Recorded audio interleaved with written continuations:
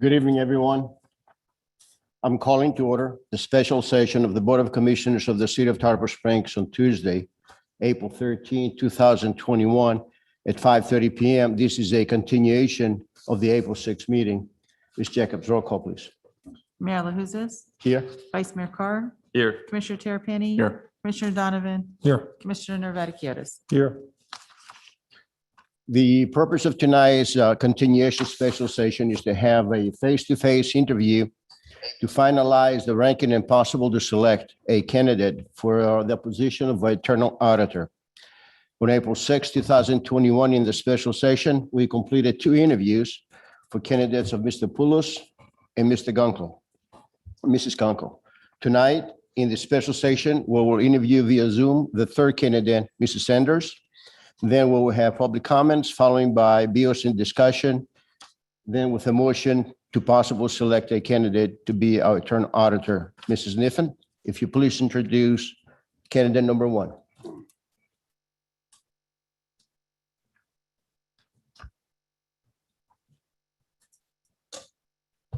Good evening, Board of Commissioners and Honorable Mayor.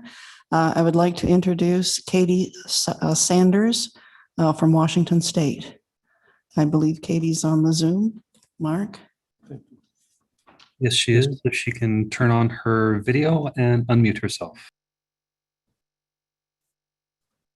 Mrs. Sanders, good evening. Welcome.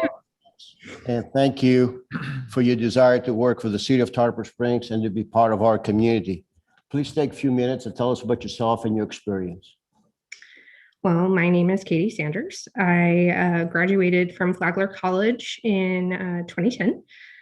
Pretty soon thereafter, I began my professional career in state government for the state of Florida.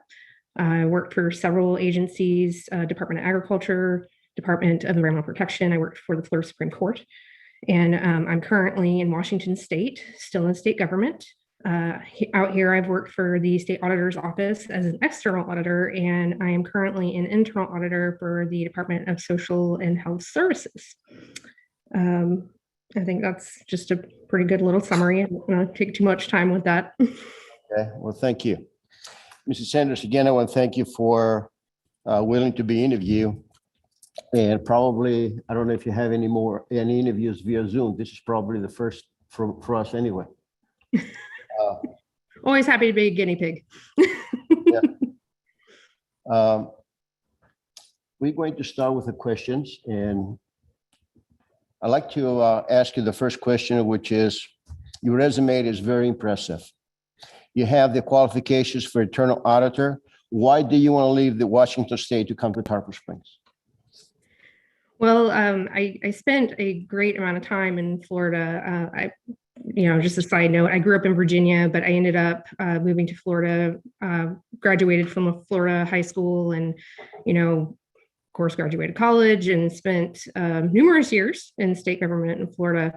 And when my husband and I made the decision to move out to Washington, we were just kind of looking for something a little bit different. And to break away, we were running a bike shop in Tallahassee. So doing that and working full time was a lot of stress. But we kind of broke away from that and came out here. The husband had a great job offer. But honestly, I've been complaining quite loudly about missing some sunshine. Gets a little dreary out here.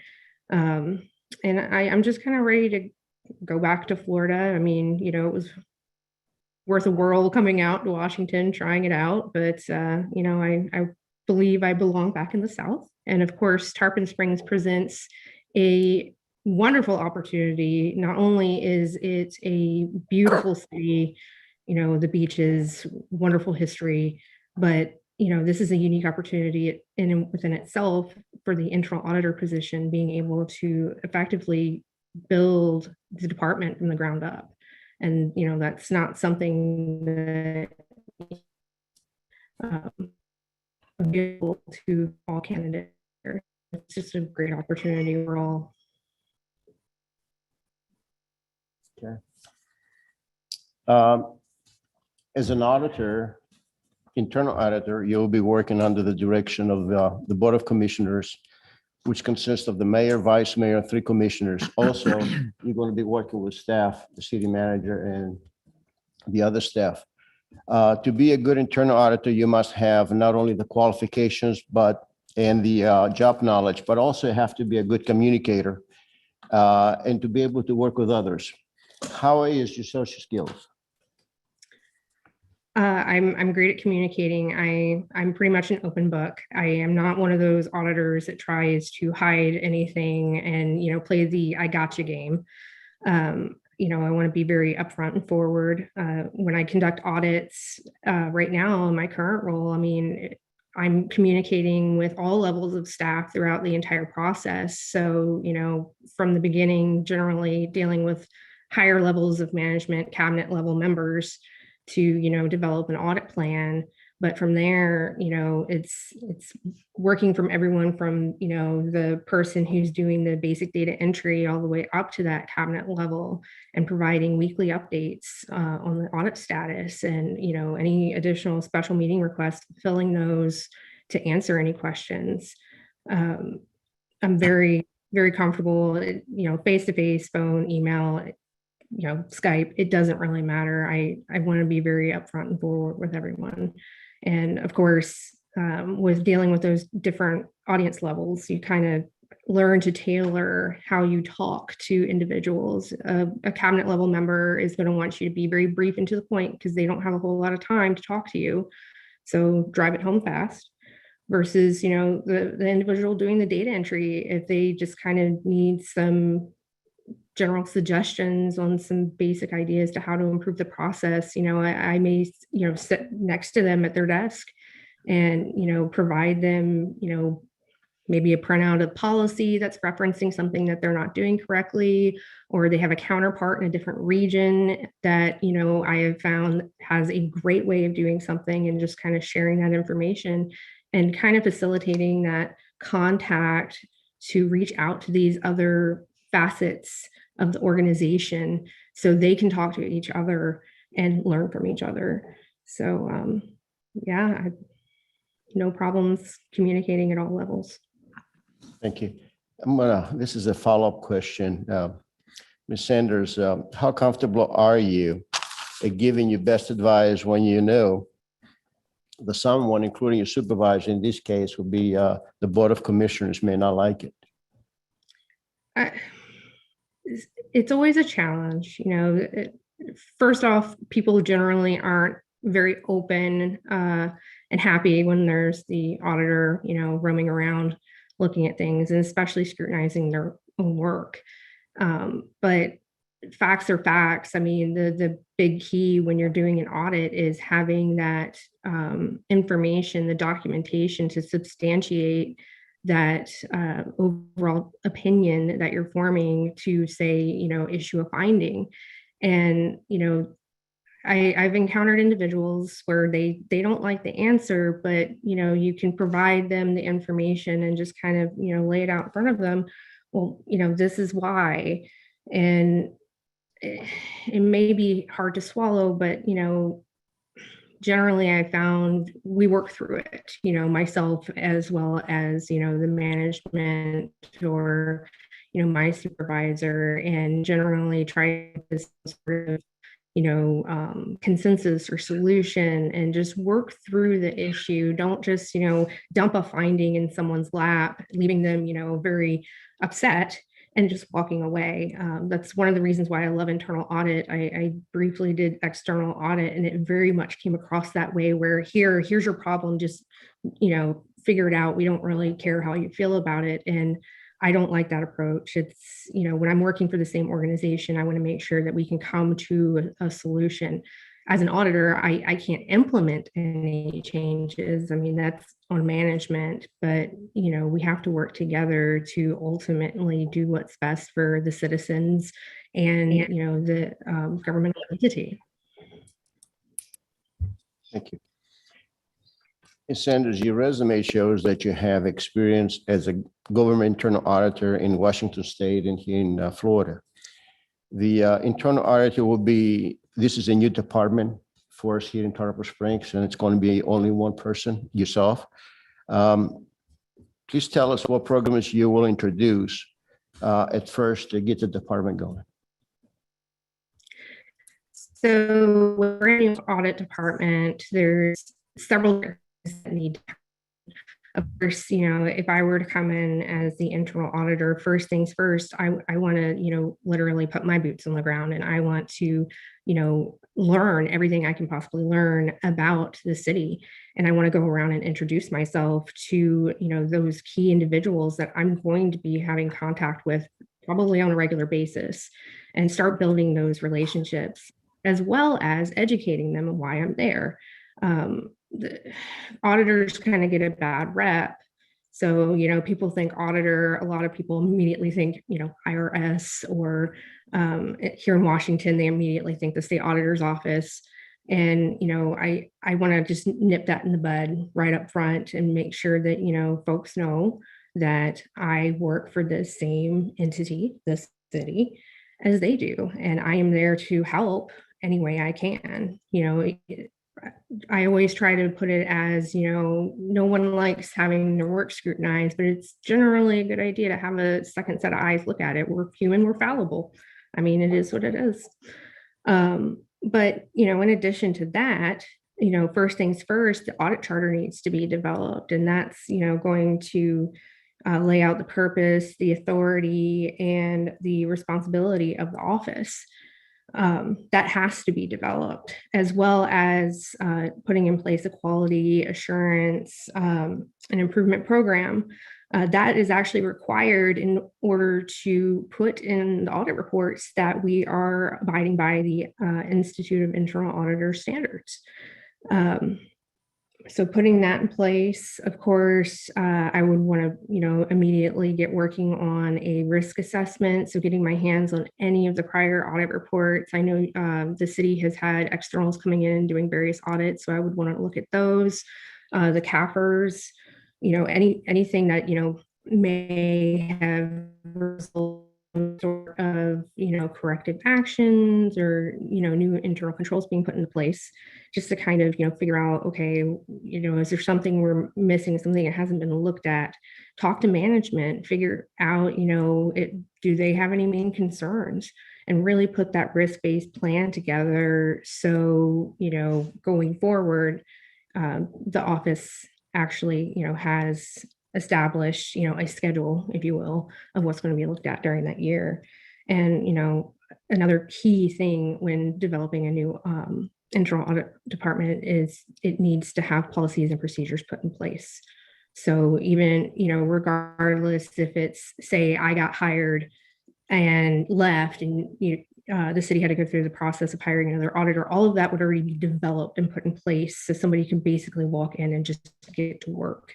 Or, if, say, down the road, the city decides they want to expand the audit department and add employees, those policies and procedures need to be put in place for the new staff so they understand what's going on. Thank you, Ms. Sanders. What makes you particularly excellent in terms of accuracy, reliability, organization skills? 1 to 10, how you rate yourself? I would say between an 8 and a 9. I don't want to say a full out 10 because, again, I'm human, things happen. That's why it's always good to have, someone take a look at your work papers. They tend to catch things. I'm fortunate right now. I work in an office of 11 staff. Our internal audit department is. So we have a, pretty extensive review process in place. But, that's the accuracy and reliability of my work is something that I have always been commended on by my employers.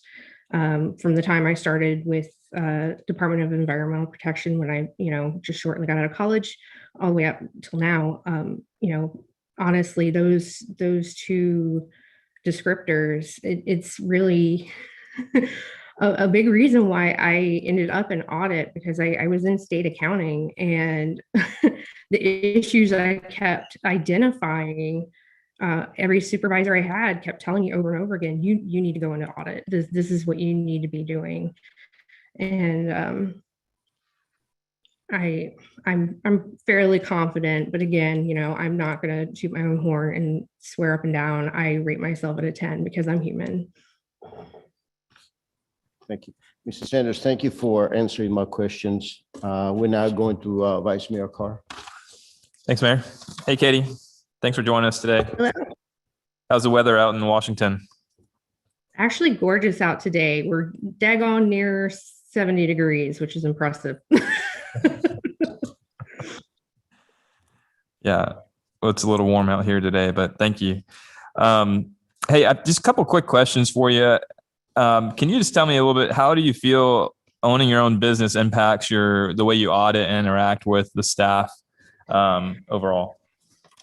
The business that was a unique situation because I was already in my audit career, and the bike shop, we we generally hired college-aged kids, and they really didn't understand the concept of internal controls. So that just sprung up some unique situations. I did my darndest in trying to actually put together, some documented, policies in place, but of course they weren't too interested in abiding by what the man had to say. So it was challenging, but rewarding and all the same. It provided a unique perspective, kind of stepping into that management role when I, as an auditor, I'm not the one who implements the actual changes or anything. So yeah, the kids there were not too thrilled, but we got through it. Trained a manager there, and he ended up working out great. And yeah, I mean, I wouldn't trade it, but I also wouldn't go back to it because there's just way too many hours to be working a week. Got it. Yeah. All right. Thank you. How's the current structure today on your reporting like your reporting structure? And then when you find your audit findings, how do you present those today as a department? So I report directly to the chief audit executive for the agency. He reports to the audit committee functionally, but administratively, he reports to one of the assistant secretaries of the agency. We have, just for a little perspective, we have a little over 16,000 employees, and there are 7 different administrations in our agency. So it's huge. And the audit committee, they don't convene frequently enough to be able to handle the administrative part. So, time off requests and those types of things. When it comes to actually reporting audit results, it's a matter of who's leading the audit. So if I'm leading the audit, right out the gate, I'm, communicating with the assistant secretary of whatever administration I happen to be in, whether it's a divisional office or, a facility or something like that. They're involved. They have to sign off on the audit plan. So of course, when it comes time for an exit conference, where we're kind of providing our preliminary conclusions, listing out what we identified, the assistant secretary in a lot of cases is in that exit conference. And of course, if they have questions, we do the follow-up between, the ending of the exit conference and before the draft report goes out. And draft report and the final report always goes to top level management as well as the audit committee. So, yeah. Okay, thank you. Can you provide a couple examples of successes in your current position or past roles that I guess that would be like a kind of fun thing to say that you found, or just some controls that would be put in place that you've prevented things from happening? Or can you just elaborate a little bit on that? Just a couple examples, short ones. Sure. I not too long finished up a background checks audit for an entire administration. It was a huge undertaking.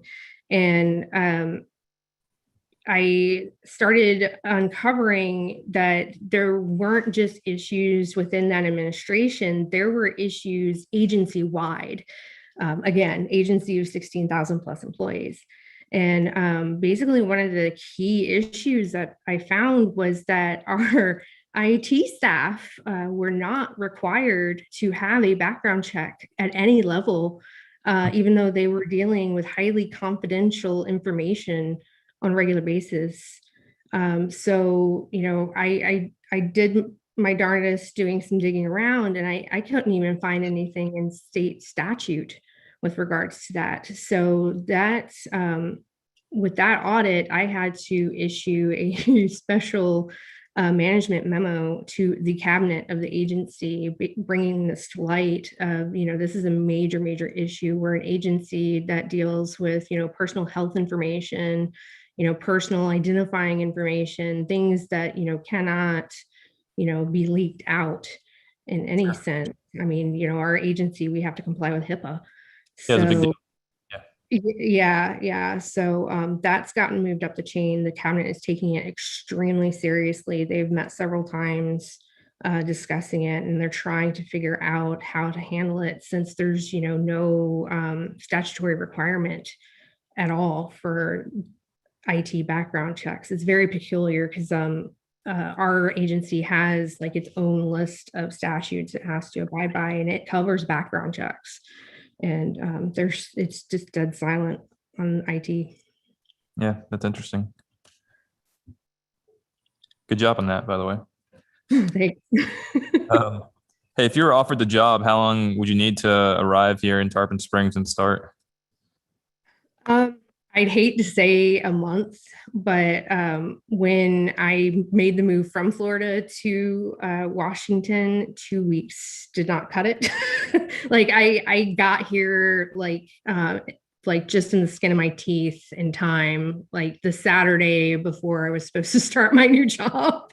So it was very stressful, and I didn't have anything unpacked. So a month would be preferable. I mean, I could probably do it sooner, but it's just, you know, just the logistics of a move cross country like that.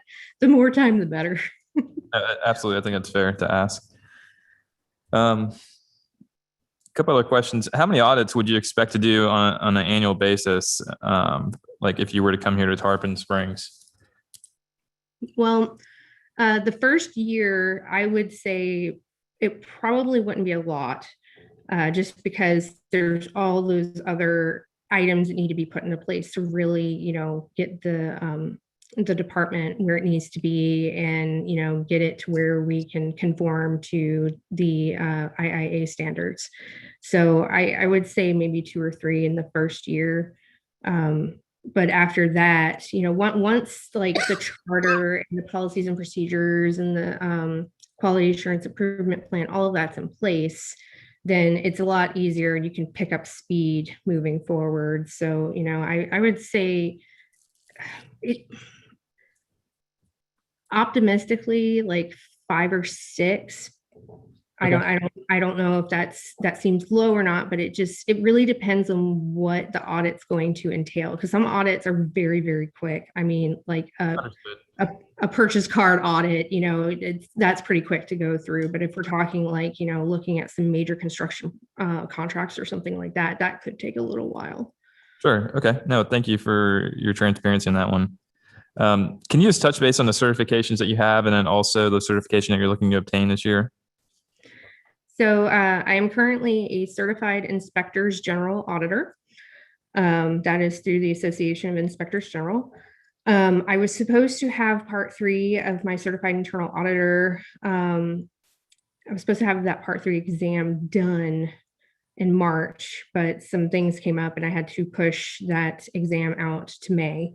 So I'm looking to complete that then. But I mean, the IIA has everything, like all of my paperwork's in. The only thing I have to do is sit and pass the test at this point. So, so that's almost done, very close to the finish line. And I have my eyes set on the CPA after that. I've already got my study materials sitting in my office.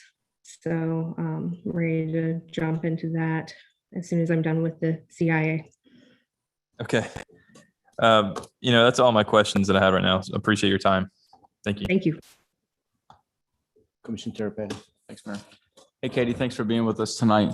I see in your resume that you're from Monticello. Are you born and raised in Monticello, Florida?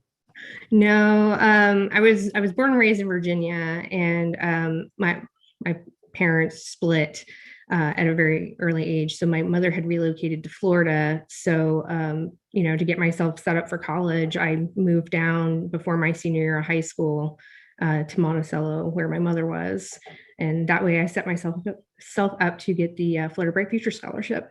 Nice. So yeah, a little strategery there.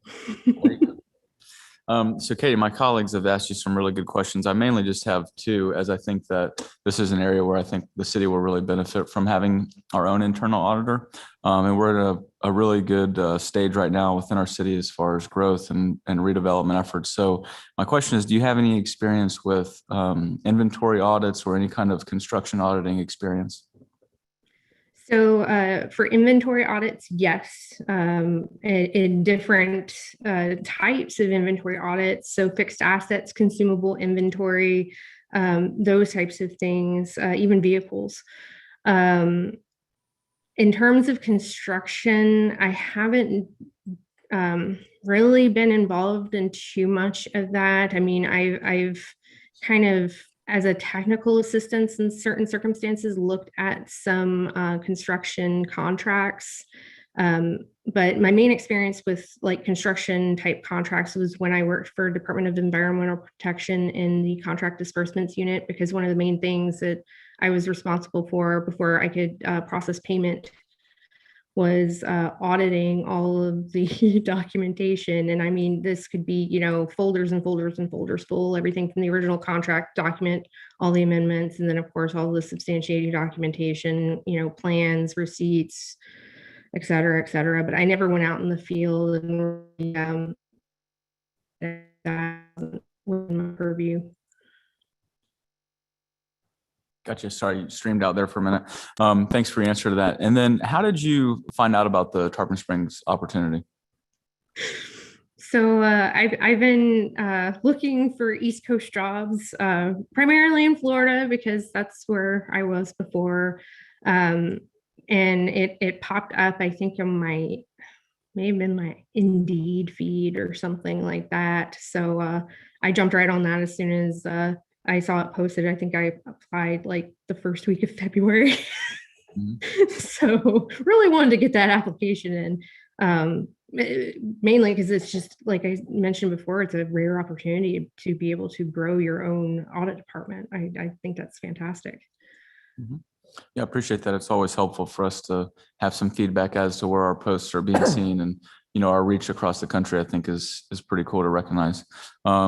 Katie, I appreciate you being here with us tonight and the answer to all your questions. Thank you. Thank you. Commissioner Donovan. Yeah, thank you, Mayor. Thank you, Katie, for being here tonight. Some really good answers so far. I just have a couple more questions for you. Do you have experience working for multiple bosses? And I'm kind of trying to attack that from the level is, if the commission wants you to look into something, there may be a situation where 4 of us want you to, 1 of us doesn't, something like that. Do you have any experience dealing with that? Not specifically. I mean, in most of my roles, I've, had a direct line of reporting. So one boss. That's not to say that I don't work with other, levels of management throughout an organization. So, in the scenario you're speaking to, this role reporting to, several different bosses, I understand there could be some conflict that arises, but, it's one of those things where I hate to say it, majority rules. So if the majority of the board wants me to review something, I mean, it's, sorry, don't mean for there to be any hurt feelings, but, I report to you guys. And if the majority of you are wanting me to do something, well, then I better do it. Understood. And then how do you approach each department throughout the audit process? Is it sort of the mentality of help me help you get better? Or is it more of, hey, this is going to be an independent sort of report? Well, even with internal audit, the auditor still needs to be independent. So I already mentioned that, internal auditor is not going to be the one implementing any kind of changes, but it's almost like a sales pitch. Sometimes you have to really get folks on board to want to make those changes. And there are definitely instances where they just look at you and like, nope, not doing it, sorry. And I don't have any authority to force them to do it.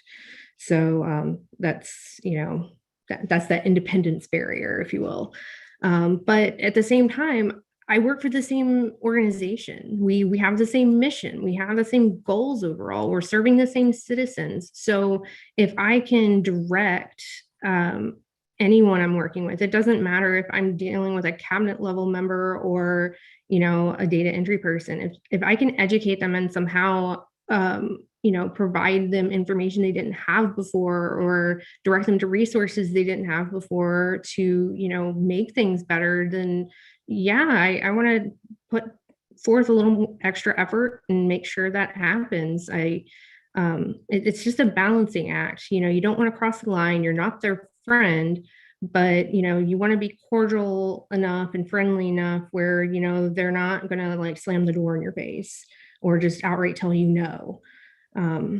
So it really is just a balancing act. That's a good answer. Thank you. And how long do you see yourself working in this position if you were offered it? Well, I've got many years until retirement. Let's just say that.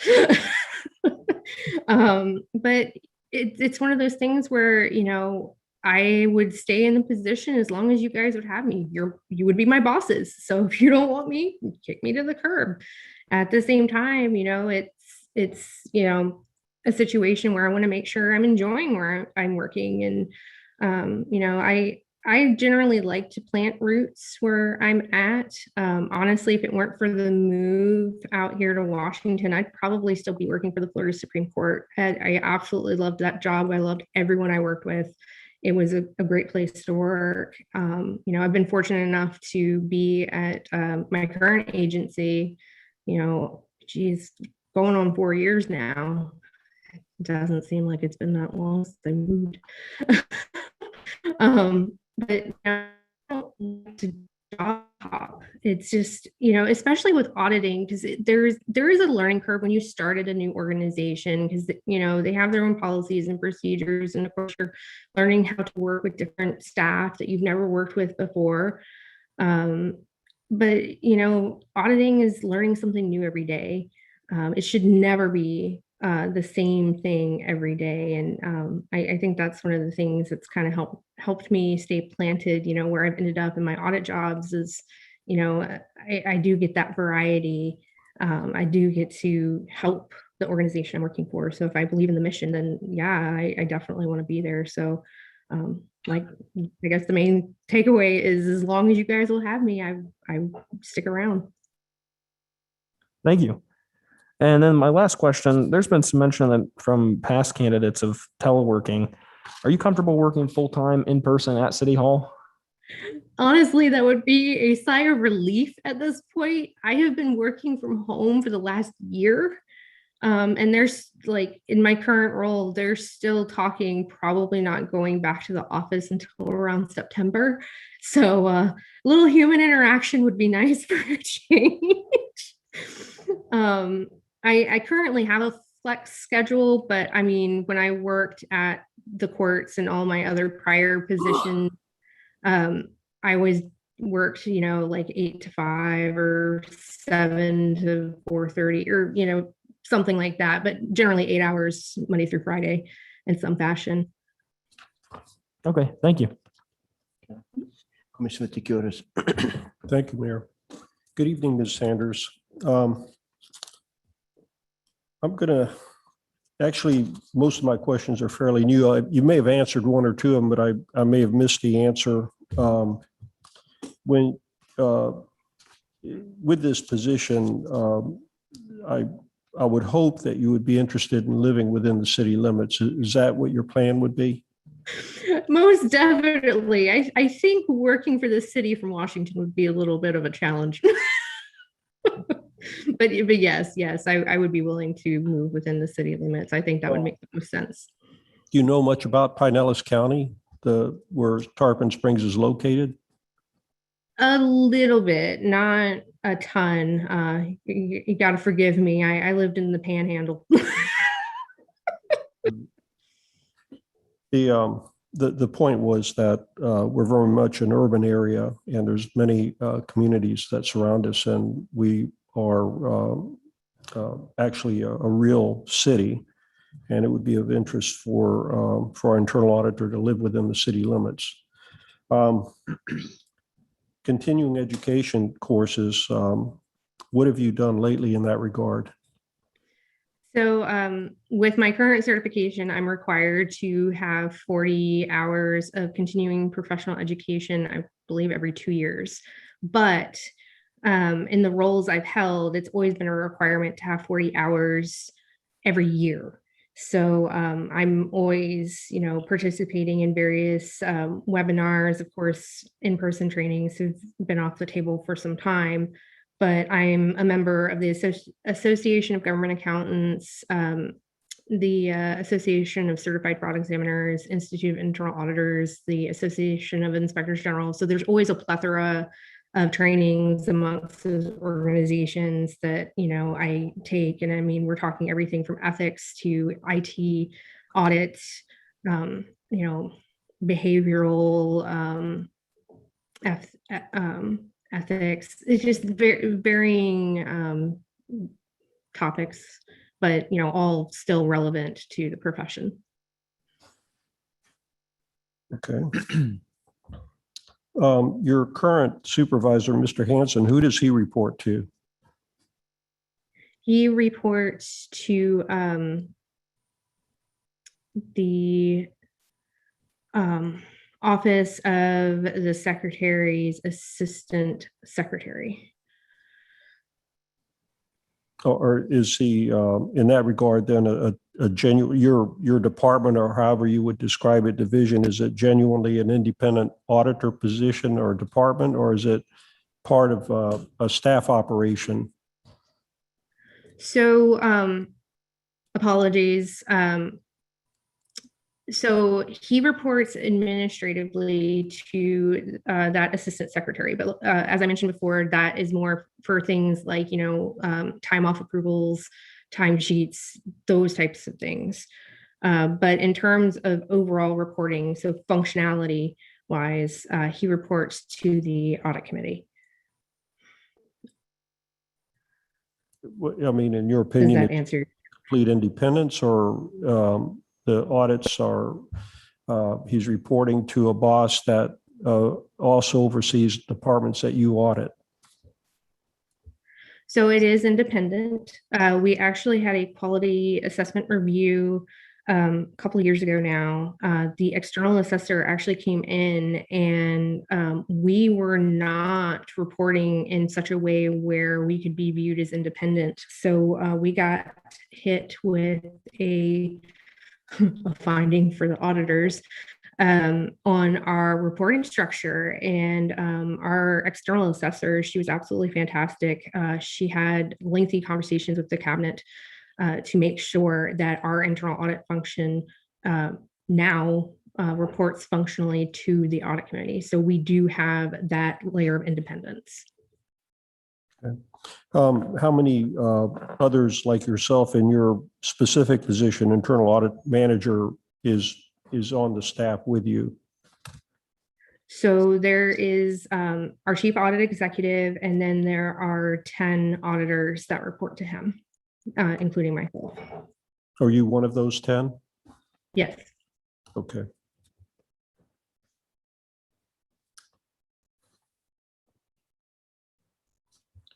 As far as familiarity with software, other than your normal Microsoft packets and things of that nature, is there any specific software, auditing software, that you're familiar with?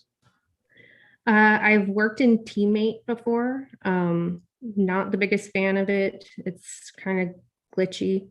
In terms of my current work, I've been trying to get set up. We have audit command language software, basically for data analytics. And we had a staff member left who had that license, and that's been in process of switching over to me. So the whole plan was for me to go through like the extensive training program that ACL has. You earn certain certifications for it along the way, but we have 2 licenses in our office, so it's kind of a privilege to have access to that. But I haven't really been able to get into that yet. There's been some hangups with IT behind the scenes, but the only other exposure I've had, it's been more of demoing, is audit board. It's an equivalent to teammate, but honestly, it appears that it flows a lot better. I'm part of a work group. I'm basically the point of contact for the entire agency for corrective action plans. So when findings are issued, I'm the one who has to track all of that after the final report goes out. So they have to report to me monthly. And we've been in this process of exploring software solutions to basically help everyone throughout the agency, because there's been some duplicative efforts in the reporting up to me. And we've been exploring some software, Audit Board being one of them. But in terms of like hands-on teammate, pretty much it. We have in the city, obviously, we have a number of residents, and we also have utilities and franchise that pay franchise fees. And one part of the auditor's position is to quality check those franchise fees to make sure that they're coded properly. That, as I mentioned, we live in an urban area, and it's very easily to code an account unintentionally by that franchise would do that for an unincorporated area, and we would be missing out on that franchise. And we're looking at 10 to 15,000 entries. Have you done something like that, or is that anything that you would have that's equivalent in your current position?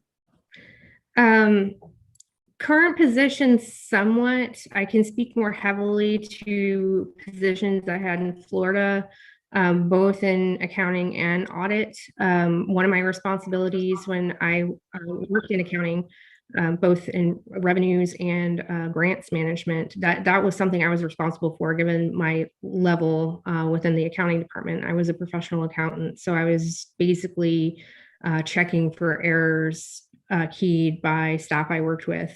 From an audit perspective, and having had that accounting background with the state of Florida, when I did audits for the state courts, that was something I looked at all the time. I had access to the FLAIR system, the state accounting system.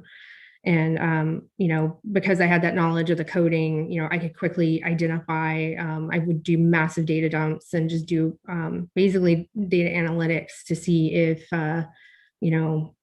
things were coded improperly, or looked just off. It's one of those auditor intuitions, I guess.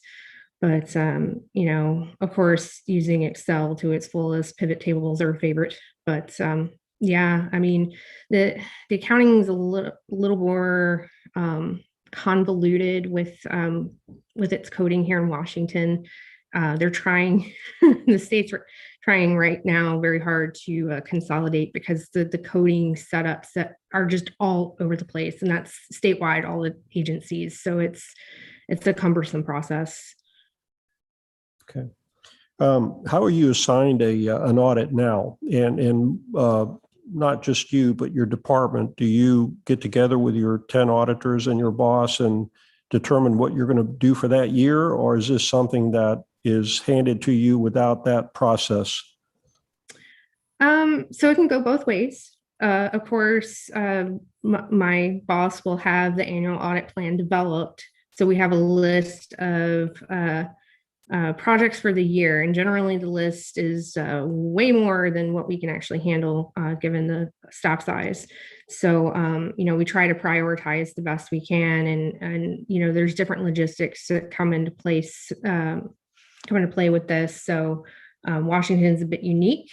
Of course, there's the mountains that goes through the state. So there's, Eastern Washington, Western Washington. The mountains are kind of that barrier. So lots of snow during the winter. So we try not to plan our audits on the eastern side of the state during the winter because none of us wants to go drive through that. We take into consideration people's schedules and that type of thing. So there are instances where we meet as a team. There's, instances where, maybe an auditor is assigned to something they've been working on by themselves and everybody's off to working on something else. So, it may be a situation where the timing doesn't align. So basically, say myself, I just came off of a project, everybody's working on something else and they're in the midst of it. I have to go to my boss and be like, okay, well, what do you want me to work on now? Because I can't really get involved with what they're doing because they've already, separated out and, dictated who's doing what part of that audit. So it's just, you've got to roll with it. You can plan with the best of them, but, there are just times where it's not going to, perfectly align and, something has to be assigned, but that always comes from our boss. Have you ever dealt with fraud or fraud cases? Not so much. I've been consulted a few times on things that look a little fishy, but given the agencies I've worked with, so the court system, we didn't deal with any type of fraud. That always got reported elsewhere. So, state police or, the judicial committee, if there was, some sort of allegation against a judge. My agency now, we're so large, we actually have an office of fraud and accountability. So generally that kind of gets shoved their direction, but there are instances where folks within the agency will contact our office just looking for some guidance. Are you, and this is kind of a pointed question, but it's important to me, are you wanting to move to Florida, or are you specifically interested in this position? Very interested in the position. Are you applying for any other positions at the moment? I am. I actually have a position in private sector that I've got a second interview for coming up. But that one's a little bit unique because it seems like it's possibly a telework situation, but it's also located in my home state of Virginia. So it's one of those things where I could go move back and be close to family there. But there again, I lived in Florida for so long. It's like, half my life in Virginia, half my life in Florida. I'd be comfortable going back either place, but I'm very interested in this particular position, largely because it is literally growing an audit department from, nothing. And that just excites me. I cannot express how much of a wonderful opportunity that is. Describe a few things about what you know about Tarpon Springs that may be of interest to you. I know there's a lot of Greek culture, and I'm definitely a huge fan of Greek food. So that's a huge draw. I mean, you guys have beautiful beaches, it's just, for a city, it doesn't seem like a city. And that is definitely my kind of setup. I've never been one of those people that likes to reside in, the big cities. Like I would never live in Seattle, given that I'm in Washington. No, sorry. But I haven't done a whole lot of digging on the history of Tarpon Springs. But I mean, just what I've glanced at so far, it seems like a city that's just full of culture, and I don't know, it just seems like a little bit of a slower pace and just kind of kismet in my mind. Great job, beautiful beaches, Greek food, why not? And then I don't know that anyone's asked you, but I just have to, this one company, agency, Damn Good Bikes. What was that about? Is that just some hobby that you had, or is that legit business that you were interested in trying to grow? I'm not sure. So my husband had started the business just shortly before he and I met. He does not come from a business background, so I kind of got involved in it, just kind of helping him grow the business. I mean, when he started it, it was just him. He was a grad student, and he worked there. He was the only one, and I helped him get to a point where he could hire employees and actually, keep the business afloat. I actually saved him a few times. One particular instance had to do with one of his suppliers did this very odd thing. He had a line of credit and they stopped accepting payments on the account and turn around and simultaneously sued and turned him into collections. So I put my auditor hat on, and by the time I got done reviewing all the records, I had him procure an attorney. And I had put so much work together, I figured out based on misapplied payments and the fact that they weren't providing prompt pay discounts and freight discounts and those types of things. It really came to terms where they owed him money back. And I had everything wrapped up in a nice, neat bow for the attorney, and he was so impressed. He only charged us $500 to represent us, and then asked me to be added to his expert witness list. So, I actually enjoy bike riding, so it was a very fun business to be involved in. I would suspect that would be the case. My last questions, based on what I see with your resume, you have about 7 years of auditing experience. Is that a fair statement? Yes. Okay. Thank you. Thank you, Mayor. Yeah, thank you. Sanders, thank you for answering our questions. Do you have any closing statement that you'd like to? Well, first off, I want to thank all of you for being patient and my being ill and being willing to reschedule this interview. I really do appreciate that. You didn't have to. I wasn't expecting you to. So I really feel honored that you were willing to have me here today to talk to you. I don't want to keep you too long because it looks like we're approaching an hour. So I just want to express my thanks. And if you have any other questions for me that you didn't think of at the time, please feel free now. Yeah, well, we're finished with our questions. I just wonder if you have any questions that you would like to ask. What are the next steps? Well, the next step is Ms. Niffy will get in touch with you after we determine who we're going to make a selection tonight, or we're going to decide tonight what's going to happen. And Mrs. Niffy is going to get in touch with you. Okay, sounds good. Thank you so much. Thank you. I appreciate it. Thank you. Thank you. Bye-bye. Thank you. The second item on the agenda is a discussion regarding the possible selection of internal auditor. And I'd like to go to the public comments on that item. If anyone has any comments, please come forward to the podium.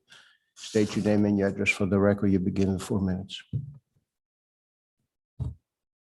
Hear none. Do we have any emails? We have no emails on this item. Thank you. Mr. Jeff, do we have anybody on Zoom wishing to speak on this item? If anyone is online and would like to speak on this item, please raise your hand and you'll be allowed in to talk.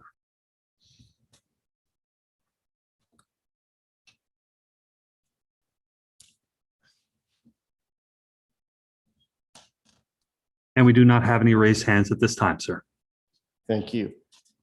The chair will entertain a motion. The motion is needed. We select one of the candidates or we reject all 3 candidates and re-advertise. I need a motion. Is this a ranking of the candidates or is this actually just selecting a candidate? Selection. Okay. Or I move to accept one of the candidates for discussion at this point. Yes. Which one? I have to make a specific one. I thought that was the whole idea, to discuss the three candidates. Well, if you make a motion and then we discuss that.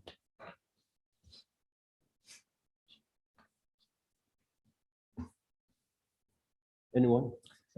I'm not prepared I to move- choose one. I'd like to hear what the other commissioners have Okay. to I move to say. select Billy Polos. Second that one. Okay, we have a motion and a second. And now we go to commission comments. The observations that I made is all three applicants that actually qualified to, and they have the necessary experience to become internal auditor. Ms. Sanders, we just interviewed just now. She has experience in government audit work sector, and she's got experience in contracts and grants and revenue management. Mr. Vasilio Poulos, on the other hand, has experience not only as internal auditor, but also has huge experience in supervision. He supervised many employees. The other applicant, Mrs. Gunkel, she is shown to be a stable employee. She worked for many years in Clearwater. She retired from there, and she has experience in internal auditor. I agree with the motion. I'll support Mr. Poulos as well. Vice Mayor Carr. Yeah, thanks, Mayor. From the standpoint, I think all three applicants had some nice qualifications as a whole. They're all different types of experiences, which is pretty unique in the diversity of the experiences they've had in their applications and resumes. I did like Ms. Sanders' resume, and I did like Mr. Polis's work experience. I mean, to me, I think either of them would do a great job. Katie seemed to be a little more long-winded in her explanations. I think Billy would be just straight to the point and explanations to us as a board, and a little more cut to the point. Katie, I think, might take a longer approach in explaining something to us. But I think they're both qualified for the position. I'm happy to support either of them for this position. I know we've had a couple issues in the past where we've had an applicant pull out of the applicant pool. So, I mean, if I may make a recommendation, it'd be nice to have a 1 and a 2 in case the individual doesn't want to take the job. We could still move forward with another individual that we interviewed in this process as well. Thank you. Well, you can actually modify, you can ask and see if you can, you want to modify the motion. You can say that, Poulos will be your primary, then your secondary will be somebody else. And we can do it that way. Yeah, I just think it's a good idea to go that route. If the Panel will agree to that. board feels that way, I mean, I don't want to just ask that it be done unless we get through discussion in that aspect. Yeah. Vice Mayor, may I ask a question of Vice Mayor Carr? Yeah, you go ahead. and ask. Yeah, so your point is to wait till we're done with the discussion and then amend the motion if we need to. Is that correct? Correct. Okay. Commissioner Terrapini. Thanks, Mayor. I don't really have too much more to add to our discussion. I mean, we interviewed all three candidates. I'll tell you that I was pleasantly surprised by this new round of applicants. I think that they were probably more qualified and better applicants than the first round that we had. So that ended up, in my opinion, working out better in our favor that we didn't hire the initial person that we thought. I think Mr. Poulos is just a better fit for us and our community and this board and in our structure as a government. I think he had more government experience working with the tax collector, Pasco County tax collector and Hillsborough County. And to me, I just think that he interviewed better and responded to our questions better. So I would rank him first, and I don't have any issue amending the motion if y'all want to include a second. Thank you. Thank you. Commissioner Donald. Yeah, I certainly don't want it to end up like last time where we offer a job out there and then we get stuck and then we have to restart this 3-month process. I really like Mr. Poulos. I thought he had a unique background being in that tax collector position, but I also thought he was straight and to the point with his answers. I also really like Ms. Kunkel. I thought her local area experience in internal auditing was pretty unique. So if we're going to go the ranking route, I would go 1, Mr. Poulos, 2, Ms. Kunkel. Commissioner Vaticius? Um, One of the reasons, I also favor Mr. Poulos, but I was a little reluctant to name him at this point. I just want to kind of have this, make these comments. He knows employees. That's the part I like about him. He knows what they go through every day just because of his municipal or county experience with the, up in the Pasco County. He knows city and county government. He knows the nuances. He knows internal auditing. But I also want to be fair to him. And I think he's a little dated in terms of showing up and hitting the deck running and beginning to perform audits or whatever, putting him in front of us, asking him to create an internal audit. I'd like to give him some grace period. If we do employ Mr. Poulos, I'd like to give him some grace period, a month or so. Let him, along with Ms. Niffen, create some kind of a plan, perhaps some web-based training, that sort of thing to bring him up to speed. I have absolutely no doubt of his skills. Mhm. It's just, I think he needs to kind of have a moment here, learn everybody, personalities, walk around the city, look at all the properties, do some web training, dust off those cobwebs, whatever resources he's got, whatever software that he's worked on. And then after a month or so, or whatever we think, I think then he would be ready to start position as an actual, as an internal auditor. So it's not so much I've got any doubt in his abilities. I think he's very good at what he does. He's got a good track record with being up in the collector's office in Pasco County for so many years. I just don't want to overload him right away. So that would be the one thing. And as far as Vice Mayor Carr's approach, I don't have an issue with that either. So I would be looking at two amendments. One, with his grace period of creating some kind of a training plan for himself, and then naming a backup candidate if that's what we want to do. Probably a good idea in case the person that we actually select, Yes. it does not fit or does not agree with the wage that we offer. Mayor, if I may. Sure. I think one of the things that Billy mentioned in his interview, he doesn't have any current certifications that are active too. And maybe a good idea in the offer that we put some type of, I don't know. I mean, we could potentially pay for the CEUs or whatever that may be, that he gets his recertification within 9 months or whatever it is, or what, I'm not sure what that would actually fall, but I think it'd be good for that standpoint for the continuing education as well, in the offer. Okay, well, we do have a motion in a second, and I'm not sure if Commissioner Terrapini is willing to modify the motion or not.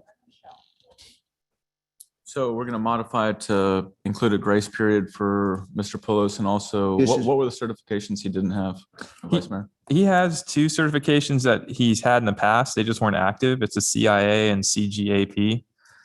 These are just auditor certifications. To me, it doesn't really matter. I don't know anything about these. I thought he said that he was current with with one of those. If I recall correctly, I don't think that he was, but I agree with you. Really, I thought when somebody asked him if he was. Just to and he said no. verify that, I would like to ask Ms. Niffen if she knows about that.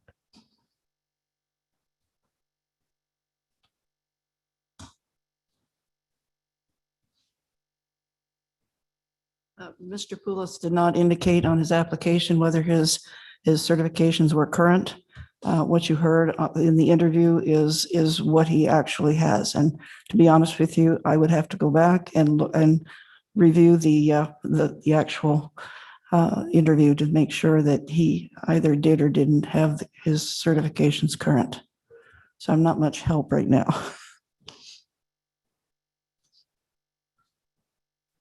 Okay. To me, I don't think, I mean, I think it's good that he has the certifications. He's had them at one time. My suspicion is it's going to be continuing education that he's not done. that he would have to do to bring himself back up to full membership certification. I think it's good if we include that into the motion, All right, I'm just looking at his if you're good with that, resume. Commissioner. Yeah, I'm good with that. I mean, do we want to put a dollar amount in there, or is that just something that we could discuss afterwards? Because obviously continuing education costs money each year for some of these certifications, if that's something we're interested in, or is that just a nominal amount that we think? Well, price will change every year anyway. Yeah, that's true. Can't do that. So, I'm flexible in amending the motion. Just I needed the name of the certifications and how we want to spell that out. If that's what we're gonna do. yeah, I just don't have them. Okay. What? Commissioner Terrapini, if I may, why don't we just hire Mr. Poulos? Once he gets here, ask him or have Ms. Niffen ask him what he's going to need to get up to speed. And then we can go from there with all these certifications and everything else. If the commit, I have no doubts of his skills. I just don't want him to think that we're going to start tasking with work right off the bat, given that he's actually been doing something else for the last 2 years. And the last long position has been up in Pasco County Tax Collector's Office. So I just feel that at some point we need to have a little discussion, not us, but maybe Ms. Niffen, and he can come back and discuss it with us Fine by me. once he gets here. Fine by me. Okay, so you want to modify the motion?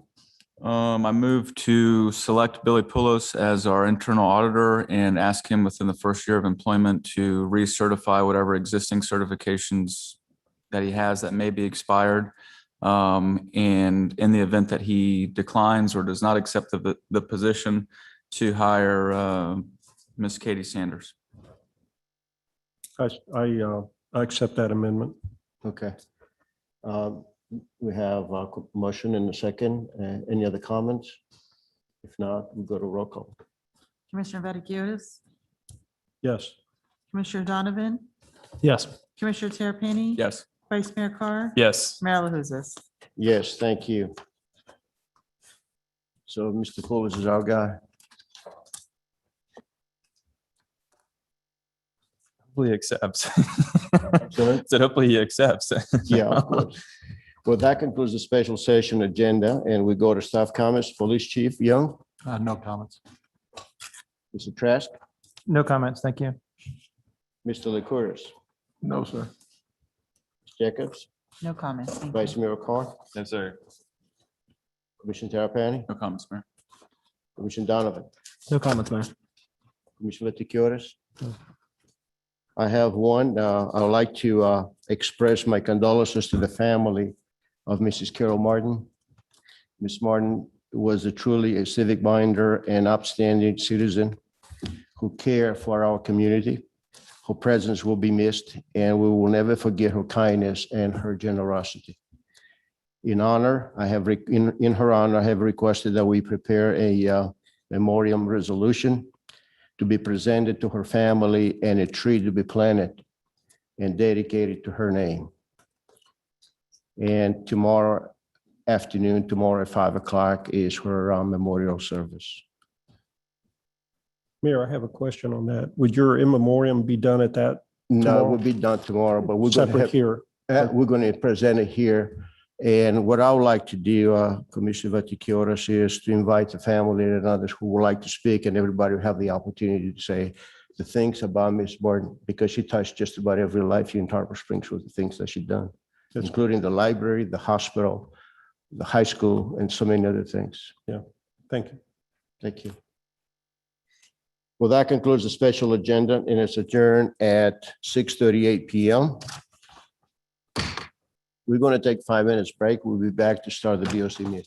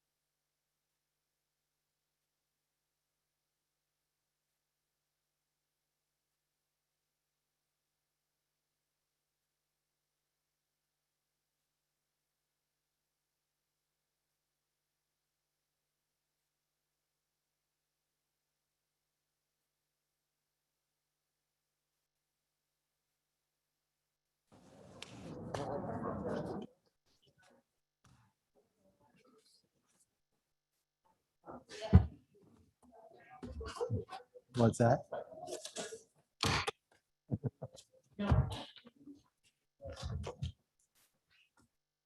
I now call to order the regular session meeting of the Board of Commissioners of the City of Tarpon Springs on Tuesday, April 6, April 13, 2021 at 6:44 PM.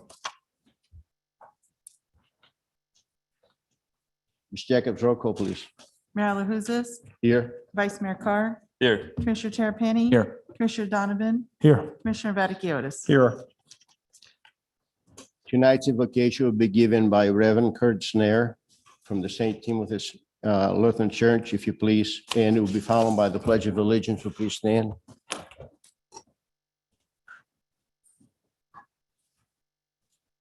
The Lord be with you.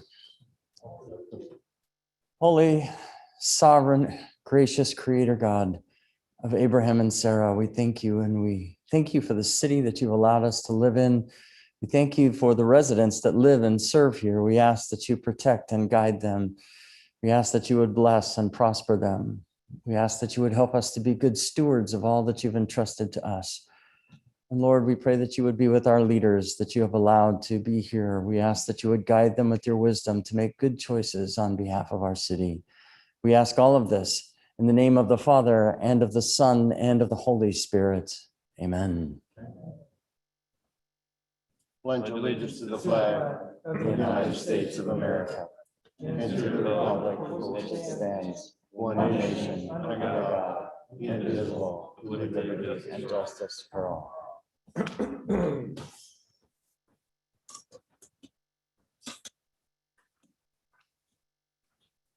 Good evening, everyone.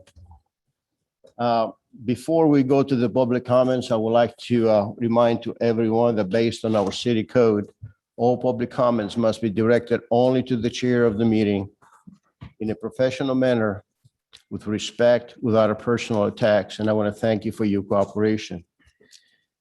And now we're going to the public comments of the items that we're now going to be discussed this evening. If anyone has any comments, please come to the podium, state your name and your address, and you'll be given 4 minutes.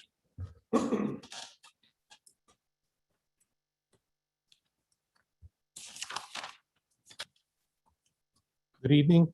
My name is Nels Johnson. My wife Carol and I reside at 1679 Seabreeze Drive and have resided in Tarpon Springs since 2009. Our home is at the western end of Seabreeze Drive, and 5 years ago, we were surrounded by 4 houses being rented as tourist homes per Tarpon Springs code. Our neighborhood is not zoned for tourist homes, the definition of which includes single-family dwellings rented for 6 weeks or less.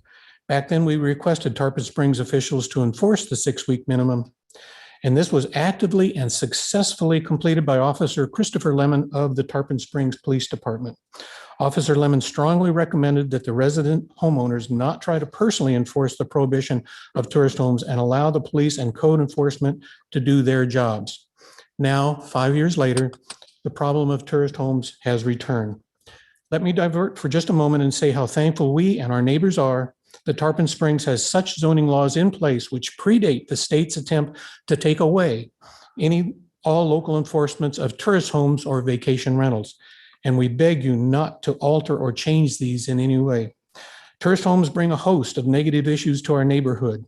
Many tourist homes are owned by out-of-state investors who have no idea who or what is happening in their rental homes. These absentee landowners buy these properties on the water, advertise them as a resort, turning them into a party house. They advertise them as accommodating 6, 8, or as many as 15 people, which far exceeds the number of actual residents in the surrounding homes. 2, 3, and up to 4 families share expenses and cram into these homes for a week of fun. The recent lifting of COVID restrictions has increased the frequency of short-term renters, and we assume this will continue. You may assume that nuisance issues are our primary concern, and they are a concern for sure, and include noise, parking, late-night uses of swimming pools, excessive drinking, loud music, additional traffic, and even nudity. The homes on Seabreeze are quite close together, and the resident neighbors who live here are sensitive to their surroundings and their neighbors. In addition, my wife and I are concerned about safety and security. Absentee landlords do not perform adequate background checks of prospective renters.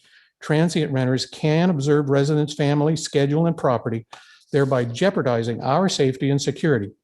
For example, if my wife and I leave for a 2-week vacation, I feel very confident that my resident next door neighbor will keep an eye on my property.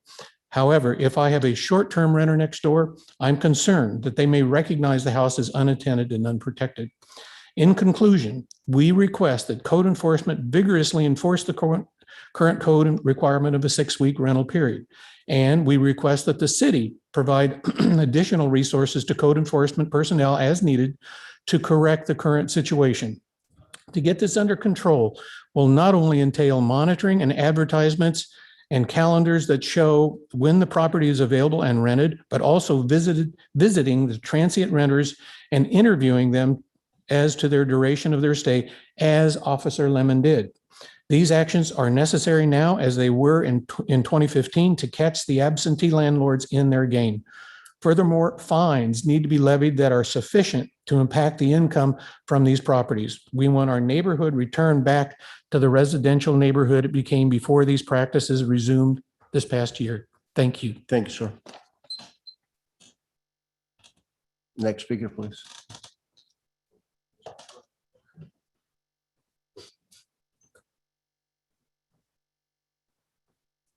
Good evening, all. Mike Eisner, 1515 Riverside Drive. And I want to thank you all to hear me out, Commission. I unfortunately had the opportunity to listen to last week's meeting. And is it okay, Mayor, if I speak about that? Because I know you said earlier that you only wanted to speak about what's on the agenda tonight. No, this is for items that's not on the agenda. Say again? The items that are not on the agenda. Okay, so thank you. That's exactly what I'd like to speak about. So I got to watch, I was on a Zoom meeting, and I got to watch, and I won't mention commissioners' names, but we all know what happened. One commissioner decided to blindside another commissioner. And I don't understand why we're losing this professionalism. You're all up there. We're all trying. I love this town. I know everybody up there loves this town. But when an item is put on an agenda and then removed, it's up to you to make sure that nobody gets to speak about it unless it's re-put back on the agenda. So there was an item put on the agenda, it was removed, and at the last minute, when the public gets blindsided and a commissioner gets blindsided, I don't understand why you allowed it to go on. It was just a joke. I mean, I feel like I'm watching a clown show every week. There's no way that somebody should have been unprepared or the public be unprepared for this item that was brought up. And it got very, very vicious. I'm getting so tired of watching the disrespect. You each time you're up there, you ask about being professional, but you're not keeping the commissioners in profession. So I hear that you stop Commissioner Vaticiotis every time he's trying to speak, but you don't stop anybody else from speaking at him. And I don't understand why this is. Now, I've had private conversations with the city manager. I've had private conversations with Commissioner Vaticiotis. And when somebody says something that is incorrect and I don't like, they're going to hear about it. I want you to know that Commissioner Terrapini was the only one who actually kept his opinion and, if you don't mind me saying, his mouth closed. He was respectful of everything that went on, but he was the only one. Everything else, it would seem like there was a ganging up. This is a 900-pound gorilla of information in this room, and he's the one getting made fun of. I don't get this. I read his emails that he wrote. Not one of them was unprofessional. Mark, a city manager, he's easily can take this. He tells me all the time, and we speak also. He said, I could take this. I got thick skin. So why does another commissioner have to fight his battle? Manager can fight his own battle. The only thing this commissioner asked for is to ask questions. You guys are the boss of the city manager, and you're allowed to ask what he's doing. And I would love to hear the 5 of you all put down the 5 things that I'd like to see the city manager improve on. And I spoke to him about this. It doesn't have to be a rah-rah, everything that Mark does is great. We need to have a situation where we could all improve. You all could improve. But to have people, this gentleman, this commissioner asks questions about what he's doing, and we have other commissioners attacking. I have a letter here that a commissioner wrote, okay, back at a resident that was despicable. And I don't know if I want to read it here because I'm not looking to tear people apart. I want this to be constructive, not destructive. But Mayor, you Your have time has to, expired, sir. I want to have my wife's 4 minutes if you don't mind. And your name? Linda Eisner. Thank you. 2 minutes. What I don't want is I don't want people ganging up on anybody. You know, I just don't understand it. There was comments made here that I was sitting on a Zoom meeting and I was scratching my head. I was like, this is not professional. And you know exactly what I'm talking about. So I don't want to point that out. This was not run like a city commission. You know, I sit on the Board of Adjustments. And when I sit on the Board of Adjustments, I would never talk to another Board of Adjustment member like what was spoken about here. I don't understand why people are taking on their own battles. Mark could take care of his own battles. My comment to Mark was he shouldn't have even answered Commissioner Vaticiotis. I really don't know where you're going with this. I got to see some professionalism. I'm losing faith. And I'm not the only one, believe me. I'm hearing from other people telling me, did you see the show, the circus that went on? All I'd like to say is, I would like to see all of you have respect for one another. And think about it. You yourself, Mayor, ask Commissioner Vaticiotis before you send an email out. Put it in the draft mode and reread it. I hear every word you say. But you have commissioners up there that don't put things in the draft mode and send it. And I have them here. I could read it to you. I'm not looking to, demolish anybody right now. But that's not the way you act. What's good for the goose is good for the gander. Every single person up there should be respectful of somebody else. Do you agree with me? No. You disagree? But this is your comment. Okay, it's my comment. Yes. I would like to see you be fair with all the people, that every single commissioner is respectful of somebody else. And people should take their own fights, not somebody else's fight. Thank you for listening. Thank you. Next speaker, please. Good evening, and thank you for allowing me to speak to you this evening. My name is Michelle Birnbaum. I do not reside in Tarpon Springs. I live at 330 Promenade in Dunedin. The reason I'm here is I'm speaking on behalf of preservation of our wild and open spaces. Recently, I was with the group that saved the Gladys Douglas property in Dunedin.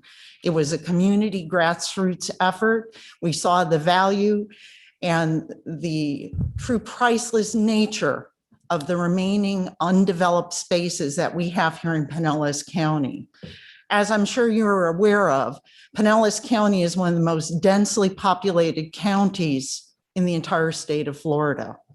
And what undeveloped, untouched wild places we have are disappearing under bulldozers at an incredible rate, especially since we're looking at the popularity of migration from the north to our wonderful sunny areas. I'm aware of 2 parcels within Tarpon Springs that are facing their demise by the bulldozer. One of them is the Anclote Harbor property, which is home to threatened endangered species. It is also on a vital and beautiful waterway, which in itself is home and spawning area for the fish that the sport fishermen come to fish, the beautiful waterway that voters come to town to see. It's a beautiful spot. And it would be nice if I would say it's more than nice, it's imperative for us to preserve places like that. Once it's gone, you cannot replace it. Did you know it takes hundreds, if not thousands of years for soils to regenerate, if they even can? Once you destroy these fragile economic or environmental areas and habitats, they're gone. We can't change our mind and say, geez, we'd like to bring the eagles back. We'd like to bring the osprey back. We can't do that. We can't regrow those ancient long needle pines.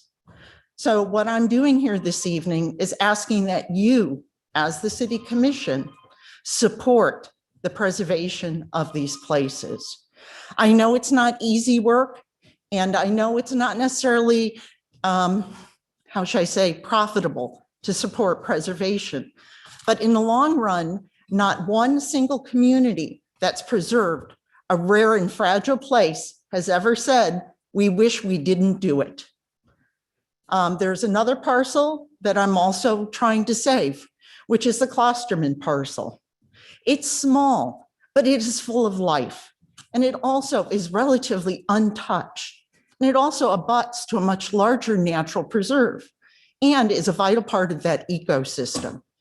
What I'm asking you to do is what I was very fortunate to receive from my own community in Dunedin, which was the unanimous support of the commission in the preservation of these places for the future.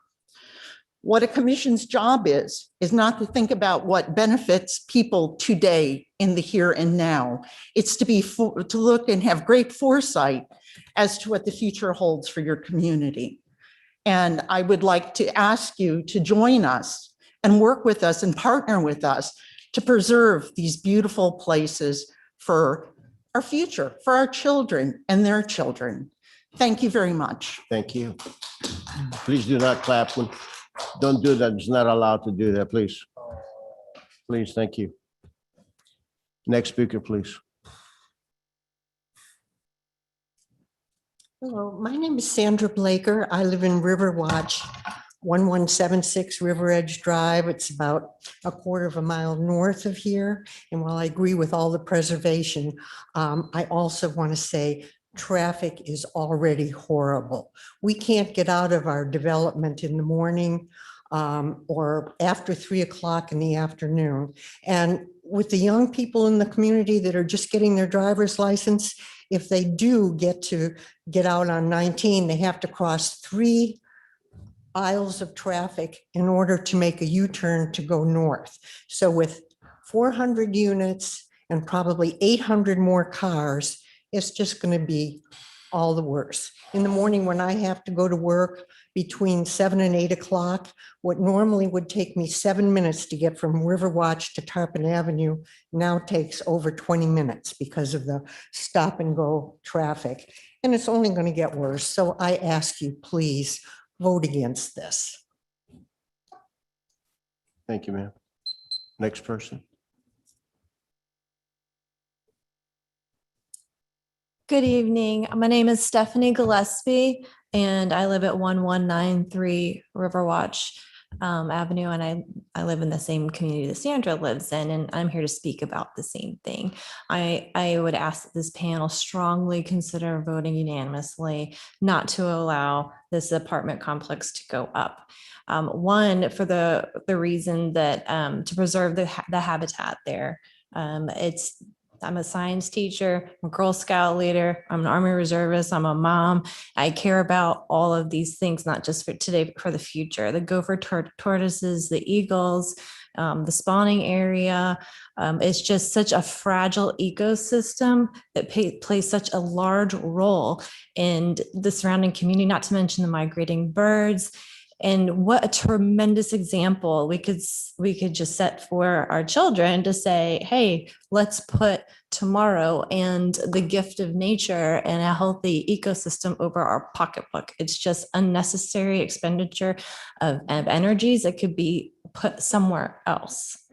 Also, I agree with Sandra on the traffic issue. It is very difficult to get out of out of Riverwatch now because you got to turn around and go south.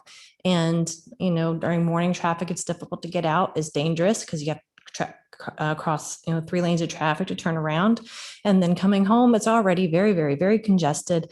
And I know that everyone here values their time with their family, and just and their safety. So anything we can do to make the roads safer and to preserve the health of this beautiful environment that we live in would be tremendous. So thank you for your time and your consideration.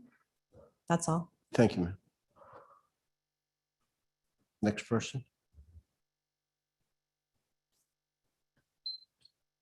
Hi, Wayne Quigley, 1667 Seabreeze Drive. I also am here to talk about reining in short-term vacation rentals by better bylaw enforcement. If I try to give you a picture just of the snapshot of my piece of Seabreeze Drive, if I go 2 homes to the east, that being home number 1, my neighbor to the east being home 2, I'm home 3.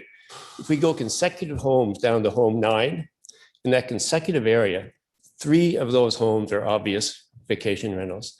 So that's 30% of the homes in that stretch go out for vacation rental. And Mr. Johnson talked to how disruptive that can be. I'm going to talk to what it does to the fabric of a neighborhood. The neighborhoods where you know the names of the people around you, you trust the people that are around you, and you trust if they see something, they'll say something. Well, you lose that with short-term vacation rentals.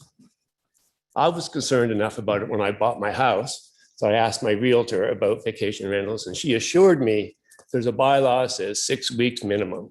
This is not something you will have to worry about.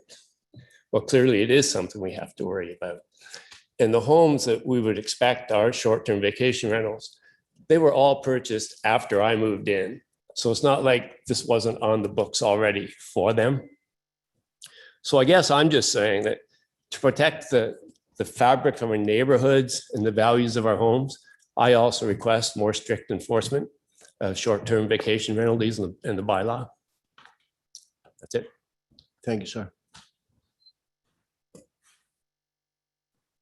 Next speaker, please.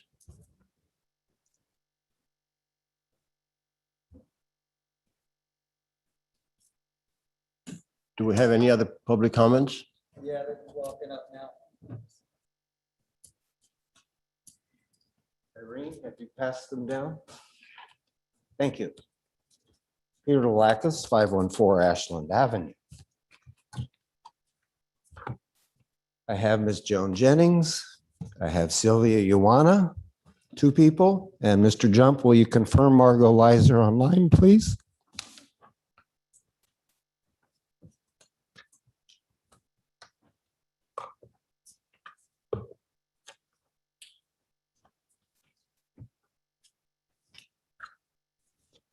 We do have a raised hand. Let me let them in.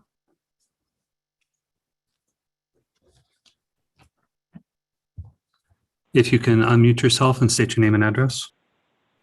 Margot Leiser, 514 Tarpon Avenue, Ashland Avenue, Tarpon Springs. I'm donating my time to Peter Delacus. Thank you very much.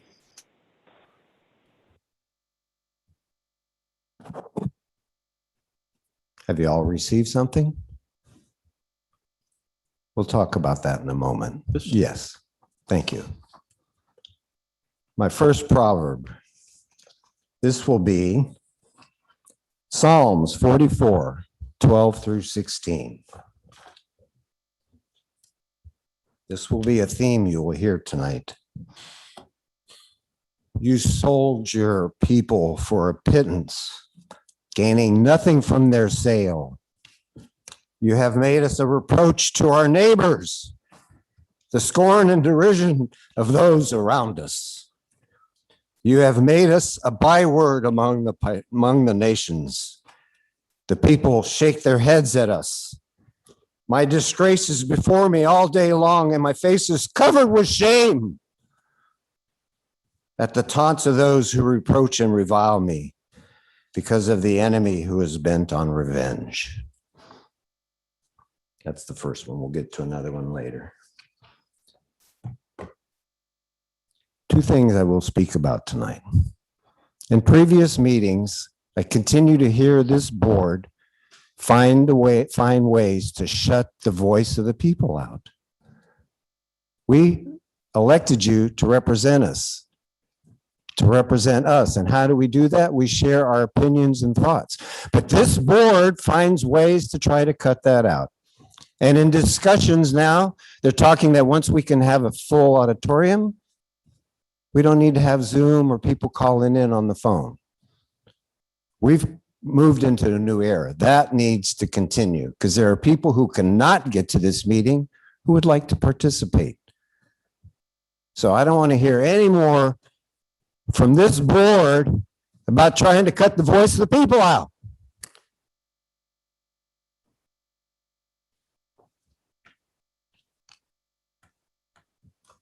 Proverbs 3:33 through 35.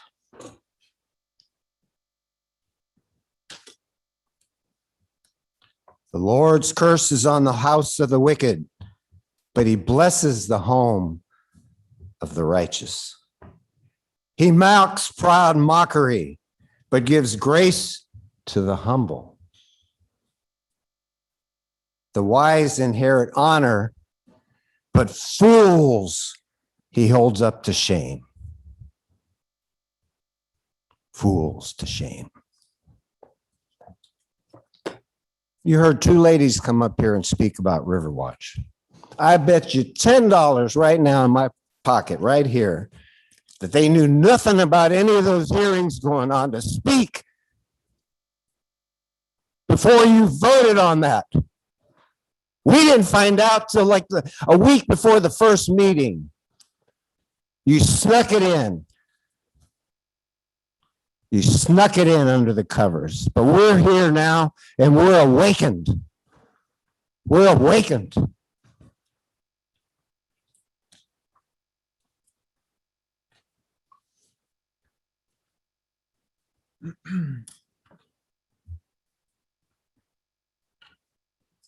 Proverbs 11, 1 through 5. The Lord abhors dishonest scales, but accurate weights are his delight. When pride comes, then comes disgrace, but with humility comes wisdom. The integrity of the upright guides them, but the unfaithful are destroyed by their duplicity. Wealth is worthless in the day of wrath, but righteousness delivers them from death. The righteousness of the blameless makes a straight way for them, but the wicked are brought down by their own wickedness.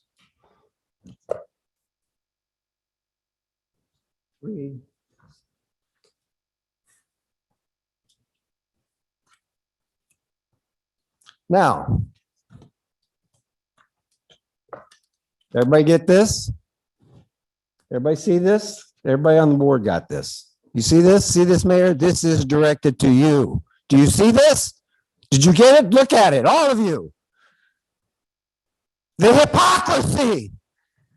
You go, this is a picture of Mayor Alahouzes at February 11th, West Klosterman Preserve fundraiser, picking out a winning ticket. You speak about going to, yeah, it has a Tarpon Springs address, it's county. You had an opportunity to save 74 acres. And you go hiding out by the preserve, out by Klosterman, trying to show to people that you're some environmentalist, you're concerned about preserving property, and you had an opportunity with your vote. I'm not done yet. I have 10 minutes. You got a thick skin and I'm Greek and you are, and I'm not done. Keep your voice down. This is not. This is God's word speaking through me. Okay. Just keep your voice down. This is not the way to communicate. Come on. You can do better than that. These are God's words. And here comes the good one. Here comes the good one. Jeremiah 23. 39 through 40. Oh, yeah, 39 through 40. Where is 39, 39, 39. Oh, these prints are so small. I need my glasses. Where is it? Oh, here. Therefore, I will surely forget you and cast you out of my presence along with the city I gave to you and your fathers. I will bring upon you everlasting disgrace everlasting shame that will not be forgotten.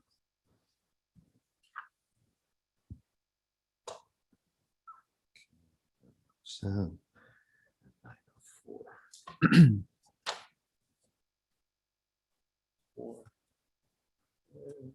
Ezekiel 16, 59, and then 62 through 63. Ezekiel 59. Yep, here we go. This is what the sovereign Lord says. I will deal with you as you deserve because you have despised my oath by breaking the covenant. So I will establish my covenant with you and you will know that I am the Lord.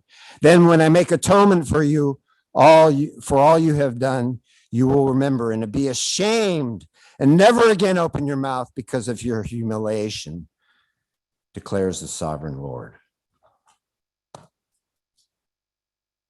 You guys need to look within your souls. You've heard many people coming up and speaking about various things. You need to do what's right for this community. The people want to save this property, and you had it in your hand. You don't see the economic, the ecotourism, the value of having a preserved property. The developer types on this board who just want to cut up tarpon, whether it's out by the water plant, the river bend, or out by Save East Lake, and now the Anclo River Walmart property. You can't cut tarpon up fast enough, can you? Can you? And some of you speak, oh, I'm a family. I've been here all my life. I want to preserve tarpon. Big BS. So y'all need to start looking through your souls and quit talking sideways. Because we hear, when you say you don't respect what Mr. Eichner said about professionalism, well, you said that, Mayor. Alithos Anesti, God bless you all.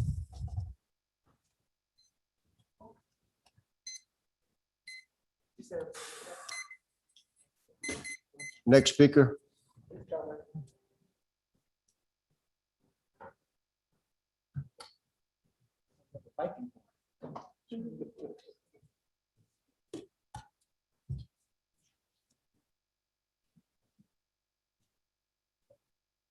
There we go. All right. These are my own thoughts and expressions. Anybody donating their time is simply doing that just for me to be speaking. Therefore, Mr. Jump, can you verify my mother, Maria Kulias, is online, Otto Biltris online, and Annie Samarkis will be donating her time. I have two raised hands. I'll allow them in order to confirm it. She already donated her time. Can't do it twice. Pay attention, Mayor. Pay attention.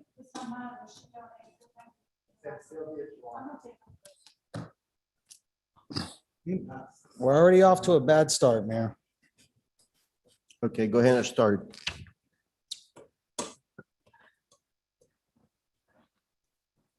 Good evening, Tarpon Springs. Our theme today is accountability, consistency, and professionalism. You know, you department heads need to stay offline commenting or liking certain people's comments.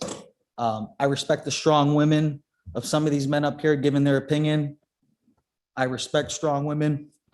But Mr. Function, let's be real. You're a department head for Public Works, and you're currently living in Odessa, and the charter doesn't allow it. But Mayor Mark LaCourse will. Another reason Mark LaCourse should be fired. If Tom Function is not living within the city within 30 days, then he should resign along with Mark LaCourse. We're aware he's got a house in Tarpon Springs, but he's living in Odessa. Let's not play any more games.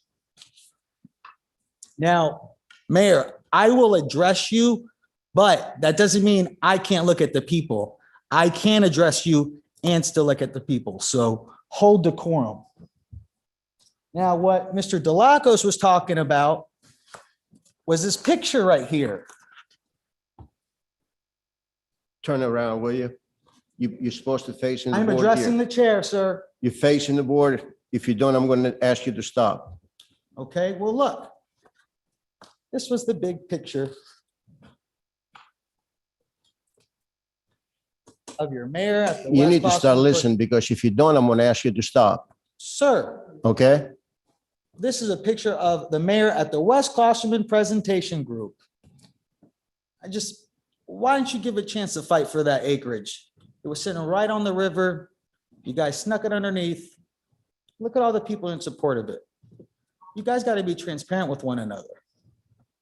So, you know what? Let's keep it up here for a second. What we saw with the staged attack last week was disgusting, Mayor. It's unacceptable. We saw Mark LaCourse, the puppet master, play the victim. He had his tree slayer car and baby boy Donovan orchestrate an attack on Commissioner Vaticiotis. Mayor reminded us once again to read an email next morning again before you push send. Geez, Mayor. And thank you, Commissioner Terrapini, for just staying out of it, letting them show their true colors, because it was an embarrassment. Now, baby boy Connor, I sent you an email on Thursday about your list of accomplishments. I think it was very disrespectful. You sat one of Tarpon's finest sons, more educated than all of you combined on this board, to call him unprofessional.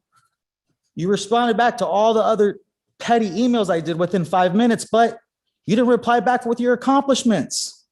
The truth is, you have no accomplishments. You have no accomplishments whatsoever. I hope the Sponger Little League that's up and running again, I hope it does great, because I know what it's like to be a Sponger. But just because the program starts doesn't mean it's going to stay active. And the real heroes aren't this board who helped get it set up because it's sad it even fell apart, but are the coaches and the people that are going to be there on staff to mentor these kids. Now, I appreciate that you donate your commission money back to the city, but the truth is, mommy and daddy still take care of you. What, are they still fixing your credit while you get out of college? You know, your biggest worry is probably your college loans and your recommendation letters that you'll get from the city.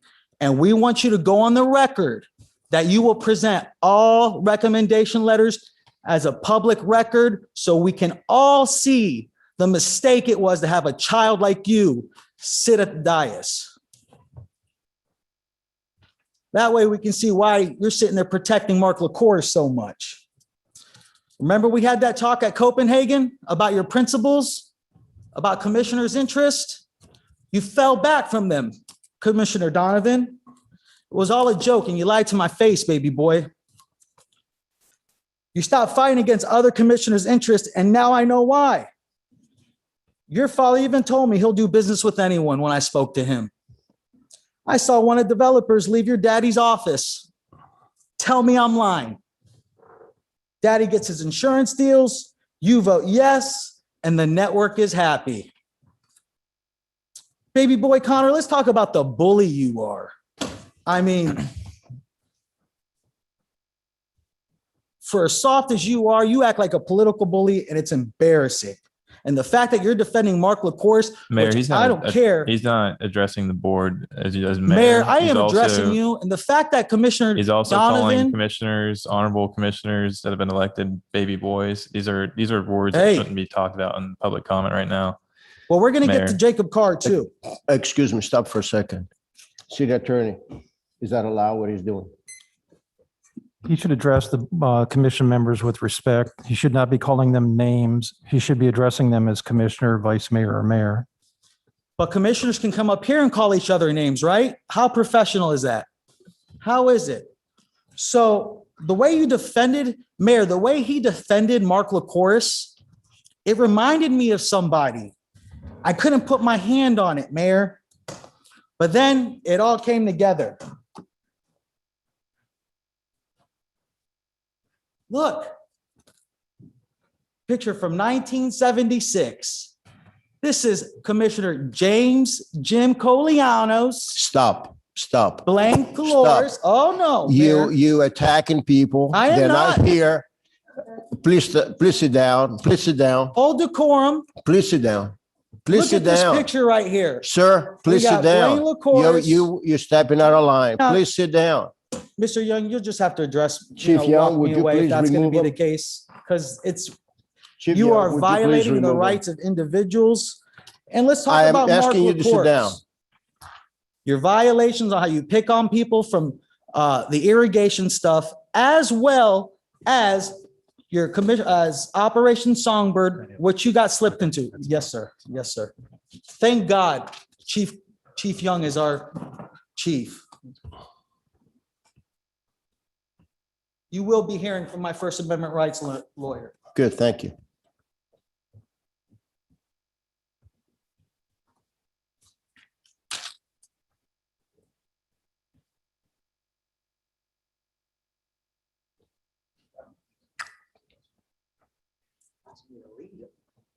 Oh, you're kicking me out as well.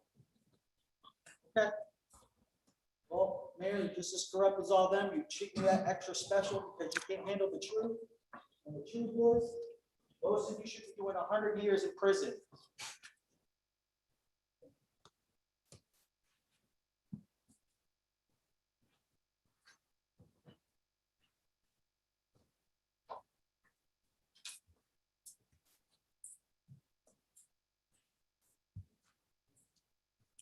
Next speaker, please.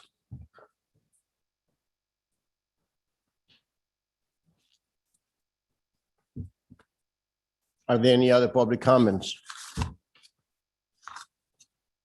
Here none. Ms. Jacobs, have we received any emails? We received Would two you please emails. read them?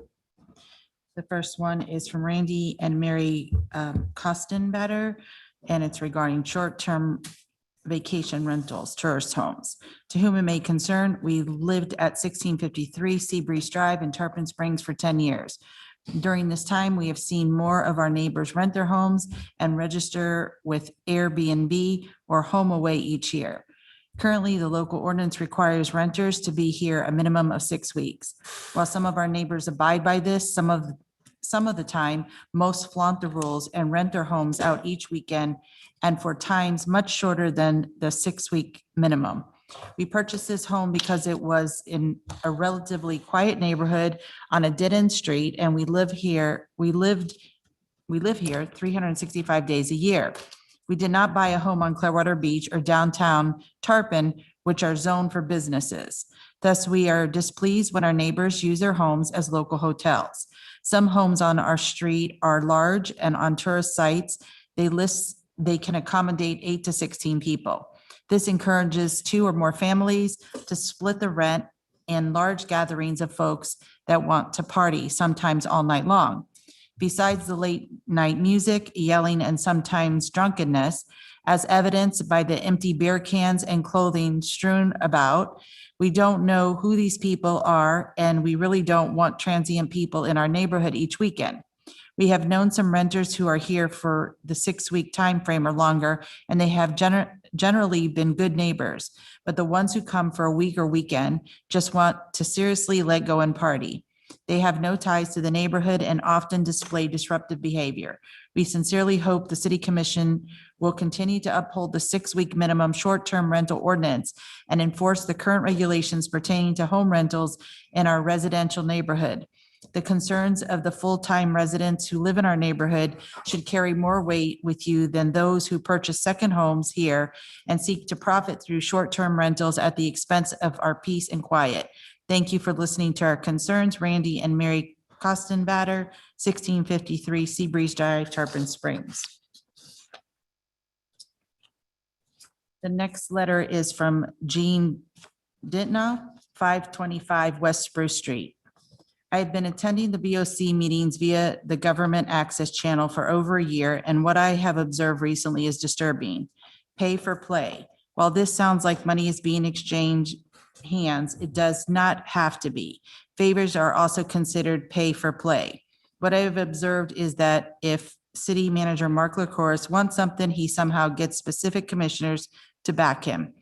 An example of this is the meeting on April 6, 2021. Mr. LaCourse had item agenda number 4, a very unprofessional topic to start. He took it off the agenda. I believe Mr. LaCourse did not want an audience or public comments, but somehow Commissioner Donovan brought it up. As it was not Donovan's issue, I believe the two collaborated prior to the meeting. City Manager, Mr. LaCourse, in my opinion, you are taking discussions too personally and playing the victim. Commissioner Vaticiotis is working towards improving Tarpon Springs. Any questions regarding project status are simply coming up because of his concern for the town. Commissioner Donovan, your youth comes out each meeting. I truly believe you do not have the experience to be a commissioner. You seem to have no ideas of your own and simply agree with Commissioner Carr or City Manager LaCourse on issues. I do not know your background, but you might want to work on committees to gain a true understanding of the town and its requirements to improve.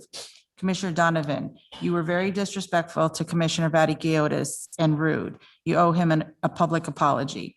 City Manager LaCourse, if your staff does not have project management certifications, you might want to consider training your supervisors, and you must demonstrate stronger leadership abilities. With proper project management skills, a simple status report would be available monthly. And this was signed Jean Denoff. And that's all I have, Mayor.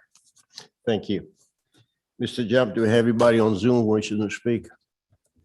Anyone that's online who would like to speak, please raise your hand and you'll be allowed in to talk. And we do have a raised hand at this time, sir. Would you please connect them?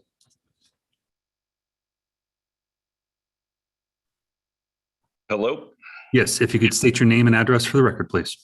Chris Rabowski, 1602 Gulf Beach Boulevard, Tarpon Springs, 34689.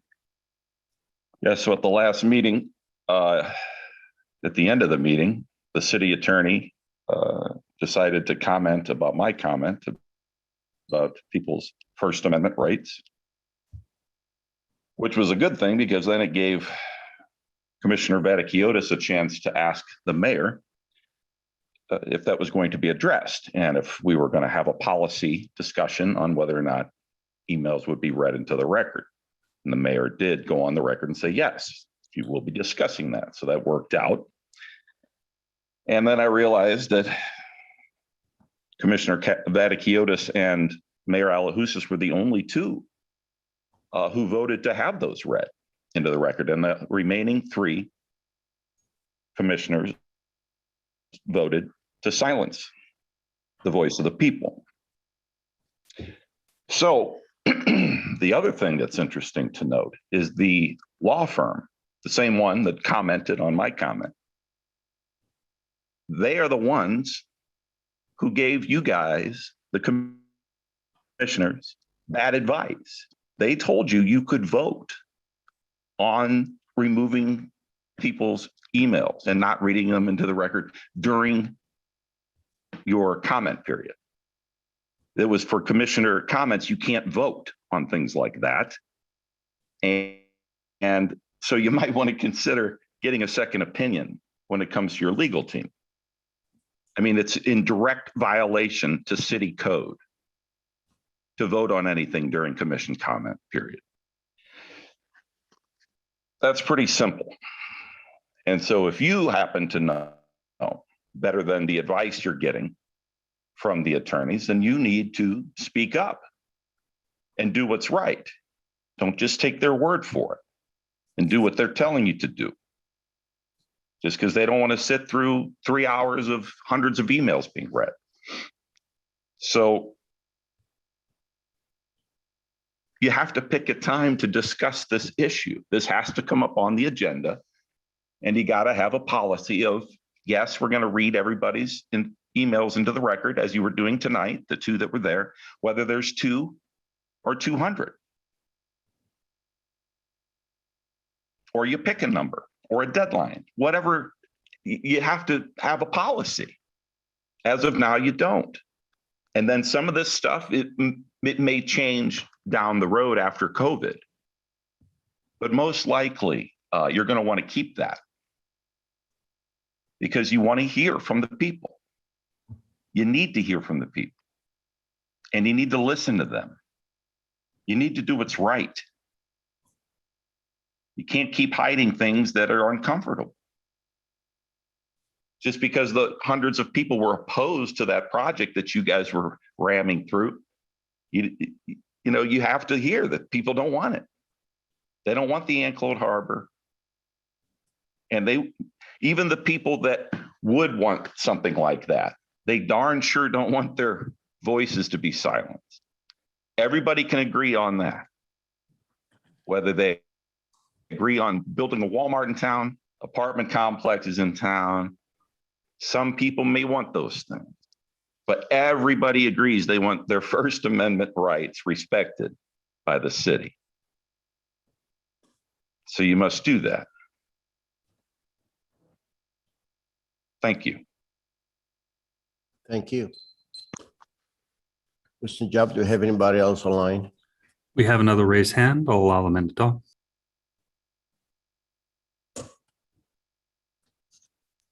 If you can state your name and address for the record.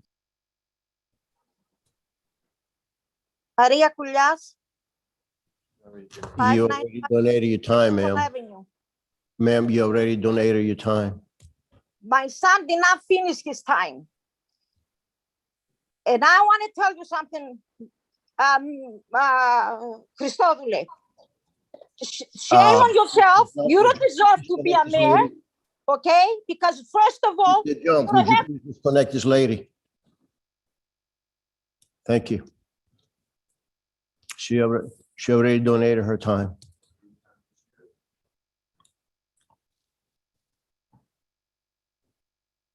Mr. Jump, do we have anybody else? If anyone else would like to speak, please raise your hand and you'll be allowed in to talk.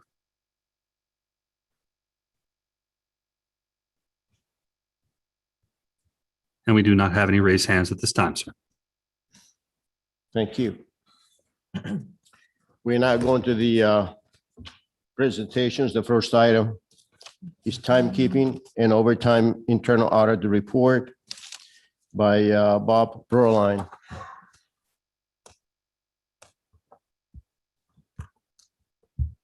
Good evening, Mayor, Commissioners. Ron Herring, Finance Director. Tonight we have Rob Broline, partner with Carr, Riggs and Ingram, the city's internal auditing firm, who will present the timekeeping and overtime audit. First, I would just like to mention that, this was a very involved and important audit since payroll expenses are approximately 29% of the city's expenditures. Many hours were spent on this audit. This audit involved all departments, and I just want to thank them for all their help.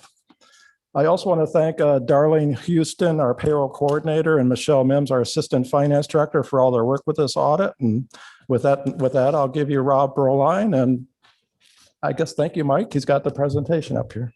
And here's Rob. Thank you, Ron. Good evening, Commissioners.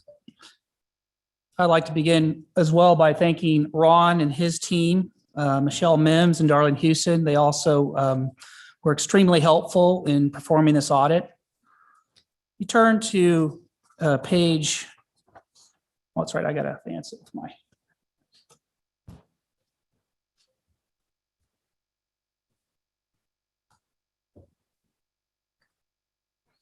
Need to audit that clicker, huh?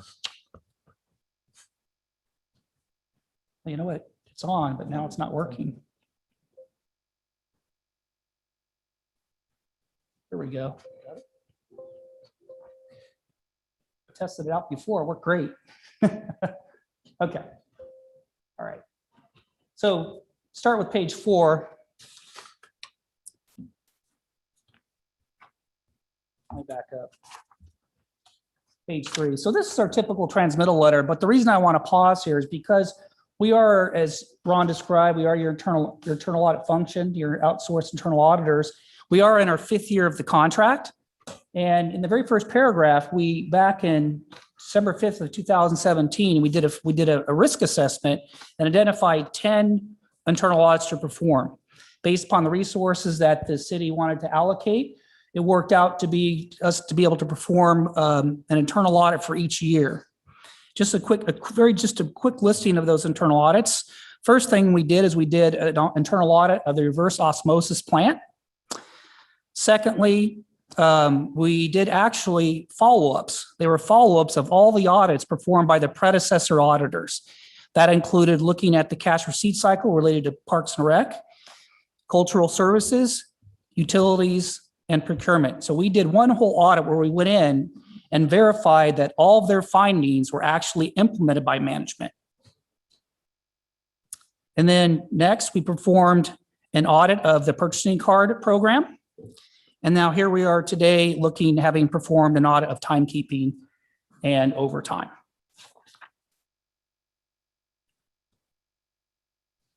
Here's an overview of our objectives and procedures. Just to call your attention to a few things here, and Ron already pointed this out, but this is one of those audits, as you probably know, in most audits, you can't do a whole population. It's not cost efficient.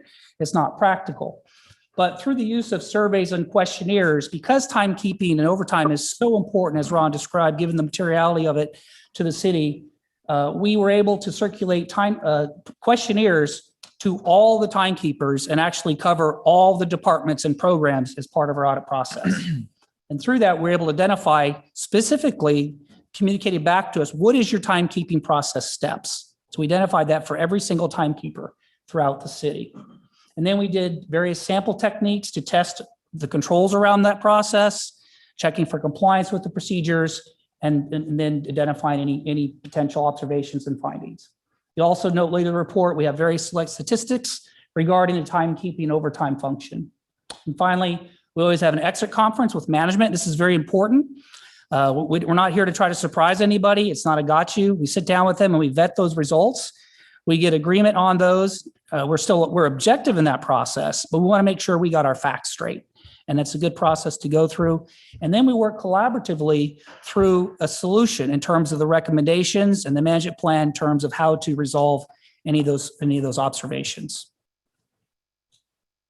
Here then is just the high level summary. You've seen this before in terms of our ranking system. I'm not going to read this, but we have a high, moderate, and low in terms of what's the priority based upon what we found. What's the priority in terms of, from our perspective, that management needs to pursue these items. We had two observations, as you can see there. One relates to segregation of duties. Another one relates to documentation around the timekeeping process, moderate and low accordingly. Here's an overview. We went through as a result of having those interviews and questionnaires. We documented then what is the process at a high level that each department is to follow in the recording of hours and documenting and addressing proper approvals and review as it relates to both timekeeping as well as overtime. Just to back up here, part of some departments, in particular public works and public services, use ExecuTime. That's an automated process for payroll that they use. For the rest of the departments, the process is manual. This takes you through, you move from the department's process that they do in terms of processing the time and overtime, and then of course it ends up with the finance department who does the final processing that leads then to payroll. Here's some statistics. I know you've seen these already, so I'll just go through these quickly. If you have any questions, I'd be happy to answer them. Just to kind of give you a big picture in terms of the number of employees for each fiscal year, to try to give you some context to the audit. Here are specifically some statistics around overtime. You can see how there's, in terms of the percentage, you can see it's pretty relatively steady. And there are reasons for, slight decrease as you move throughout those years we looked at. Yes, some explanation there. Obviously, hurricanes always have an impact upon overtime, especially with respect to your first responders, your police, and your fire. Here then just identify you what the top 5 were with respect to overtime. You can see that because of, again, the nature of what they do, fire and police consistently have the higher overtime percentage. Just more stats in this regard, again, so you can see it as a percentage as it relates to total overtime as a percentage in terms of dollars. So here's our first observation. This deals with a segregation of duties. So for 8 employees, we found that basically the same person who was signing proving it was the same, was also the timekeeper. In a segregation of duties, you can't have the same person preparing something as the same as also as the one who approves or reviews. Those duties need to be segregated for proper segregation of duties to protect from any type of improprieties. Just to note, though, that it was, in terms of our results, and just to understand, we do internal audits. I often get asked the question, well, why don't you tell them all the good things we did, how, all the positive things. Well, internal audit is by exception. We bring to attention those things that need to be addressed. And so if you flip this around on a positive note, this was very much isolated in terms of this particular issue we identified to remote places, the golf course and recreation. And because of their being spread out and having only a few people, it's a little more challenging to separate those duties. Nevertheless, it's something that needs to be done. And we're able to work with management to, as we recommended, that if they separate these duties, they were able to work with management to determine how best to do that. And you can see what the solution that they came to here.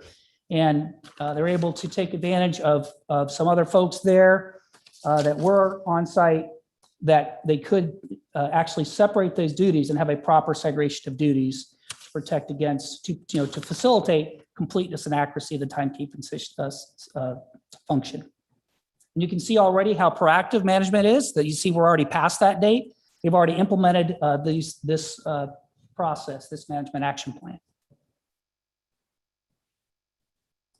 The other observation summary really had to do with, you could see, we did the circulation of what are your steps for timekeeping over time. Everyone had a process, which is good. And everyone had a documented process. So this is more, that's why it's low risk, because they had a process in place. But what we did was we're able to kind of compare and contrast and came up with, and this we presented to management, kind of a best practice process, acceptable, and those departments we identify we felt like need to enhance that process and to provide more detail around those steps. And we provided that to management, in which they are in the process of working through to standardize that. And you can see there you have the estimated completion date. Again, that's a few months out yet, but it's low risk. And so we're comfortable with that estimated completion date. Of course, you as commissioners, you could always obviously direct otherwise to management, but we think we're comfortable with that. Thank you, Mr. Mayor and commissioners. That ends my presentation. Be happy to take Thank any you, Mr. questions you might have. Broline. I want to thank you for the presentations and actually sharing all your findings with us. A couple questions that I'd like to ask you. The discrepancies were only found on the departments that actually reporting their time manually, right? Correct. Let me just double check here. I want to make sure I don't misspeak. Yes. The ones that were automated, it was not an issue at all. Correct. And we do have, you said everyone has a process, but we're not consistent across the operation. I would say it's not a standardized process, but it can't be completely standardized because police especially have uniqueness because of all the codes they do to process their time. It's more along the lines of some can be very thin. They only document a few steps, and this needs to be enhanced and more robust, I would say. Yes. And all the discrepancies have been corrected. So action plan has been already implemented. So for observation one, that's my understanding. Obviously, at this point, we've not performed any follow-up yet. We always wait and give some time before we would do that if we were asked to do that. The second observation, as far as getting that formally documented by all the departments, that's going to take a little more time because that's a lot more work. So the second one has not yet been completed, but you can speak to where that is in terms of you're working on that, Ron, as far as the second one. So the second one's in process, but it's not completed. Okay, thank you. My next comments, I'm going to direct them to our city manager. Couple things. You mentioned that the overtime, the average overtime is 7%. And I would like to ask Mr. Licouris, are you comfortable with that? Is it too high? And if it is too high, any plans to hire more employees? I'm comfortable in most cases right now. We'll deal with some employee issues and additional work come budget time. Well, the reason I bring this up, we getting ready to planning for the new budget.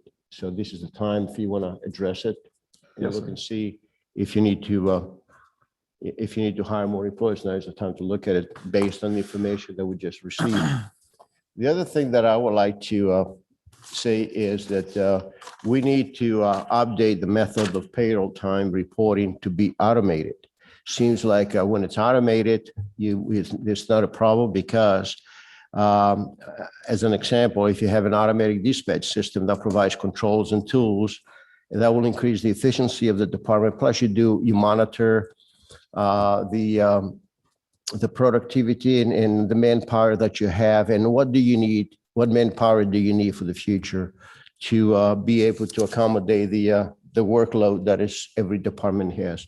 So Mr. Licouris, what I will ask you is if you please take a look and see what operation like automatic dispatch is available out there that is compatible to our daily operation. And if you bring this information back to us, to the commissioner, to discuss it, and we give you a direction and perhaps approval. Thank you so much. We're going to go to. Mr. Mayor, can I just make one final comment? If that's yes, you okay. can, sir. So just to kind of round this out on the internal audit plan. So I said we're in our 5th year. So we have one more audit on the risk assessment and audit plan that we identified. And so what we had proposed for that 5th audit this year is to do an audit of asset management. So I just want to make the commission aware of that. And if the commission wants, to give us direction otherwise, but that's what we originally presented to you all that you approved 5 years ago. So thank you, sir. Thank you. Thank you, commissioners. Thank you. I'm going to ask our Vice Mayor Carr if he has any questions to ask. No, I know this is the final year of the agreement. Just for clarity, the car on your corporation is different than the car of my last name. It's spelled with a C and mine's spelled with a K. There's no relation, just to put it out there for the public. Correct. Okay, thank you for verifying that. Correct.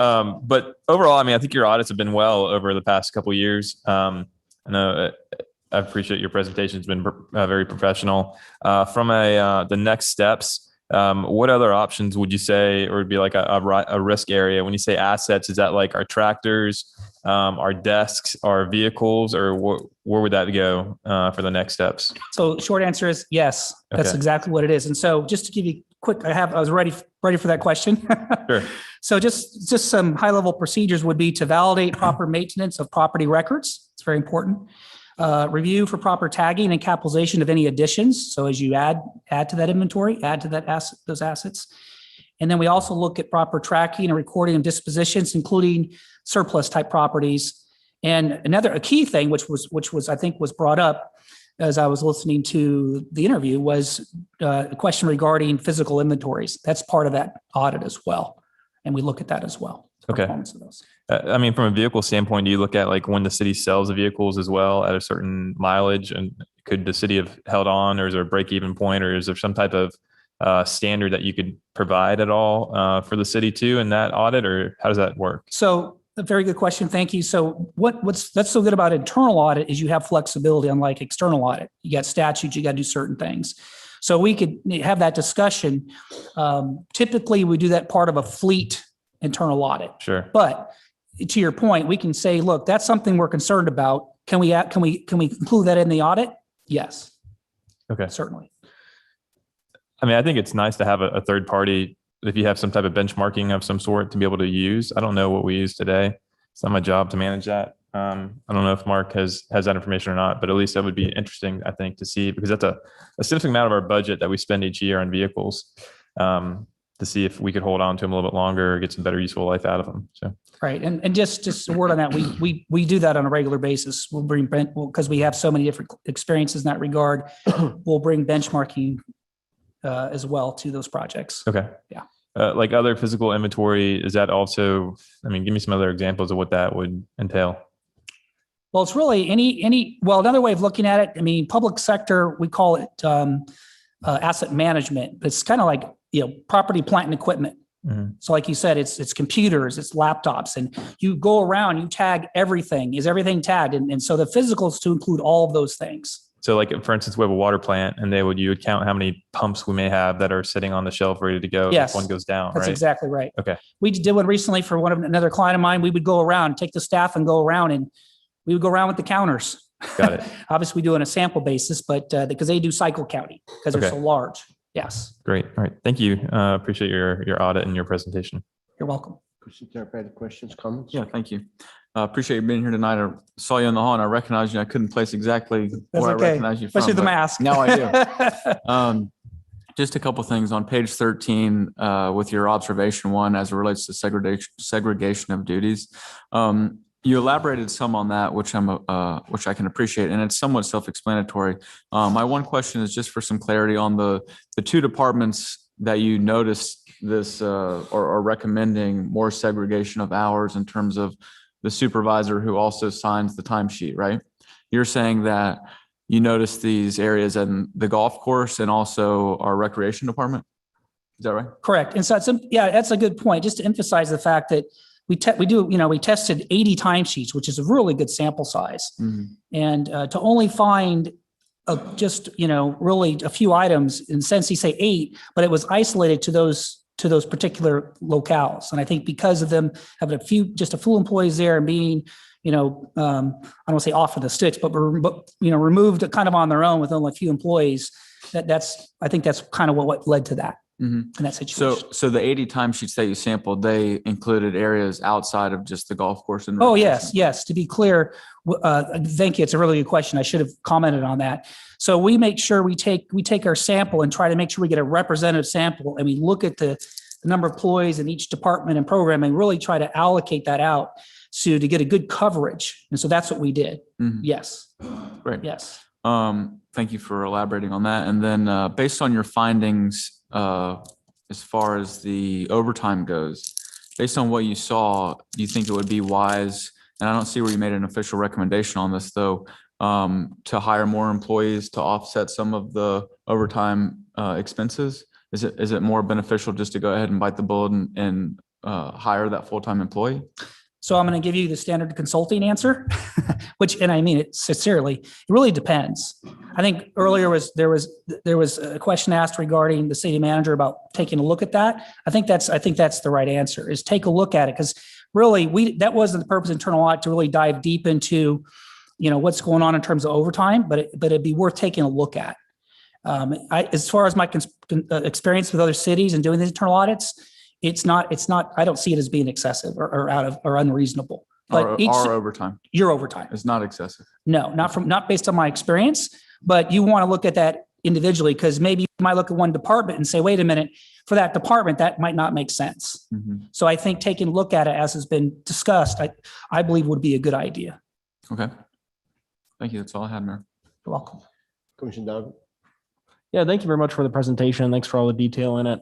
My only question left that I was kind of curious if you could offer any advice on is, do you expect next year's overtime expenses to jump, just given the fact that we're going to be having events and stuff like that again, whereas in 2020, we might not have needed, the police and the fire to cover any big events? Well, you want to speak to the overtime? Because he wanted to let Ron speak a little bit to that. I mean, the short answer to that is, that's difficult to tell, because you did have a jump in overtime.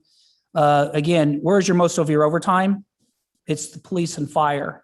And so they had, I think they would say, and they can speak for themselves, they had a lot more to do because of what was going on as first responders during COVID. So on the one hand, it went up for that.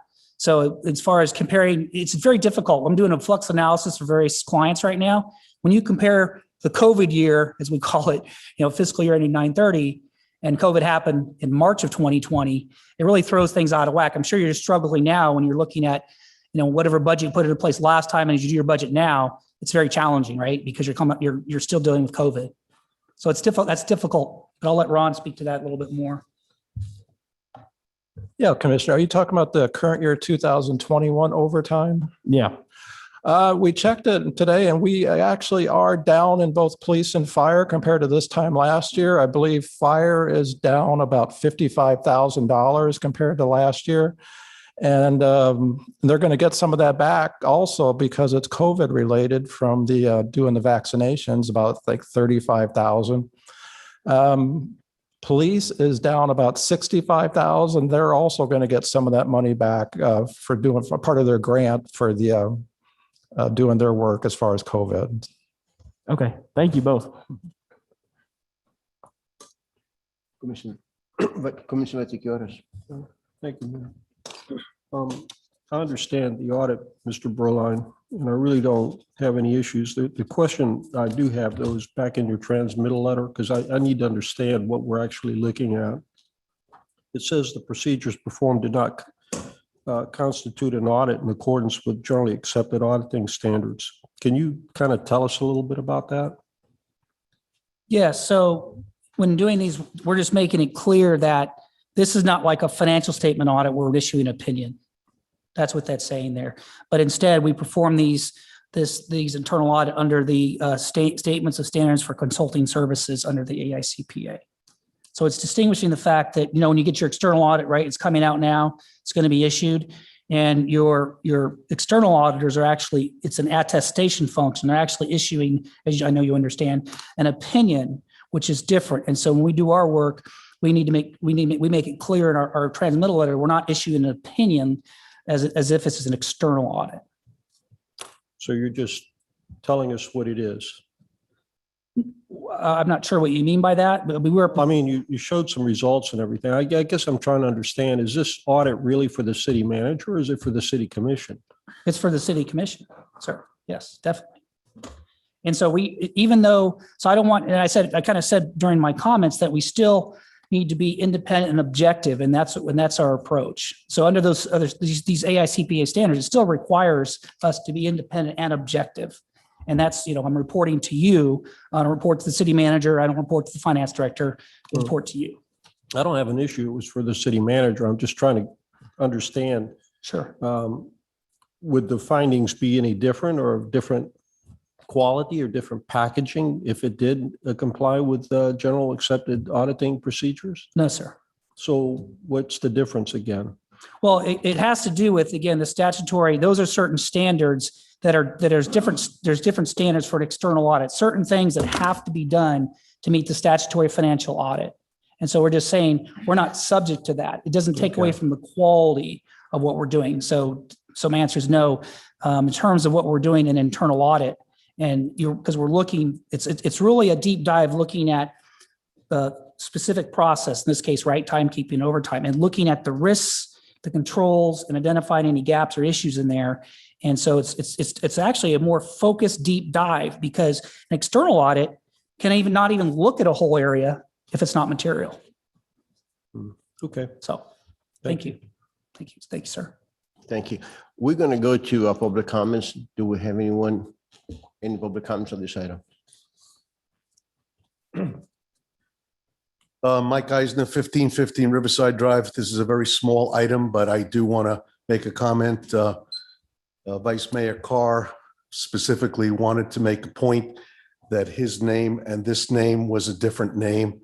And in most cases, that's a cute comment to make. But when people are up here and making comments about the optics of pay for play, it kind of devalues the comments that people are coming up here and bringing. So I really didn't appreciate hearing that comparison. Nobody was making that comparison. And it's comments like these that I sit here and listen to and say it's not a professional comment to be made. Nobody made that accusation. So it was not one of the cute times to be said. So I don't want to make a big deal of it. It just shouldn't have been said. Would you please comment on the survey, on the? You want me to comment on the survey? Yeah. I read through the survey. I had no issues with it. That's what I had an issue on. All right. Okay. Thank you. Thank you. Do we have any other public comments on this item? Here none. Ms. Jacobs, have we received any emails? We received no emails on this item. Thank you. Mr. Jump, do we have anyone online wishing to speak? If anyone is online and wishes to speak on this item, please raise your hand and you'll be allowed in to talk. And we do have a raised hand. I'll allow them in. Thank you.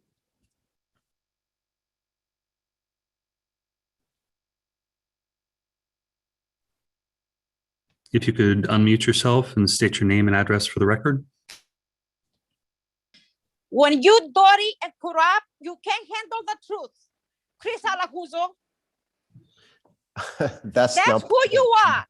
that's not related to this item. Do you have anything that you can share, any ideas or any comments on this particular item? I guess not. Mr. Jump, do we have anybody else wishing to speak? We do not have any other raised hands at this time, sir. Thank you.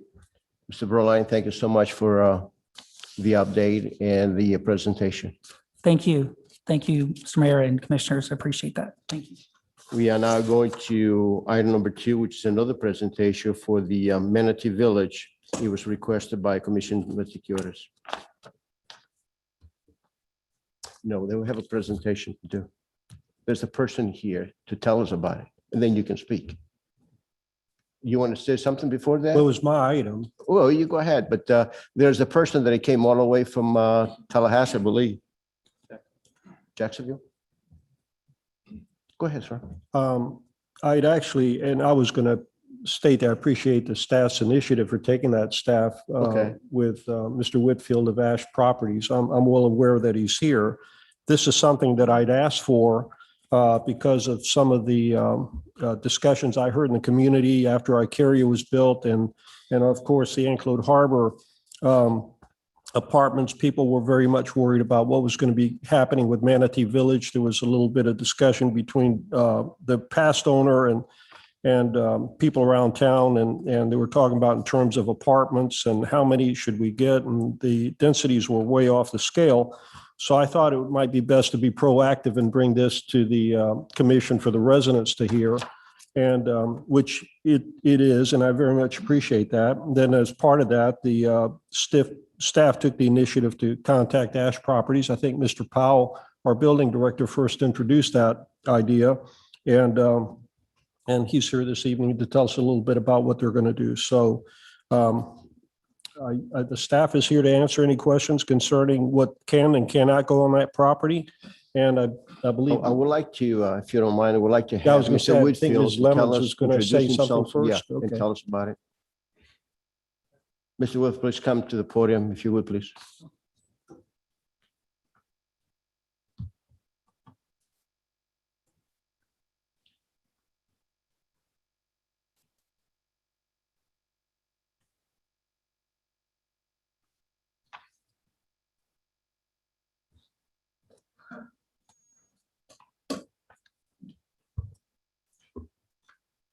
Thank you. Karen Lemons, Economic Development Manager.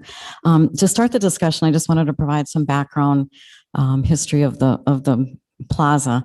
For years, as you all know, we had a solid anchor tenant there in Winn-Dixie. In 2013, Bilo Holdings purchased the Sweet Bay supermarkets and converted the Sweet Bays to the Winn-Dixie brand. So that started a chain of events for us in 2014 when the Winn-Dixie moved from Manatee Plaza. Sweet Bay closed. They had just opened a few years earlier in the Mears Town Center. And then we lost our anchor tenant in the Winn-Dixie Plaza. So over those next several years, the owner of the property continued to lease and market the tenant spaces. That's when BJ's Asian Fusion came along in 2016. They're still here. They've been a local favorite and a mainstay. And then in the next year, in 2017, that's when the Pinellas County announced that the tax collector's office was leaving, and they were reconsolidating those in mid-county. So later that year, the property reverted back to the bank. And at that time, the bank hired an asset management firm, and they had a leasing company who also continued to market the space. That's when the franchise Bahama Bucks came in 2017, 2018. In November of 2020, actually in July, the property was put up as a bank sale. It was sold in November of 2020 to Ash Properties. They're based in Jacksonville, Florida. They have many shopping centers throughout North Florida. I think they have over 9 million square feet in retail. They're a commercial retail developer. And we're very pleased tonight to have the company's Chief Operating Officer, Mr. Randall Whitfield. to talk about, tell you a little about himself, about the firm, and about their plans to revitalize the plaza. So I want to just introduce Mr. Whitfield. Thank you, Karen. Mr. Mayor, fellow commissioners, thank you very much for the opportunity to be before you this evening. I know it's been a long evening already. I will try and be brief in my remarks, but I want not to be so brief that I don't answer your questions, or at least get your questions that I can answer for you.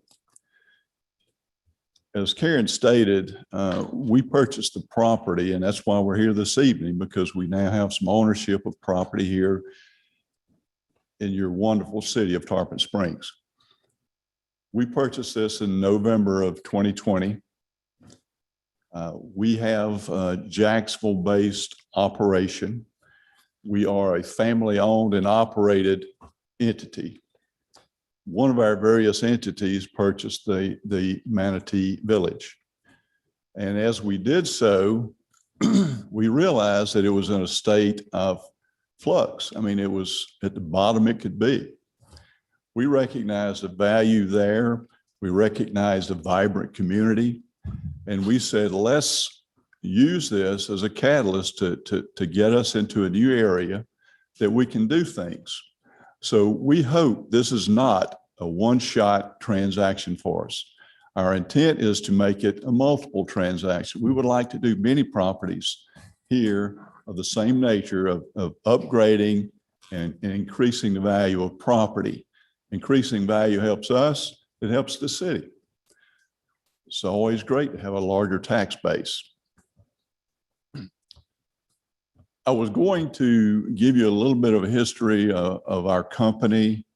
I have a few of our products that I have a visual display of. Would that be interesting for you to take a look at as we get into the Manatee Village? Yes, sir. Okay.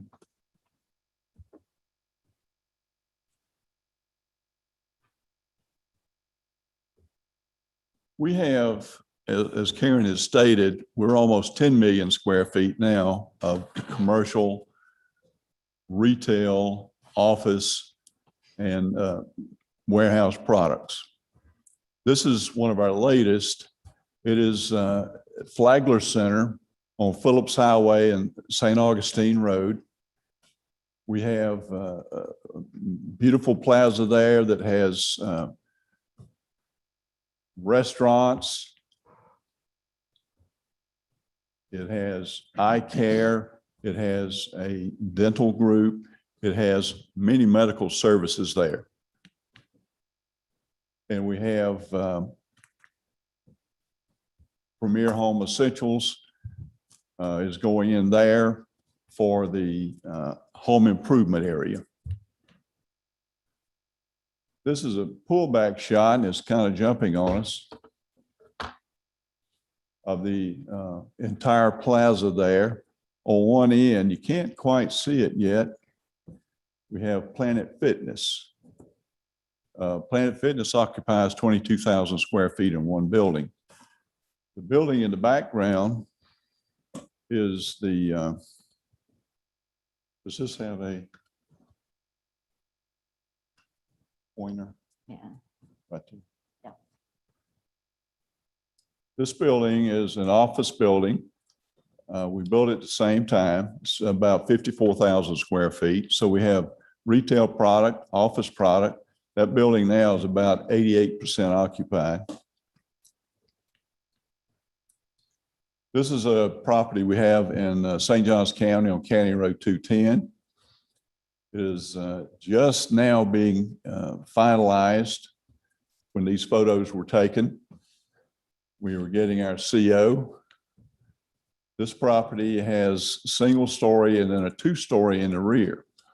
We were extremely pleased with the progress of this property. We're now about 85% occupied on this one with retail, restaurants, and a lot of medical.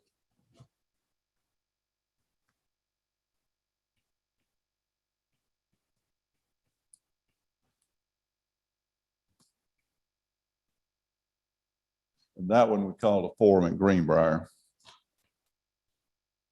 On US 17, we have another one we call Shops of St. John. It's about 34,000 square feet.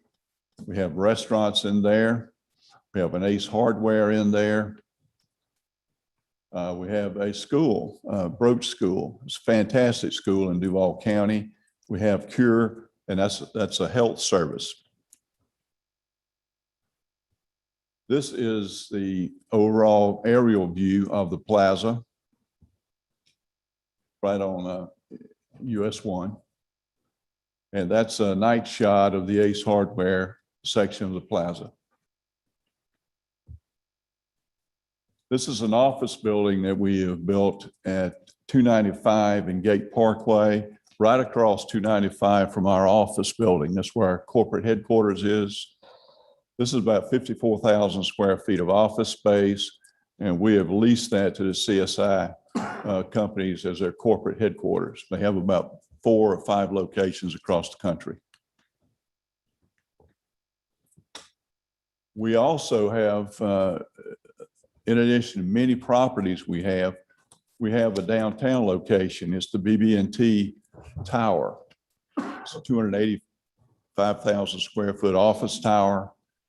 And we acquired that about 2 years ago. We're undergoing extensive renovations in there. You can see right here, this was the floor of the second floor. We opened it up and made an atrium going up into the second floor. Just continuation of we installed an elevator center in there, state of the art. You step on the elevator, but before you do, you punch a button outside and select the floor you want to go to, and then it'll tell you which elevator to get on. You get on the elevator and then go up to the floor. Can't tell you how many times I've stepped in the elevator and still tried to push a button inside that elevator.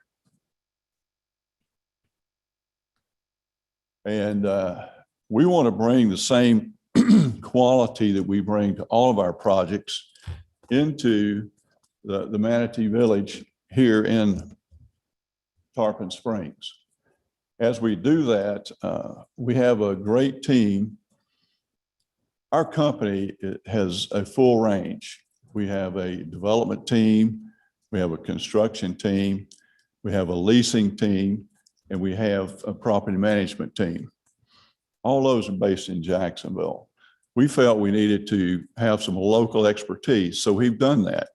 We're working currently with contractors, trying to select a contractor as a partner over here to do our development, to our building in. We have Colliers International is doing our leasing. Stephanie is in our audience this evening, so she's our main leasing agent here in this Tarpon Springs area. Another Colliers office is also managing the property for us. So we're trying to rely upon local expertise to guide us in some of the processes. Now, as we look at Manatee Village, and I'll go through some comparisons before and after, but our overall concept is to come into the property and to do an overall revitalization of the property. We think we have a good base of property there. Most of the units are fairly stable, and we want to go in and just make it come back to life, put a new spring into it, have a facade on it that really pops and makes the area come to life, just like the rest of Tarpon Springs, as you see today. The Winn-Dixie would have been in that area. No, I'm sorry. It's further down. The healthcare is over in this area on the north end.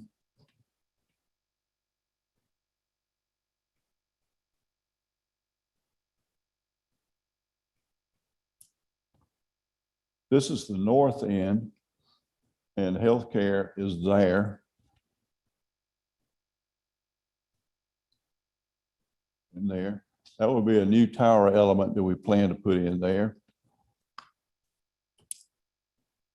Did it disappear on me? This is an area we envision in there that we will have restaurants, cafes, sidewalk cafes. We'll have healthcare. We'll have, we are recruiting groceries. So we're going to have a full range of services in there that the community, and we view this as a community center, providing needs for the needs for the community. A place for you to meet friends, a place for you to spend time, and to have services provided to you, both medical and shopping, anything else you'd like to do there. We want to make sure you're able to do something there.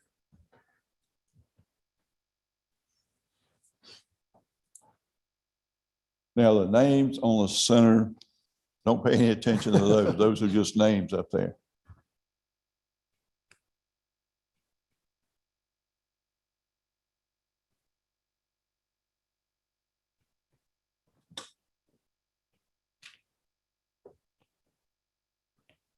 We will redo the sign out front, which is on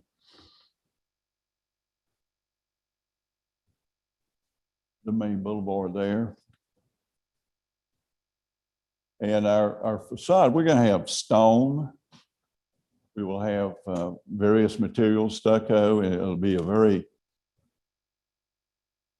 won't be flamboyant, but the new colors will pop. It'll blend in with what you have, and I'll show you a comparison in just a second. This is the sign that's out front now on Pinellas Boulevard. You can see the sign as it is. And this is what we project the sign will look like.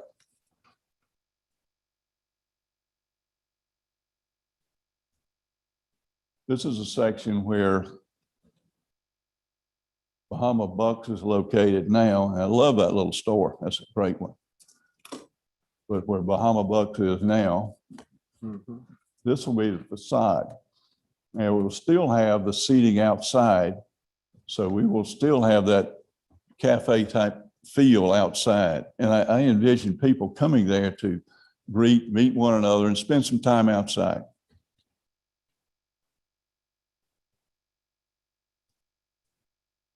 Out in where the old Winn-Dixie was, you can see the facade. And then this will be the new look of it in here. This is on the southern end of it, where the old tower is now, and we're going to revitalize all that. And you can see that we're just going to try to do things there that will make it all a much improved facility. We're not adding residential to it. We're going to keep it retail, and it'll be community services, be retail, any kind of commercial service that would be able to go in there. I also envision having a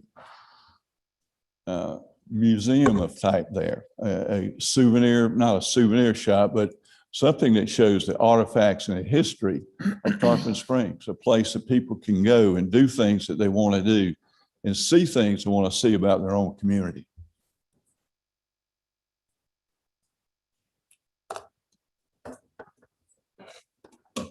And if there's any questions, I'd be pleased to answer them. Mr. Whitfield, I want to congratulate you for gaining ownership of this nice property.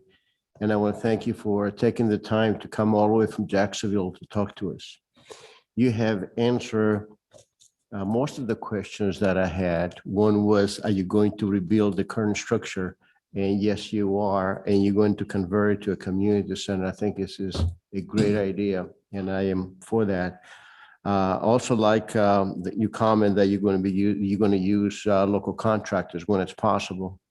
That is correct. I like that. When do you plan to start this project? We're anticipating starting the third quarter of 21. And we anticipate we'll be finished with the construction on that part in probably the second quarter of 22. Yeah. Mr. Woodfield, we really need to have an anchor tenant in there, perhaps an upscale restaurant. We used to have the Pappas restaurant years ago. People come from everywhere to come to this restaurant. It was a nice restaurant that you would dress up to go. We don't have anything like that. So it'll be nice if you think about, if it's possible to take a look at that. I appreciate that. And Ms. Stephanie Addis and I have been talking about those very things, and she will be and has already started trying to put the pieces together for us to go after certain segments like that. And any input that you have, Mr. Mayor, and any commissioners, we would value that input. We want to know what type restaurants, what type, any kind of shop that you would like to see there. Let us know. Karen has all my contact information. Stephanie will make sure that she provides you contact information. So we want to be part of the community. Yeah. And as we succeed, you succeed. So we want to work this together. Yeah. I want to know what you want in there, and that's what we'll do to try and provide. That's how we built many of our shopping centers in Jacksonville, with community support like that. We'd love to have the partnership. Yes, I think it's great to do that. This property is in CRA, and I'm sure you already know that. There are some incentives available being in the CRA, and there's property is in grant opportunity zone. So that might be some help for you too. I'm sure that our planning and zoning department will fill you in some of the things that you can do, and you can apply for it. So I'm looking forward to work with you. And again, thank you. Thank you very much. Vice Mayor Carr, any comments, questions? Yeah, I appreciate you coming and doing the presentation. Commissioner Vatikotis, thanks for moving this one forward. I think it's awesome. I'm looking forward to it. This is an area of Tarpon Springs that has sat for many, many years, not touched. So thank you for your investment here in Tarpon Springs. As you drive around Tarpon Springs, it's a lot of passionate people, a lot of people that love Tarpon Springs. So I know it's going to be welcomed with big arms, seeing this increased in development area. So just a couple of questions I had. You mentioned something along the lines of targeting grocery. Is there a certain relationship that you all have with a certain grocery, or someone that you're targeting specifically to fill the Winn-Dixie, or is that, I know it's a big space, right? So I'm just curious. It is a large space, and we are working with some grocers now in our area that I think would be a very appropriate target for this area. So we are pursuing those, but it's a little premature for me to give names at this point. Okay. Now that works. Are you, now there's a significant amount of frontage along the bike trail on Safford Avenue, the back side of the property. Are you looking at doing anything to target the back side of the property, or are you just focusing on the front side of the property that goes towards Pinellas Avenue? No, sir, it is a complete property. It's a 360-degree property. And the backside, as you've probably driven by and looked at it, is like a white canvas. Yeah. It is well maintained, and we'll keep it that way, but it's white. And you've got the trail back there. And I want to speak to some of the art community about an idea, and you guys may not like it, but it just popped to me that it would be a great idea to have murals at certain sections along that white wall, that as people going up that trail or down, they can see that, and it can reflect some of the history of Tarpon Springs. And I would like input from the artist community regarding that. Yeah. And as an advent to that, you could come right off right where Bahama Bucks is, have a little Manatee Bay stop, so to speak, and have a few little pointer signs there. It'll be on our property, not on city property. A few little pointer signs that says sandwiches, drinks, something like that, that would give people going the trail an opportunity to get a refreshment. It also would encourage possibly people using bicycles to go back and forth to do some of their evening eating out or small shopping that they want to do, or go look at a souvenir. So it's just, that's the thing that immediately came to mind. But listen, I'm an open book. I'm welcoming ideas. Yeah, I think it's a great idea. When you talk about the murals, you have the public art chair for our public art committee here tonight in the audience as well. She's back in the back. So whatever we can do to encourage murals, I think that's something that the city as a whole supports in any way. So that's an exciting piece to hear as well. So we're happy to support that, I think, as a board as well. Appreciate you being here tonight and looking forward to you all breaking ground and starting the facelift. Thank you. Thank you. Mr. Whitfield, thank you for being here tonight. We certainly appreciate your openness and everything that you've shared and trying to help alleviate some of the public's concerns with the rumor mill in Tarpon Springs. You, in your presentation, answered some of our questions as far as your redevelopment efforts and whether or not you'd be utilizing the existing structures, and also your diversity and potential goods and services offered. Just for our own curiosity and edification, what kind of renovation numbers do you think that this project will bear when it's all said and done? As I stated, we're in the midst now of working with some contractors, and I'm waiting for those numbers to come in. Mm-hmm. They'll be pretty good numbers. That's what I suspect. All right. And then the mayor mentioned that this property is in a special area plan, which I'm sure you're well aware of.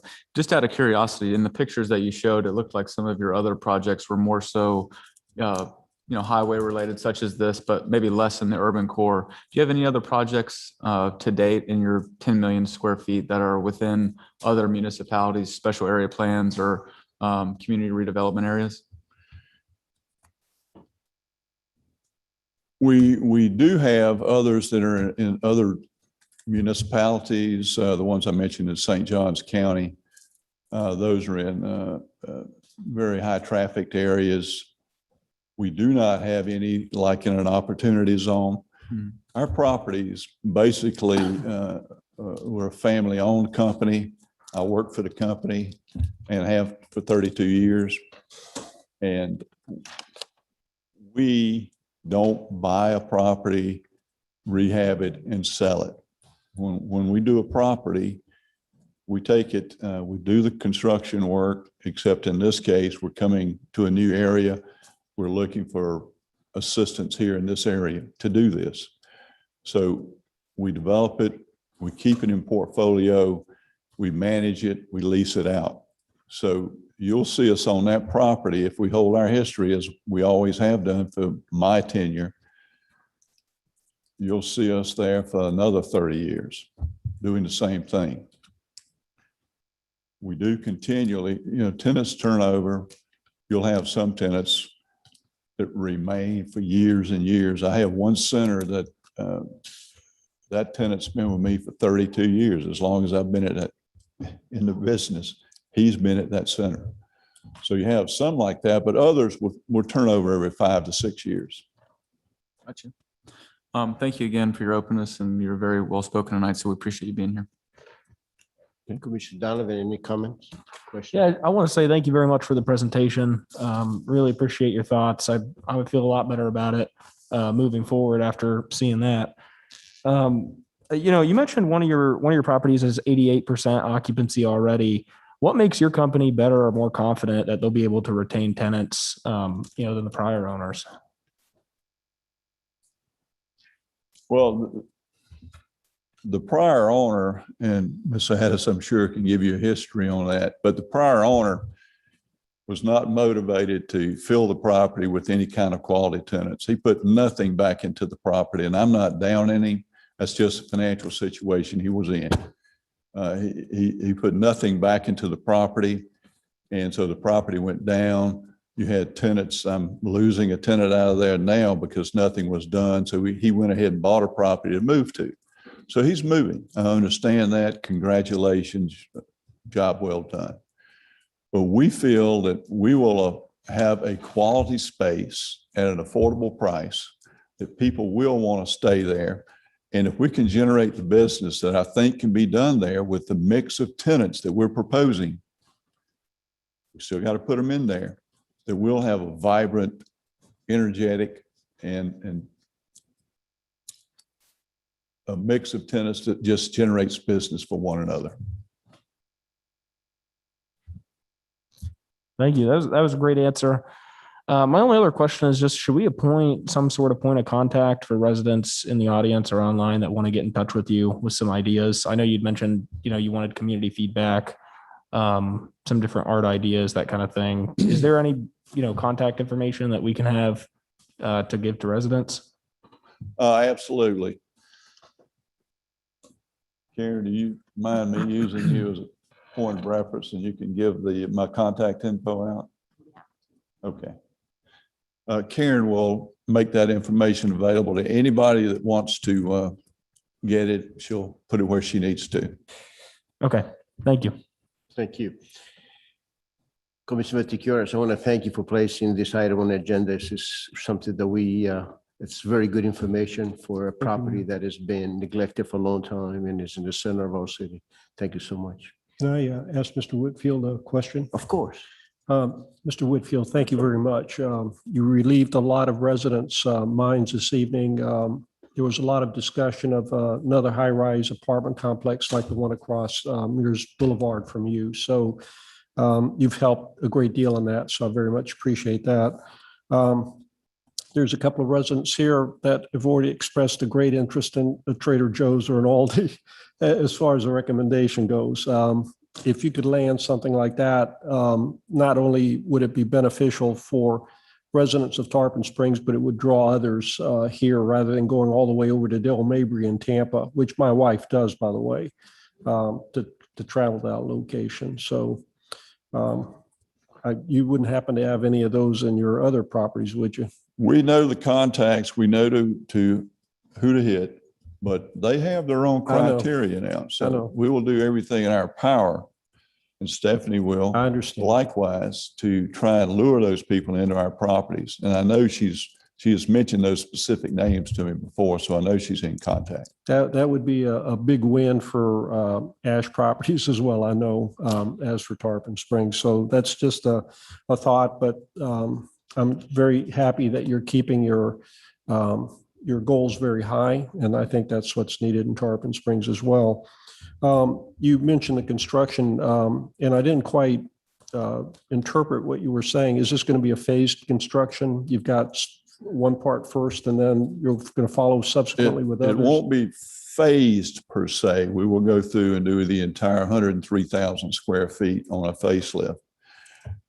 When we come back and we put individual tenants in, the structure is pretty good, but we know that there's going to be a lot of redoing inside as we put the different tenants in. Mm-hmm. And as we do that, we will upgrade and do what we need to do per tenant as we go through.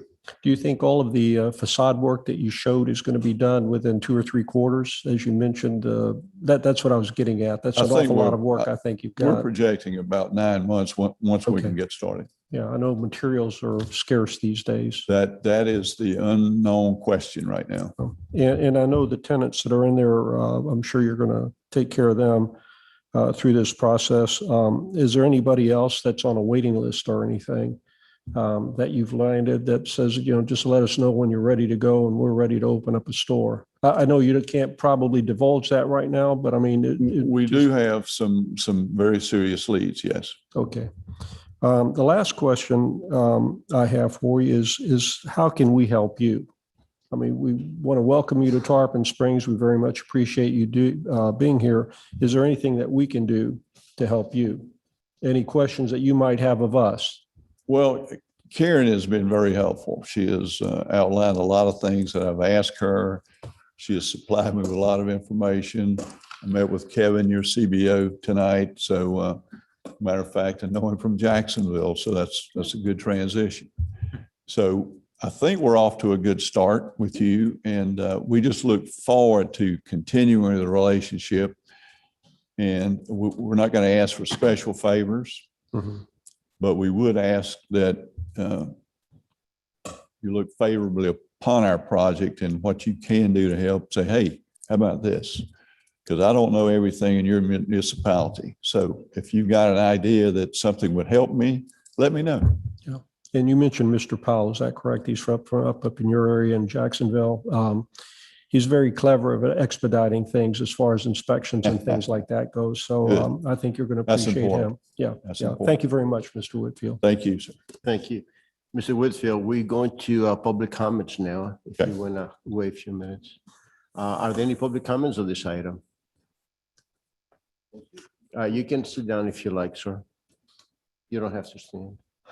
My question is going to be to Mr. Whitcomb, is it? Is it? Mike Eisner, 1515 Riverside Drive. If you don't mind sharing, what happens to the tenants that are presently there now? Do we have any sort of a game plan? Will the tenants have to move out who are there while this construction goes on?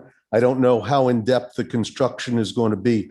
I see the facade being changed, and I heard you speak about the inside needing some work. So how in-depth would it be and where would the people go? Mr. Eisner, this is not questions and answers. Please comment, say your comments, and then we're going to ask Mr. Whitfield to answer all these questions at once, if you don't mind. Thank you. Whoever wants to ask those questions, I'm happy to have them asked. Thank you, sir. These are what I'm concerned about. That's all. Thank you. Thank you.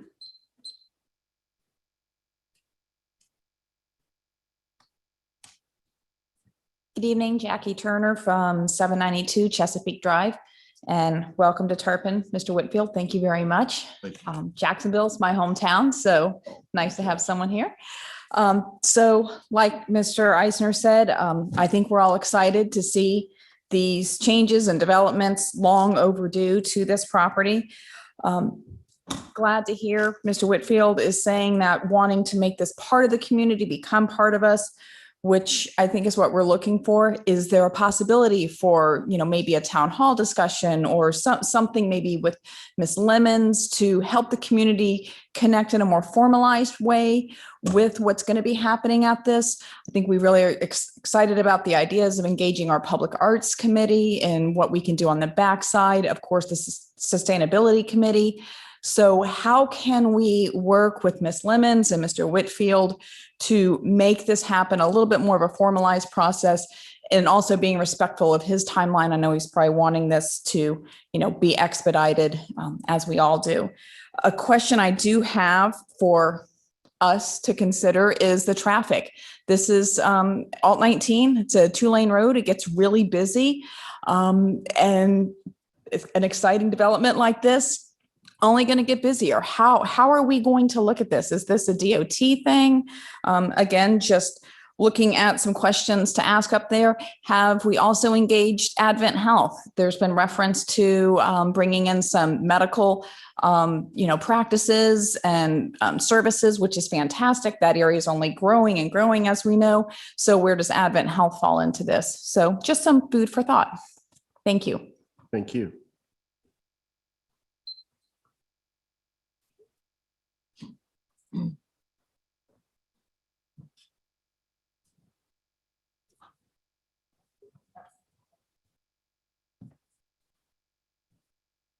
Good evening. I'm Stephanie Addis with Colliers. I'm working with Mr. Whitfield on the project. I reside in St. Pete, so I'm not a Tarpon Springs resident, but I did want to answer, I think, a couple of questions.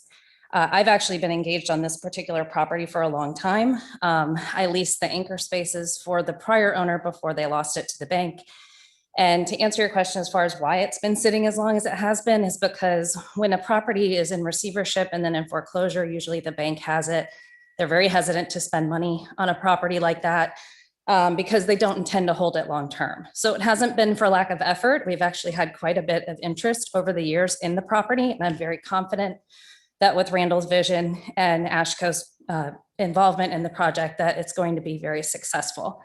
One of the things that I wanted to say, and obviously I'm very nervous, so I apologize. Public speaking is not my forte, but I just wanted to say that most of the developers that I've worked with, I've been doing this a long time, they will typically want to wait to have tenants in hand before they start improving a property. So if you need evidence as far as Mr. Whitfield and Ashco's dedication to this property and to the city of Tarpon Springs, you need look no further than the fact that he is willing to make those improvements now with the confidence that the tenants will come. And I'm happy to make myself available for any public forums, any meetings. I have my card here. And I will also make sure Karen has my contact information. I'm local. I'm happy to meet with you guys and would love to hear your ideas. Thank you for your time. Thank you, ma'am. Thank you. Next speaker, please.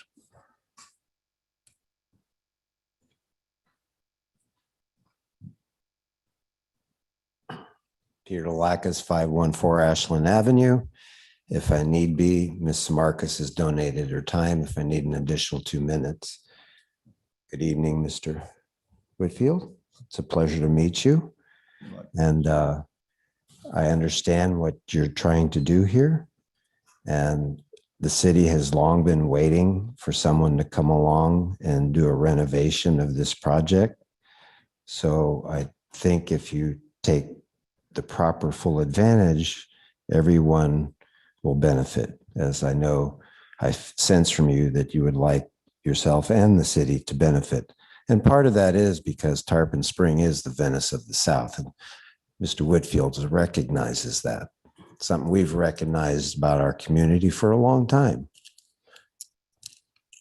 So I applaud the gentleman, but as far as some of the specifics, and again, what I'm going to say next is not reflected to you, it's reflected to the mayor and these guys up here.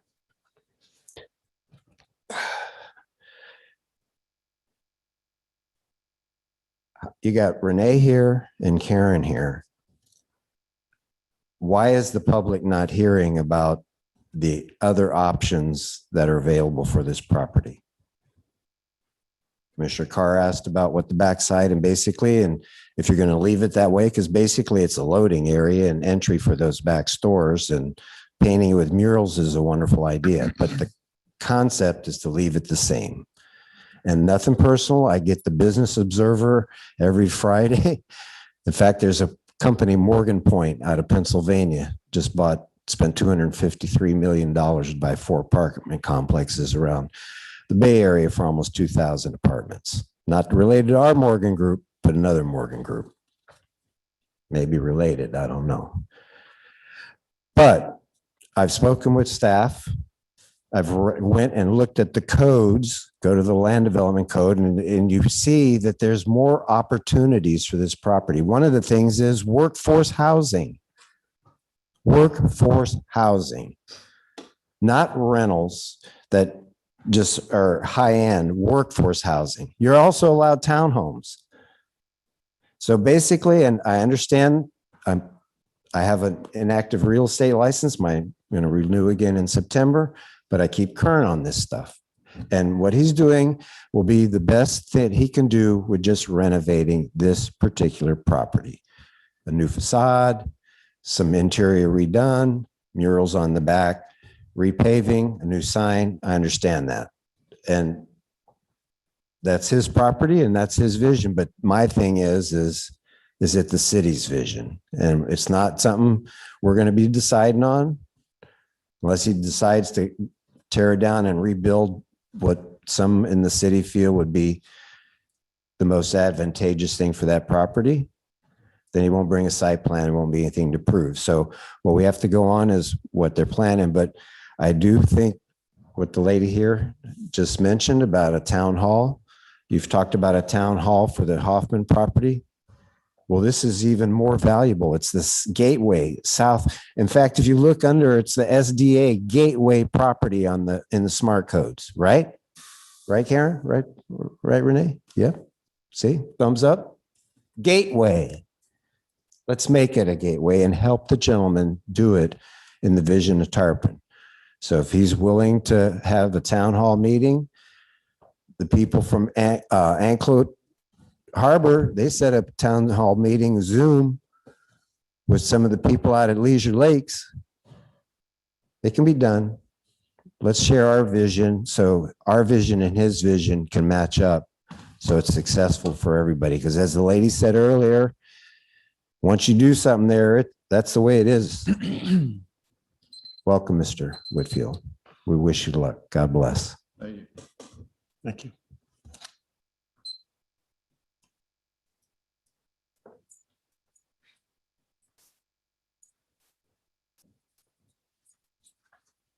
Susan Moretto, 1126 Sparrow Lane, Tarpon Springs, Florida. I live in the Tarpon Glen community, just north of that parcel on 19. Look at your city seal there. Do you see buildings? Do you see cars running back and forth? No, you see fish, you see happy times, you see good. Are you going to redo the city seal? Are you going to redo it when everything is damaged by new construction? And those houses over the planned road for Jasmine, who's going to rebuild Jasmine Road? Which one of you is going to authorize rebuilding Jasmine Road?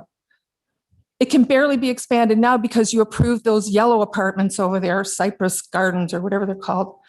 And I told the guy who in charge of that, that's a flood zone. Did you notice it was a flood zone a couple of years ago? He spent 2 years putting in plumbing to drain all of that area. Couple of horses died off. It was a horse farm before y'all took over. I'm really distressed by this. I wish I'd finished my master's degree. That was I couldn't afford $3,000 a credit hour anymore. This is not a good plan. This just has nothing to do with Tarpon Springs growth or activity. You're going to put in little tchotchke stores over there. That's going to pull away from downtown Tarpon Springs. It's going to pull away from the sponge docks. So now you're going to run other businesses out. New businesses are trying to grow here. You're not helping them. You're just helping somebody because you think you need, who's going to do the sewage? Who's going to do the electrical? Who's going to do the new water plant? We only have so much water. We only have so much sewage space. I'm from Michigan. I went through this argument so many times already with different places. And why are you ruining the trail? It's no fun to ride in Dunedin anymore between a wall of concrete. You don't see Dunedin, you see concrete and cement blocks. It doesn't matter what murals you paint on them. It's still a canyon. You're taking away the scenery. You're taking away everything. Yeah, let's paint a fish here. Oh, that'll be nice. That's not the same as a fish living out there. It's not the same as a manatee coming in for shelter during the cold snaps. And they do. And so do dolphins and other things. But anyway, just take a moment and look at what you're doing. What are the ultimate consequences of this? Those people over on the far end of Jasmine Road with those $1 million houses, they built there so they could have the scenery. And you're going to put in this little, $695,000 little road to go over to Jasmine Road, which can't handle the traffic that's out there now. Please rethink what you're doing. Please rethink what you're doing and look at what the city needs, not what he needs. Thank you.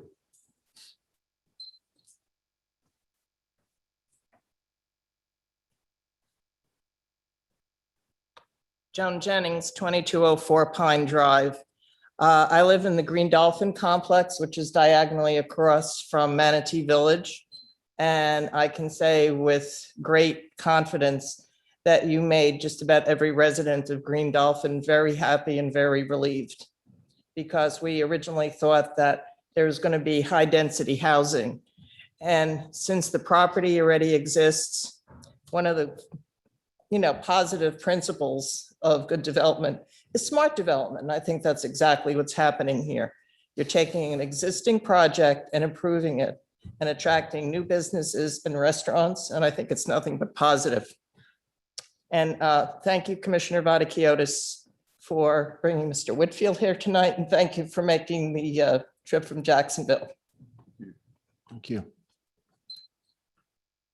Are there any other public comments on this item? Here none. Ms. Jacobs, have we received any emails on this item? There are no emails. Mr. Jump, do we have anybody online wishing to speak? If anyone is online who would like to speak, please raise your hand and you'll be allowed in to talk. And I do have a raised hand at this time, sir. Hello. Yes, if you could state your name and address for the record. Christopher Bosky, 1602 Gulf Beach Boulevard, Tarpon Springs, 34689. So more redevelopment is what the city needs. We don't need to tear up any more wetlands, pave over any more wetlands. We don't need to cut down any more trees. We need to fix properties like this one that have been sitting empty before you go and destroy something to build something new. And this was the whole Walmart argument. And they finally relented. Instead of tearing up the 74 acres of land to put a Walmart on the Anclote River, we forced them to take over the old Kmart Plaza and revitalize it. That sort of stuff has to happen more. And this new construction less. And yes, a town hall, you will get plenty of feedback from people about what they would like to see. And that's what more people can get behind, is redeveloping, reinvigorating dilapidated buildings, fixing that stuff before you think of tearing up some pristine land and trying to build something new. Ask these developers to do what this man is suggesting. He's not trying to tear up some trees and pave over wetlands and destroy the aquifer. This is what we need. And yes, thank you, Commissioner Bedekiewicz, for bringing this to light. There was much concern about what was going to be put there that would be much worse. So Thank you, just Mr. Jump, do you have anybody else online wishing to speak?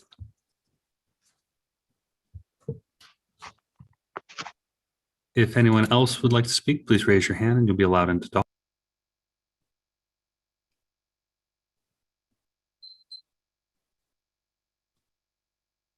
We do have a raised hand at this time. I'll allow them in.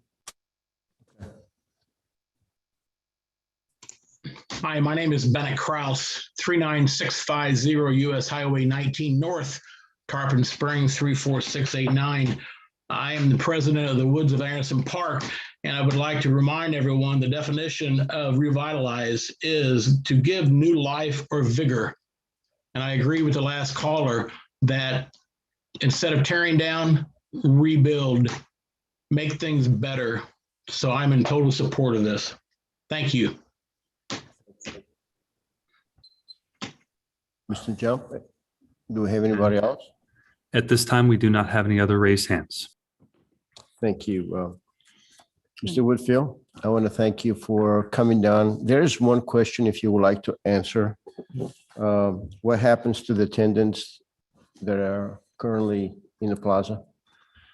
We are currently working with all those tenants to extend them, to see what their needs are, what we need to try to do to fulfill their tenure there. So we are working with those tenants on a one-on-one basis. Every tenant is different. So to say it's a blanket thing for everybody, we are working with them one-on-one. Okay, thank you. There's some other questions in regards to traffic, but that's not something that you should be concerned of. Yes, Yeah, sir. may I ask, Yeah. Mr. Wood, first of all, for the record, I'm glad people are thanking me, but it was the staff's initiative that got Mr. Whitfield here and Mr. Powell and Ms. Lemon. So I very much appreciate that. It was all part of this effort of understanding what was going to go to Manatee Village. So I want to make sure they get their credit. The FDOT, just to address the traffic, I think I could do that. You're not changing the footprint of the plaza as far as the existing buildings. Is that correct? You're not adding Not in square any footage. significant way. Yeah. So there's not going to be any FDOT additional permitting that is going to be needed that you're aware of? Not that anyway. I'm aware of. Yeah. And also as far as drainage, I doubt that there'll be any significant changes in the existing stormwater drainage at the site as well. Should not be. Okay. So, and then we could probably get more detail on that as well, but the point is it's existing and it's not your issue that there haven't been tenants there for the last 10 years or so. And whether they're there or not, nothing is going to really change. It will probably add more traffic on alternate 19. And we're just going to have to work with FDOT to make improvements on alternate 19. There's nothing in the 7-year plan right now, which is, upsetting, but that's something we're going to have to do. The existing business, FDOT, and then I think that was it. The mayor asked about the existing businesses, and I would appreciate if many of the residents are friends with the current operators of those BJs, for example, Bahama Jacks is Bahama Bucks. So they're very important to them. Thank you very much again, Mr. They have a Whitfield. great store. I love that store. Yeah. Thank you very much. Thank you. Thank you, Mr. Mayor. Whitfield, thank you and welcome to Tarpon Springs. Thank you, Mr. Mayor. Okay. Thank you, Mr. Commissioners. We're going to take a 5 minutes reset and we'll be back to continue.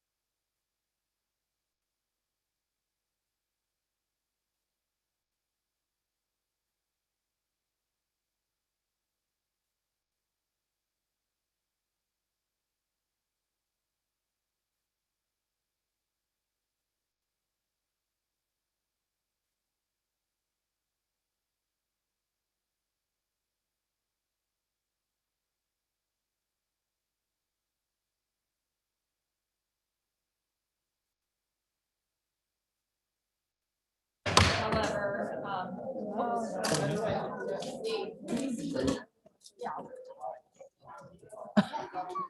If you please take a seat so we can start.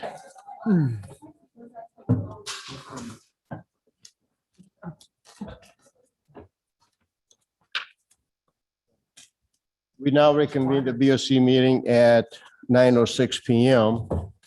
The next item on the agenda is item number 3, Distant Avenue update. Staff report. Vincent? I'm not seeing Renee, but I can Yeah, get you can started. go ahead and start. Introduce yourself and go ahead and start. Sure. Thanks for having me, Mayor, members of the commission. I'm Jared Schneider with Kimley Horn. I'm the lead out of our Pinellas County office. I'm the transportation planner and project manager. I also have James Taylor, who's our Florida traffic lead on the call. So he should be raising his hand as well. So yeah, again, thanks for having us today. This is kind of the first time we're back since we started this process in late September, October. This is the Distant Land Use and Transportation Project. So really, you all know, a lot of you all know this. This is kind of a renewed interest that came out of the community as of late, but it's something that's been talked about quite a bit.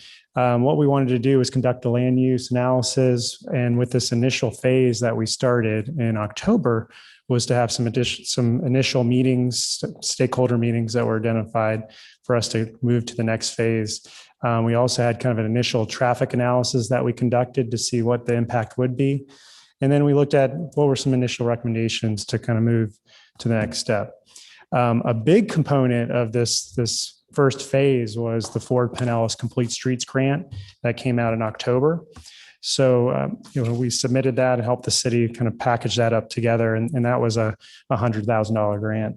And I'm proud to say that the city, as of February, it was announced that the city of Tarpon Springs won that grant. So that was out of, out of the entire county. They were provided that.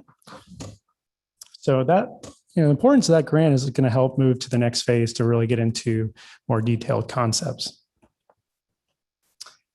What I'm showing you right now is a little bit of a schedule. Again, just to kind of start where we were. The phase 1, we started in October. We had the Ford Pinellas grant submittal in October. And then we really looked at some existing conditions and analysis, really trying to figure out what the land uses are out there, what are the needs, what are the bicycle pedestrian gaps out there. And then, as I mentioned, we had some of the initial stakeholder meetings with the neighborhoods, other community groups. And I really just want to say that this is the start. What we were trying to gather were really what are the needs out there and who do we need to be talking to and how do we do that in the future? So that was really good. And then having the preliminary traffic forecasting, and I'll go over that in a little bit more detail. We conducted that early in the year and then again came up with some initial recommendations. Phase 2, as it stands right now, and that's that Ford Pinellas grant, is to really dive in a little bit deeper, and that's scheduled to start in July. Renee can probably hit on that further, but we had discussions with Ford Pinellas, and that is through FDOT money, and that'll be starting in July. So some of the existing conditions, again, we were really just trying to understand what are the constraints out there. From a land use side, there's a lot of single family, multifamily out there. There's a number of commercial uses, public schools, and why is this important? Because a lot of times, it's from a transportation component, we're looking at how do we connect? Well, what are the issues? We also dove into some of the history of the Union Academy neighborhood and some of the other neighborhoods, and then we also looked at kind of the recent Mears construction. So that was completed as we got into the study. From a transportation piece, really looking at it from a multimodal component. And I know this is a big issue as you connect a street like this, a north-south connection. There's concerns, right? You add more traffic to neighborhoods, you could have safety concerns. So we looked at it from a multimodal component as well. What are some of the bicycle pedestrian infrastructure that are needed? Oh, and I didn't hit on that, but there's 61% sidewalk coverage along the area. So I'll get into that a little bit more in the stakeholder meetings, but we heard a lot about connecting to Tarpon Springs Elementary and some of the other uses. So as I mentioned, we conducted initial traffic forecasting. And again, I have James Taylor, who's our Florida lead on this. And what we typically do is we use FDOT's travel demand model. That's a regional model that looks at 7 counties. So it's a higher level model. And really what we did is tried to, show that connection and see what, from an initial standpoint, what's the impact to the neighborhood? What's the impact to US 19 and alternate 19? So I'll note that what I mean by higher level model is typically you can dive in deeper and model all the streets in the city. The model does not include some of the streets like Tarpon and Curlew, but it shows us enough to kind of start to understand what the impacts could possibly be. So the existing volumes range from 4,000 to 10,000 cars daily today along the corridor. When we showed that connection, future volumes could range potentially from 10,000 to 12,000 daily trips. So there's an impact there. There's something that we're going to need to really consider and as we develop concepts. I will note that volume can be accommodated by a 2-lane roadway. So we weren't looking at anything greater than 2 lanes. And for comparison, alternate 19 that can range anywhere from 16 to greater 1,000 trips per day. We're not anticipating that the connection would increase congestion on other roadways. We use the generalized capacities from Ford Pinellas, which is a countywide organization. And what we were trying to figure out too is this is a question of trying to set expectations of what could you possibly look at from providing this connection from a diversion or reduction on alternate 19 and US 19. And what we saw on alternate 19, 600 to 2,400 daily trips per day. And then US 19, 1,100 to around 2,900 per day. So it's a reduction, but it's not going to solve all of our issues on those 2 corridors. It is providing another connection. So again, I just want to hit a little bit more on the stakeholder meetings. We conducted those in December and February. Those were really kind of a good introduction for us to talk to city staff, public agencies. That included FDOT, the transit agency, PSTA, and Ford Pinellas, and then the neighborhood groups in the area were very helpful, and then different departments within the city and churches and community organizations. So again, I want to stress this is just the start. I think what we found, it was a really good way to kind of get a list of groups to talk to, and definitely heard getting out into the community. I think people are really wanting to talk about this issue further. So that was good. And we also heard about a lot of our questions were dealing with how do we engage with people with COVID? Obviously, that's something so we've got some ideas on that. Safety was a big one that was discussed. And that's something as a multimodal transportation professional that I have concerns with when you have mirrors coming in. I know the city is looking at a sidewalk to connect to the trail, but we did hear concerns about safety and kids crossing. Cops to kids was something that we talked about. Traffic again was something that came up quite a bit. So that there's the neighborhoods that could have additional traffic. And then there's the potential for increase through neighborhoods. That's something that's talked about. And then additional truck traffic as well. Other concerns that came up, there's a little bit of a housing element that folks talked about, especially in the Union Academy area, lack of affordable housing options. Existing ADA issues came up, and that's where you have sidewalks that maybe aren't as walkable, or you have cracks. So that's something we could look at further. Stormwater and flooding issues came up quite a bit. And then there's the Duke Energy Trail and some of the wetlands in there and how that interfaces. I will say we heard from Duke via email. That's something that in the next phase would like to have a more detailed discussion with them. So initial recommendations, again, this is just the start. What we were looking at is how do we provide wider connections, sidewalk connections. And again, the city is looking at that on mirrors already. So that's good to see. Lighting, it's dark out there. So these are all just ideas that I think are it was good to have this basis so we can jump into the next phase. Traffic calming came up quite a bit. So we started to identify on this map potential locations. So the next step would be really really vetting that. There's certain standards that you have to adhere to have traffic stops or traffic signage. So that's something that we would look at further. Access management came up as well. And then from the land use piece, I hit on this a little bit. There's how do we connect to the schools? That came up quite a bit. We had a great discussion with the police officers. So I think we have some good ideas already on how to do that. The residential development came up. And then something we talked about, I know the city is going to be looking at the comprehensive plan. Do you provide retail? This is mainly a residential area, so that's not something that folks really thought about, like neighborhood retail, but Safford is close by. And then obviously the retail in US 19, and we talked about some of that, some of the retail earlier. So we want to look at Mears and Distant, not just in a vacuum, Distant particularly, but it's an integrated multimodal network that works together. Now, how do we connect to the Pinellas Trail? So next steps, I hit on this a little bit. There's the Forward Pinellas grant that kicks in July. So with that effort, the intent is to provide even more additional outreach. Some thoughts we had was getting out there with the community. We heard that quite a bit from all the different neighborhood groups, and providing a walk audit, seeing them in person. That was that was something that came up quite a bit. Additional stakeholder meetings, neighborhood meetings, I like to say going to where people are.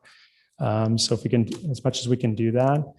And then building on the technical analysis that we did, diving in even deeper, what we typically do are what I call sub-area models, where we get even more detailed and providing traffic counts. We do have some from the police. We typically go and what I call run two. We have 2 counts where we can see what the actual traffic is. And that's particularly valuable with Mears opening now. I want to see what the impacts that is. Developing concepts. And what we mean by that is we could look at what happens with a connection, possibly without. There's some issues out there today that could be fixed. So coming up with concepts with costs, and what are some of those short-term improvements that could be done? Is it something that gets phased? There's a number of local, state, and federal grants that we've been looking at. So it's thinking about, that next phase would be a concept phase, and this takes time. And then you come up with a kind of a preferred concept potentially, or hopefully, and then that runs into design.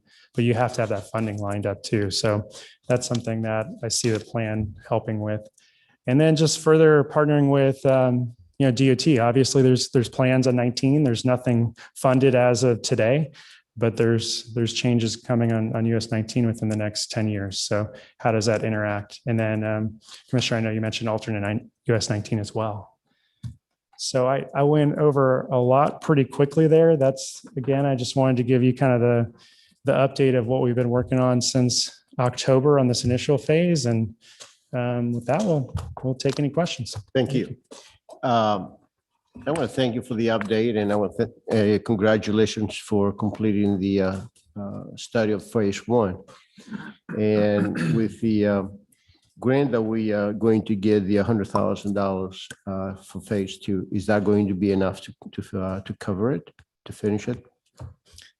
That is certainly enough to develop from the concept phase. That is not for a design phase so you would have a preferred concept, and then you would need more for a very specific engineering set of drawings and plans. Is there another opportunity to apply for another grant? For third there phase, sure or? is. So Ford Pinellas has grants specifically for design phase services. So that's something that has already been discussed with them, and they've let Renee know that those are coming as well, or coming up. When you finish with the phase 2, we're going to have an idea what's going to cost for the construction and all that. Is that correct? That's correct. Okay. Yeah. So you kind of need to know where you're going before you can't just get into a design phase. Okay. You got to have an idea of where you're going. Yeah. Well, you get a lot of good information, and you listen to the concerns of the stakeholders, of the people, and pointed out that safety, traffic, and stormwater is actually the main 3 items that the people are very concerned.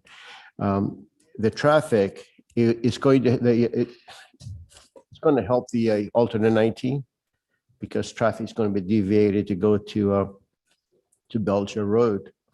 or distant avenue.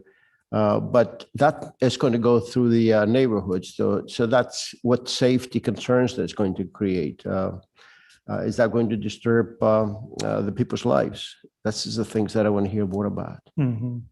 Yeah, we heard a lot about the safety concerns, and where they were really originating was the connection at Mears, and the number of kids that walk around that area right now. So that's definitely something I think from a first step that needs to be looked at, whether it's crosswalks or traffic calming in that area.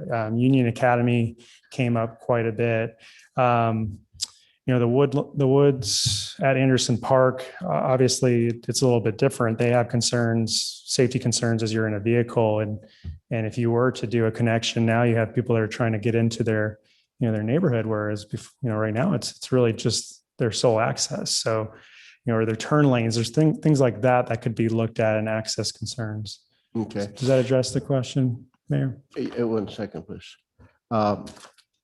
Years ago, and I don't know how long ago, the idea was brought up and it was discussed. I was not in office at the time, but I remember very vaguely that one of the reasons why it was stopped, it was because the concern of the traffic and the safety of the neighborhoods. So this is really something that we need to address very, very serious. Yeah, I think, like you said, the traffic calming, it really, if you are to do a connection, you're going to have to design it well, where it's not a cut through where people are speeding through there. Okay. And I guess the answers that I will be looking for will be after you completed the second phase is going to be designing, funding, permitting, and construction, correct? And where the money going to come from? Well, that's always the question, right? But that's where I think the city can really, there are a number of grants, as we've seen from the federal level just within the last few weeks. There's been kind of the Restore Act, there's other funding from kind of the local level. So I'm happy about that. But yeah, without a doubt, I'm hoping we can lay out kind of a plan for which opportunities you have. Mm-hmm. By the way, it was a pleasure talking to you guys on the phone and getting all that information. Thank you. We're going to go through it, and my colleagues will be asking you questions. So I'm going to start with Vice Mayor Carr. And we get to go on. Yeah. Thanks, Mayor.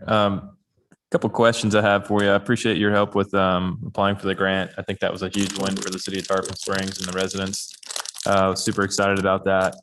Also want to thank Forward Pinellas for their commitment and support in that as well. You mentioned traffic calming multiple times. What are some solutions for traffic calming? How do you address that? Like, what would that look like? Yeah, there's a range of options. First, traffic or stop signs is one that it can be utilized. You have to do a warrant analysis to get that, to make sure you have enough volume to be able to pull that off.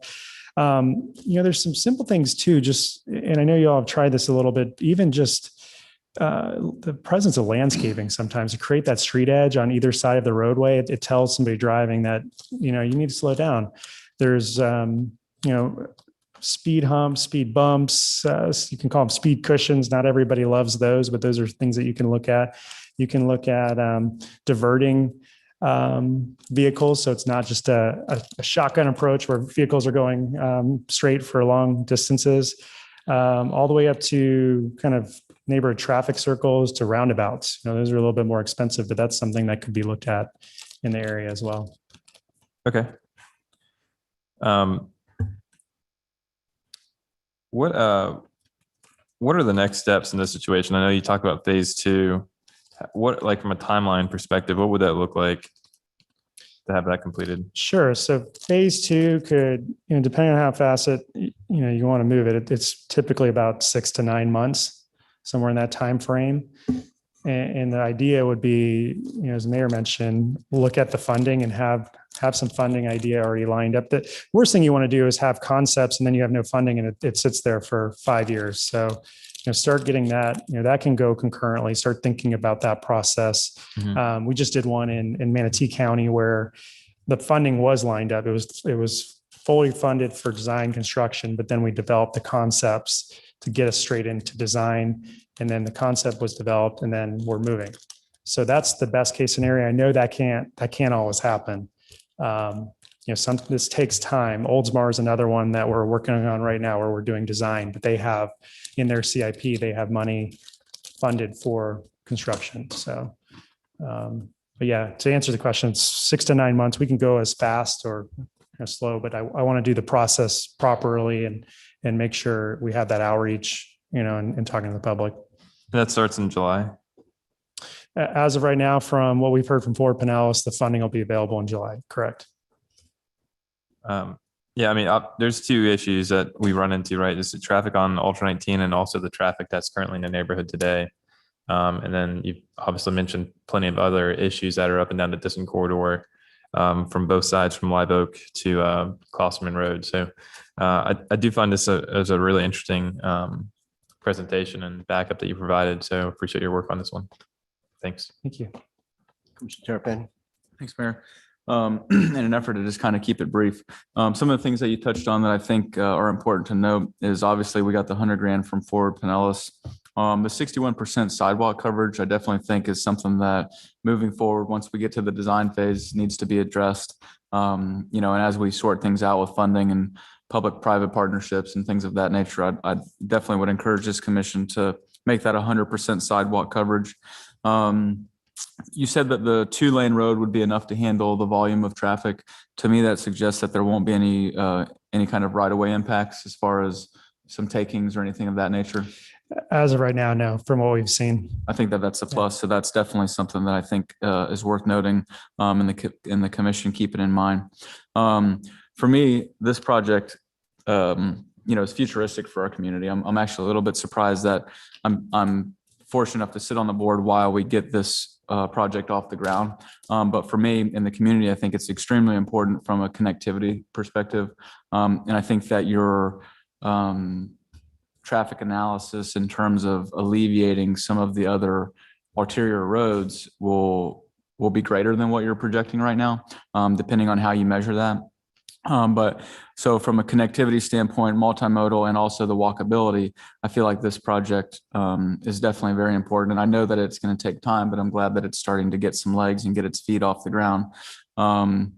That's basically all I have. And I just look forward to the next phase as we move into design build. Thank you. Thank you. Yeah, thank you very much for the presentation. I know there's a lot of people that were really curious as to see where this was going to go, and I'm encouraged with the progress so far. Something I've been looking at is just your stakeholder meetings. I was very pleased with how many stakeholders you included, which is Frontier, FDOT, Pinellas County, Ford Pinellas, St. Pete College, city staff, the housing authority, schools, churches, neighborhood groups, and then it lists a bunch of the neighborhoods, police and fire departments, and other community organizations and services. Is there actually a complete list in here in one of the appendixes? My thing's not loading it right now, but is there a place where I can see a full list? Yes, there's Appendix 3 in the list of appendices, and let us know if you need that. We can provide the list as well. Okay, thank you very much. I was impressed with the amount you were able to interview, given with COVID and everything like that. And there's certainly some we didn't get a hold of or weren't able to, but we'll keep trying. I got to applaud city staff. That takes a lot of time to put those together, and I know we're all busy, so getting people on a call. So I think we got a good contact list to start with, and yeah, it was a good process for sure. Just touching on some of the recommendations made. What kind of crosswalk improvements would that mean? Would that mean more crosswalks, or are we going to improve the existing ones, make them light up, have like a median, or what would a crosswalk improvement look like? Sure. I would say both. I look at some of the intersections like Tarpon and MLK, and I think there's opportunities there to really, I walked it today and it didn't feel, there's no way to cross. And you all see that and live that every day, but to try to cross that street, especially Tarpon, I think mirrors crossing could be what we call the RFBs, or rectangular rapid flash beacons, where you have a push buttons. I'm really concerned about kids being able to safely cross. So we talked about that. Harrison is one as well. I know that there's the RFB there now, but I would see more of those. crossings, we're trying to do high visualization cross markings, because that's something in Florida we see a lot of. A lot of our traffic fatalities are at nighttime or dusk. You know, you get like a winter time and it's 5 o'clock and it's getting dark and people aren't used to that. Or I know I was driving around, I had the sun in my face setting west earlier today. And so there's high visibility, more we can do that with pavement marking. I think that's the opportunity here. I think there's some things we could do quickly, or at least that's my intent. You don't have to redesign an entire roadway. Let's do some other low hanging fruit. Mm-hmm.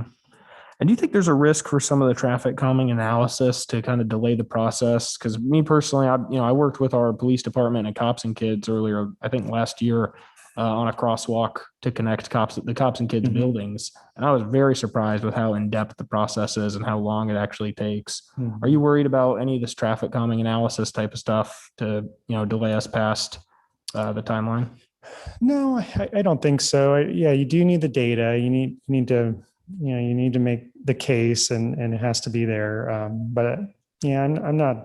not concerned about that. And then something else I saw in there was it discussed possibly widening sidewalks. Is that feasible entirely? Because I was driving around there and I don't know where you're going to widen it to. Mm-hmm. Yeah, especially it depends on where you are, right? Like north of Tarpon, it's a whole different roadway. It's very narrow. That's really challenging. I'd certainly like to look at some opportunities. That whole east side, you don't have sidewalks, and that's where you can get a project held up, is trying to get into stormwater utility. I think on the south side, there are some opportunities to widen, north of Klosterman. I think there's a few locations. I think where there's also the opportunities where you have these really big driveways, and that's where we see a lot of people, where there's a lot of crashes rather, where you're exposed and you just feel when you're walking, you don't feel good. You don't feel safe. And so I think there's opportunities to kind of narrow those driveways in some cases and widen the sidewalks there. Okay. Thank you. Thank you. Commissioner Vaticius. Thank you, Mayor. Mr. Scheider, when you presented what you were going to do earlier, I think I made myself known that I weigh very heavily on the resident side. And I know this is a complete streets project. Are you going to do any kind of I think you mentioned it, but I didn't quite hear you, any kind of a contacts classification on this road? Yeah, without a doubt. We didn't get into those details, so you're correct. But yeah, that's one of the first steps when we get into the next phase. We would look at the phase 2. Correct. Yeah, and on that, these are observations on my part. The residents speak to you in their terms. We need to speak to the residents in their terms as well, so they understand completely. When we talk about traffic calming, soft bumps, speed bumps, we need to make it absolutely clear what we mean by that. Because that's going to be the worst thing that happened if we sell them a bill of goods and they misunderstood what was going to happen. That's a very bad situation in terms of conscience for any, like much less you, but for an elected official. So I don't want to oversell this project, and I'm going to kind of get into that just a little bit. The one thing in your report, I want to make it absolutely clear, and this is the context issue as well. When we talk about US 19 and alternate 19, we're talking about relieving traffic from those. Those are two commercial roads. This is not a commercial road. This is a residential street. I didn't quite see whether you're going to be looking at this as a collector or a minor arterial. They're two different characteristics. The context classification is going to lay out exactly what the objectives are, what the goals are that we're going to be looking for this street. Right now, I don't see that. And I think that we're seeing a lot of detailed information that you're presenting, but I've also got questions on that as well. I'm going to get into that. So this is really a residential street. It's not a commercial highway or a commercial street for that matter. All the concerns, the stakeholders concerns that are mentioned are residential concerns. I don't see any commercial concerns. That's another reason why we need to look at this in the context of a residential street, make sure that we explain it to the residents that are going to be living along this road as a residential street. The only commercial that I'm aware of is that little strip between Lemon and Tarpon Avenue. The rest of it, all the way out to The Frontier and all that. where? Like the Frontier is over there by Tarpon. There's the Frontier's office over there. But that's what I'm talking Yeah. about. Mhm. Yeah, just on the other side. But all the way beyond that is through neighborhood streets, schools, that sort of thing. So, but that's not really a retail space. That's, I don't know, some kind of a satellite office where they might have utility trucks and things of that nature. I've got a lot of questions on the traffic analysis. And I don't want to speak to Mr. Taylor tonight because it's getting real late and we've got a lot of things to do. But concerning how the level, the generalized capacity was determined, I looked at the FDOT books. It looks like we're hopping between level of service E for one road, C for another.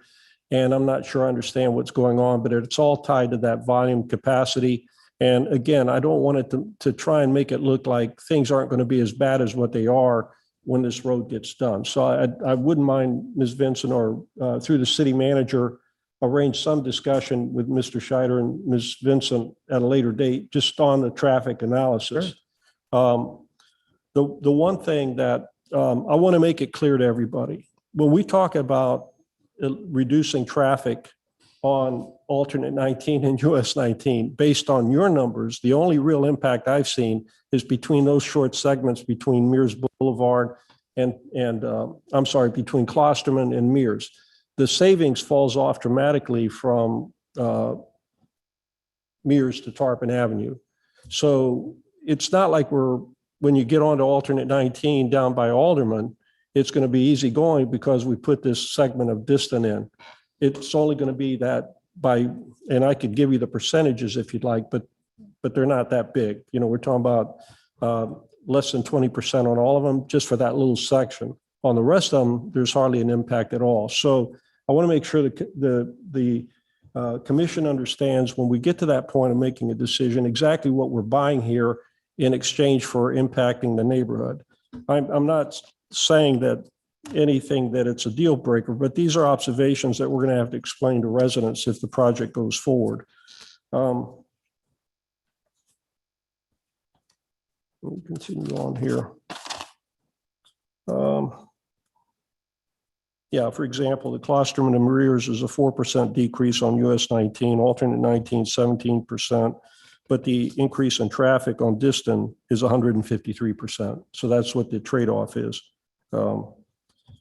And then the one thing that as part of a phase two, I think is real important. We talked about this before. You listed a lot of recommendations and enhancements that are needed with regard to multimodal, bicycles, pedestrian sidewalks, things of that nature. The overall project certainly includes vehicular transportation, especially through that part that doesn't exist right now. But for whatever reason, it's either too expensive or we're really not ready to kind of upset the entire residential neighborhood with this road. I'd like for there to be a breakout on, just as what you and I talked about, if the priority isn't there or the importance of this road isn't there, how much of those stakeholder concerns, the things that they would like to see, can it be accomplished by what was in our comprehensive plan, which was simply a multimodal trail from Mears Boulevard all the way out to Klosterman for the purpose of getting to St. Petersburg College and that sort of thing. I think that's extremely important. So if we can achieve a large number, a large percentage of that, then that kind of makes putting a road through maybe less important if it's not really buying us that much on a long length of alternate 19 or US 19.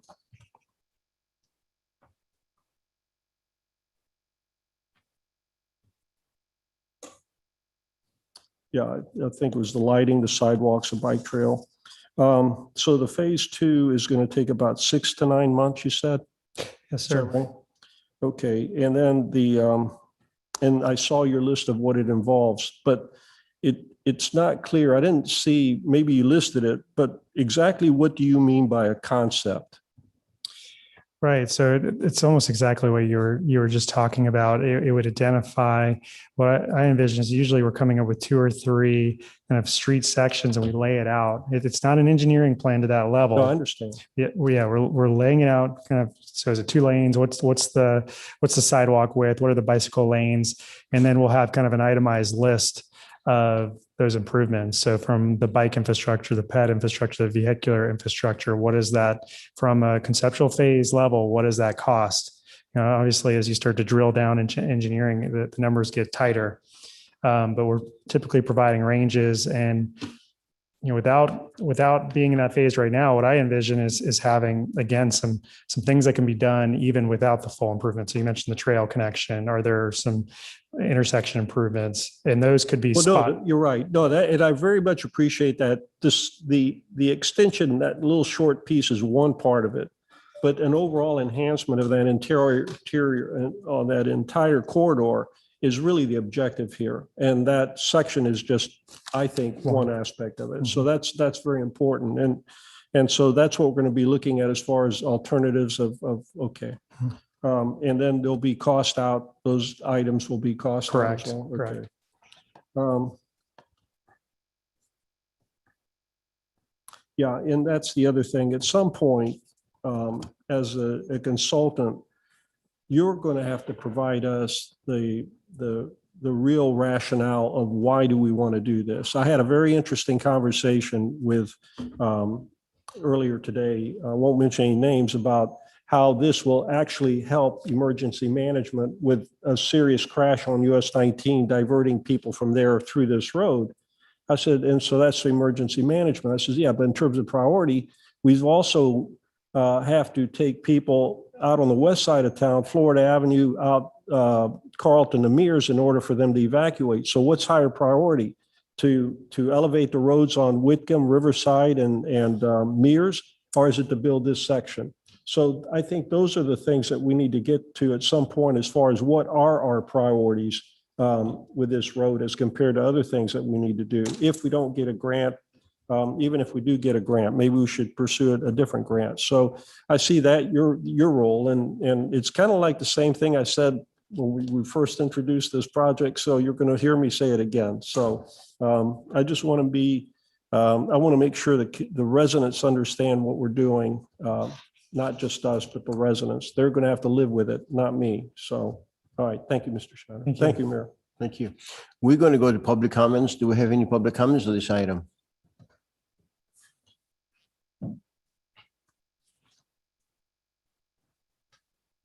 Jackie Turner, 792 Chesapeake Drive.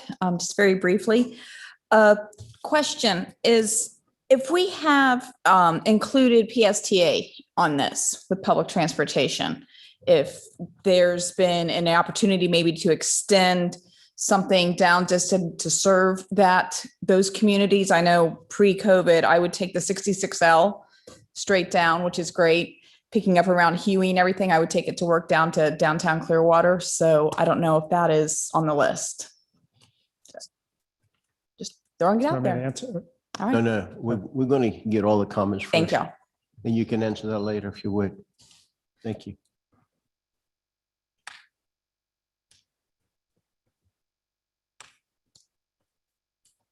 I'm Annie Dabbs, 803 South Distance Avenue. I am on the southeast corner of Distance and Mingo Street, in the heart of all the new traffic. Trailer truck starts around 5 a.m. Buses shortly after that. Not only that, there is a great safety concern.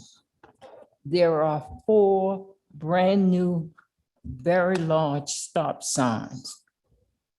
Many people do not stop.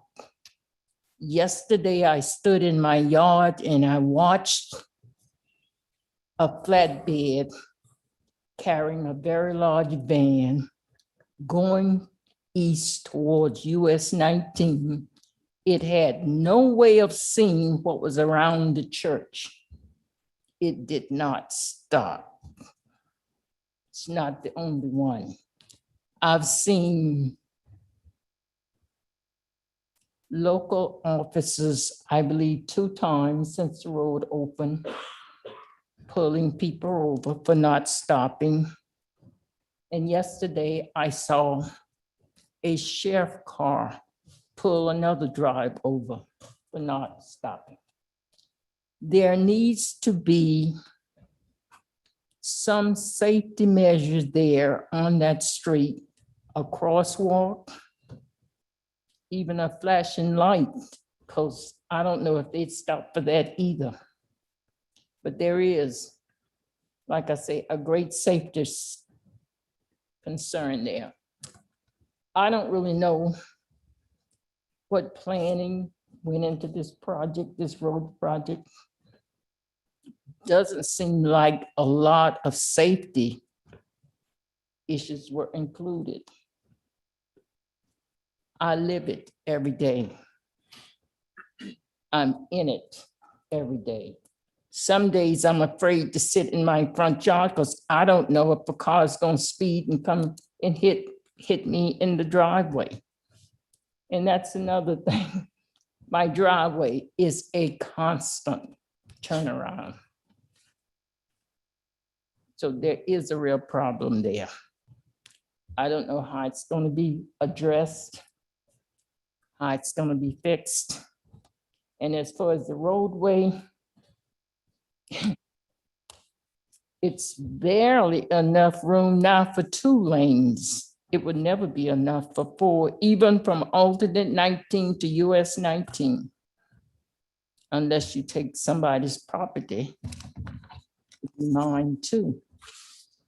But when the children are walking to school, are coming back from school, there definitely need to be some safety measures put in there for them. Like I said, I don't know if it's going to help because everybody still does not stop for the stop signs. And that's what they're supposed to do. The only vehicles that I have seen stop for the stop sign is school buses. Every one of them stop. But you get big trucks that don't, cars that don't.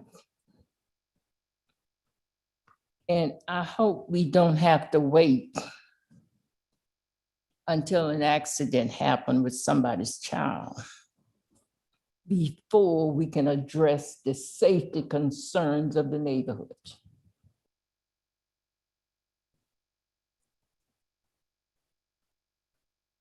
I guess I've said it all. You do know now that there's grave safety concerns there. And something needs to be done more often to ensure that the people stop. When it says stop, I mean, no one can miss those signs. You'd have to be blind. And they need to learn to stop there for the stop signs. Thank you, Ms. Dabbs. Do we have any other public comments on this item?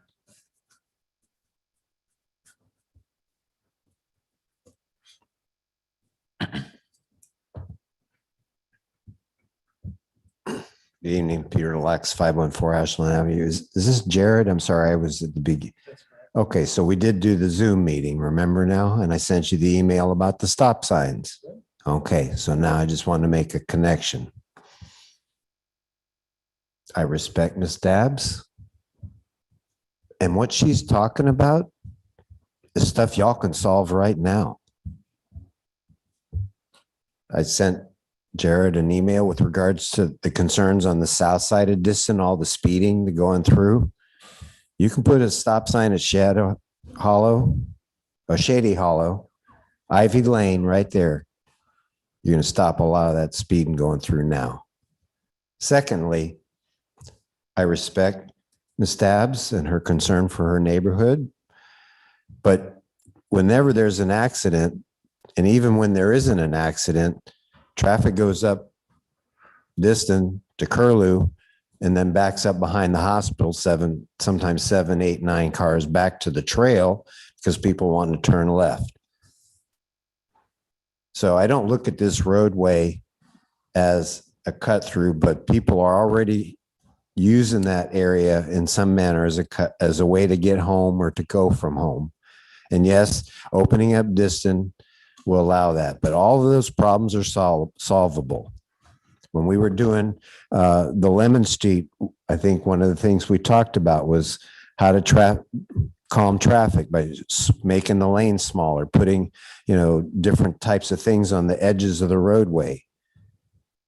There are ways to solve these problems, but the ultimate thing about this, as it was mentioned, is connectivity. Connectivity. And I would recommend, and I heard the gentleman talk something about retail, and there was a gentleman on our call who has 40 lots along, I guess, the east side of Diston there, would like to put affordable housing in. But if you don't want retail, and I'd beg to differ to Ms. Dabbs, I don't know what, but I don't think they want retail on that street. It has to be residential, and it can be designed and made that way. So how do you help those people? We've talked about this for years, trolleys. Something besides the big 66 bus or the 19, and it's weird. I'll be going west on MLK and I'll see the 19 North coming east on there. So there is some kind of traffic going through there, but we still can have a trolley service to go through these neighborhoods that allow people to get to the Mears Crossing and to the Ash properties that will be developed on that corner, to get out to 19 where they can get the 19 bus, or to get up to Huey to catch a Pasco connection. Outside of the box of what you can do with this. The thing is connectivity, and there's a way to solve all of these other issues as far as mobility, bike trails, access, stop signs, flashing crosswalks. And yes, thank God we're going to get an infrastructure. Hopefully, if we get Scott and Rubio to vote for it, an infrastructure bill that will send money down to us to do these things. You want grants? There's your grant. Call Senator Scott and Skinner Rubio and Congressman Beliris, your friend, or Bilirakis, and tell him we need it, because he voted against it.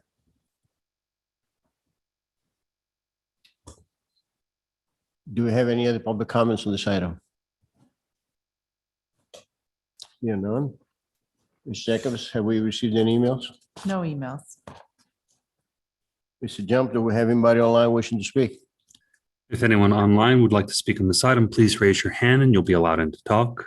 And I'll allow the first person in.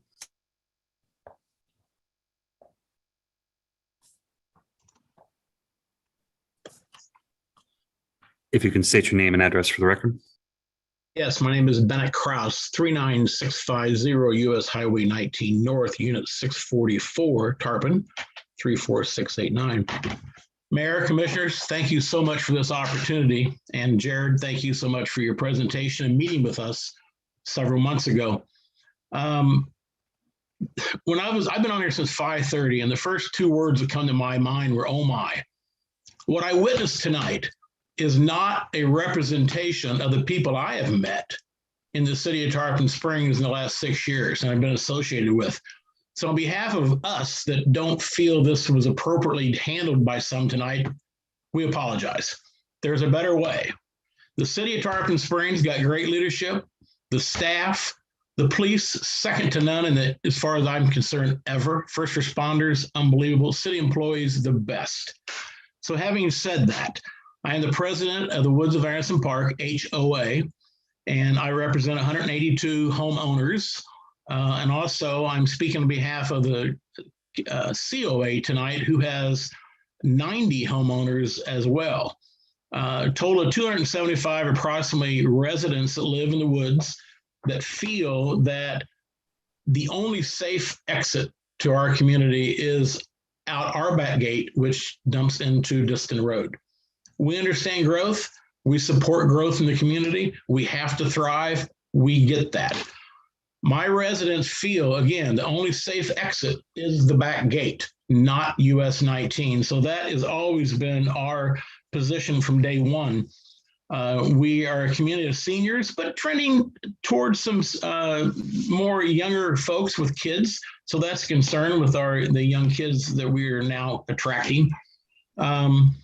The speed of which we see the cars coming down, heading north from the south, we feel will only get worse, a little faster, because there's no way to stop them. Right now, it's a dead end. They got to slow down. We have a tremendous amount of vehicular traffic that thinks they can get through our back gate. Well, when they get to the end, they see the gate. Obviously, they can't. Having said that, let me flip the coin. People, GPS systems, locals, all think that Woodhill Drive, which is our main entrance off of US 19, just south of SLM Material Services, feel that's a through road. The GPSs, we've tried to work with several of the nationwide GPS companies to get that change from a through street to a not a through street. So that's a concern. We sometimes have traffic jams because of that. So we would absolutely encourage Jared to attend one of our HOA COA joint meetings to do a presentation, answer questions of our residents. We really are excited about that opportunity. Jared's been great with us. We've had him on the calls. Moving forward, Jared, if you could put the HOA and the COA together at meetings, might be helpful, so we can all hear what one another is saying, since we all are within this community of the Woods of Anderson Park. We don't want to be a barrier to progress. We truly don't. We want to provide solutions, be part of that process. We never want to be on the wrong side of right. Having said that, we have to look at what our residents are telling me to share with you. So I've done that tonight. I would ask that the letters that we have sent in opposition be entered back into the record for tonight's meeting. We would appreciate that. Also, is there an opportunity for me to receive a copy of the PowerPoint? Jared, I believe you have my email address, or the city does, where we can get a copy of the presentation. That would be very helpful. To the commissioners and to the mayor, don't stop what you're doing. You're doing the people's work. We hired you, we elected you to do that, so do it. Forget about all the naysayers. Let's make some tough decisions and move our city forward. With that, I would like the opportunity to meet with the individual commissioners one-on-one, have coffee, sit 6 foot apart, however you want to handle it, but we really want to sit down and be part of this solution. Let me just look at my notes real quick. I think that covers everything I wanted to say for tonight, but again, my apologies for what I witnessed tonight from our fellow citizens. That's not how we're going to move the city forward. We all got to be part of a solution. We're never going to agree on everything, ever, but there has to be a solution between us and you as commissioners and our elected officials to come up with a resolution for our concerns at our back gate. Keep in mind, some of you might not know, but we had a tremendous flooding issue. Thank God for the city. Tony and all of his guys come out, and Ralph helped, made things go away for us. That's why I referenced the best city employees on planet Earth. You got the best, guys. You have truly got the best.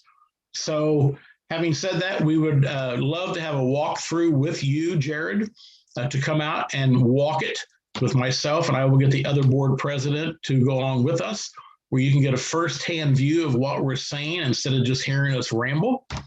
So having said that, I'm finished, and thank you so much, Mayor and the Councilman Commissioners, for allowing us this opportunity. Look forward to helping you solve our problem. Thank you very much, Mayor. Thank you, Mr. Bennett. Thank you for representing over 200 residents. I'll allow the next person to talk. Thank you.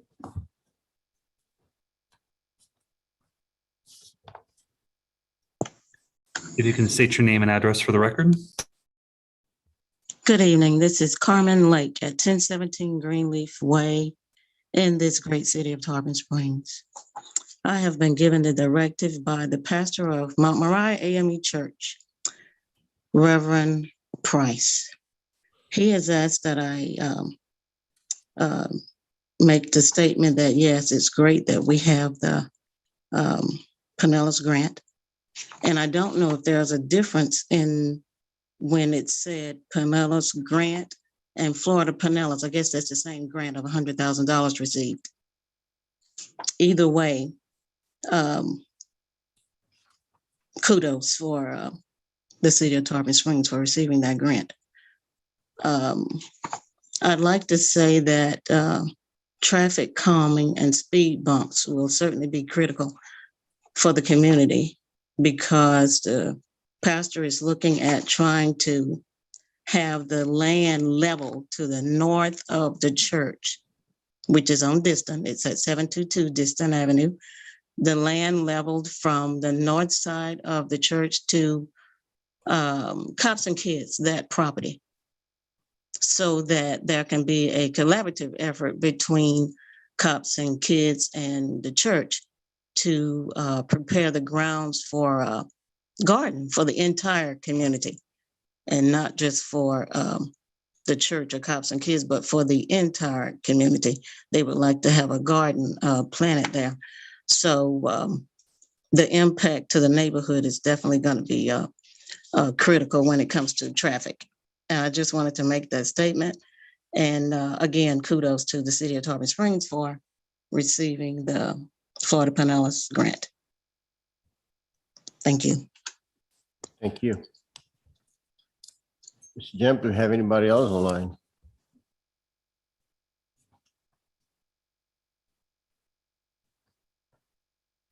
We do not have any other raised hands at this time, sir.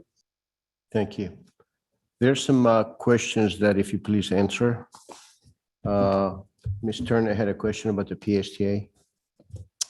Yeah, that's definitely something through talking to PSTA we're going to want to look at and have. Right now, there's not as many connections as we'd like. So if that could be an option, I think it was also mentioned, how do we get smaller vehicles to connect to some of our commercial, nearby commercial areas? So yeah, that's definitely something that's going to be part of the study. Okay. Of course, we had comments about concerns about the traffic and safety. That was the biggest thing. There are a couple concerns that actually one concern that Mrs. Dabbs had, Mr. Licouris. Currently, there are safety concerns there. Would you please take a look at that and see what we need to do to improve it?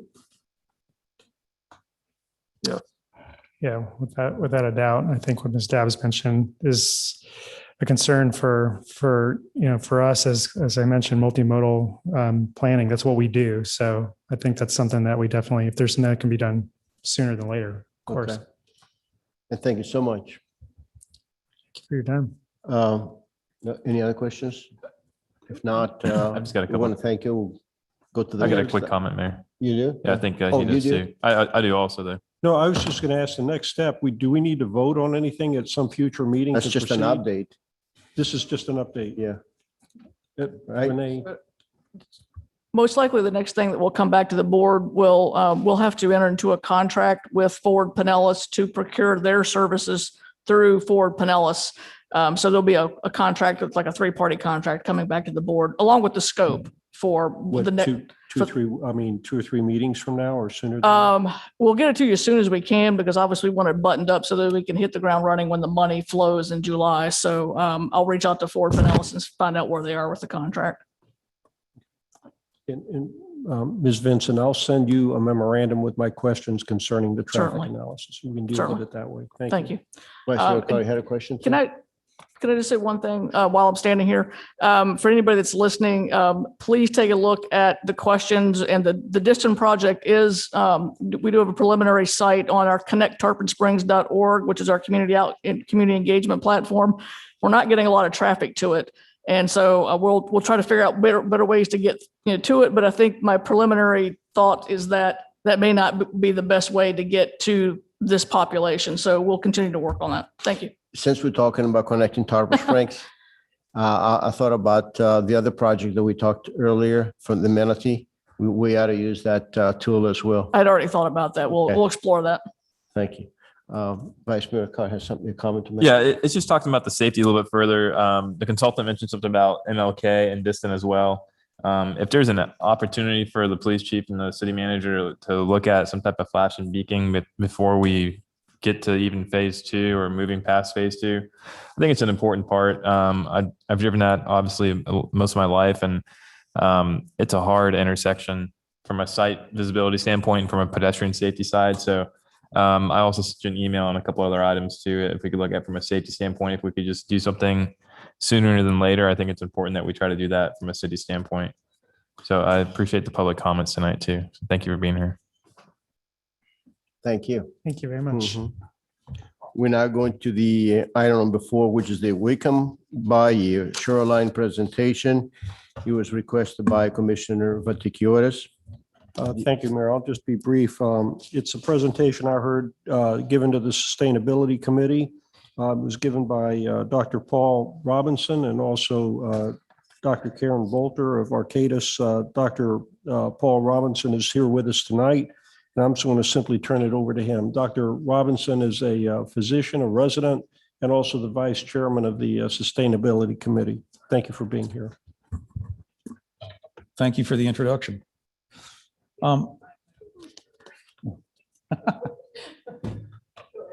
Okay. Since we are waiting for that, Dr. Robinson, I just want to thank you for your patience waiting. Thanks for acknowledging that.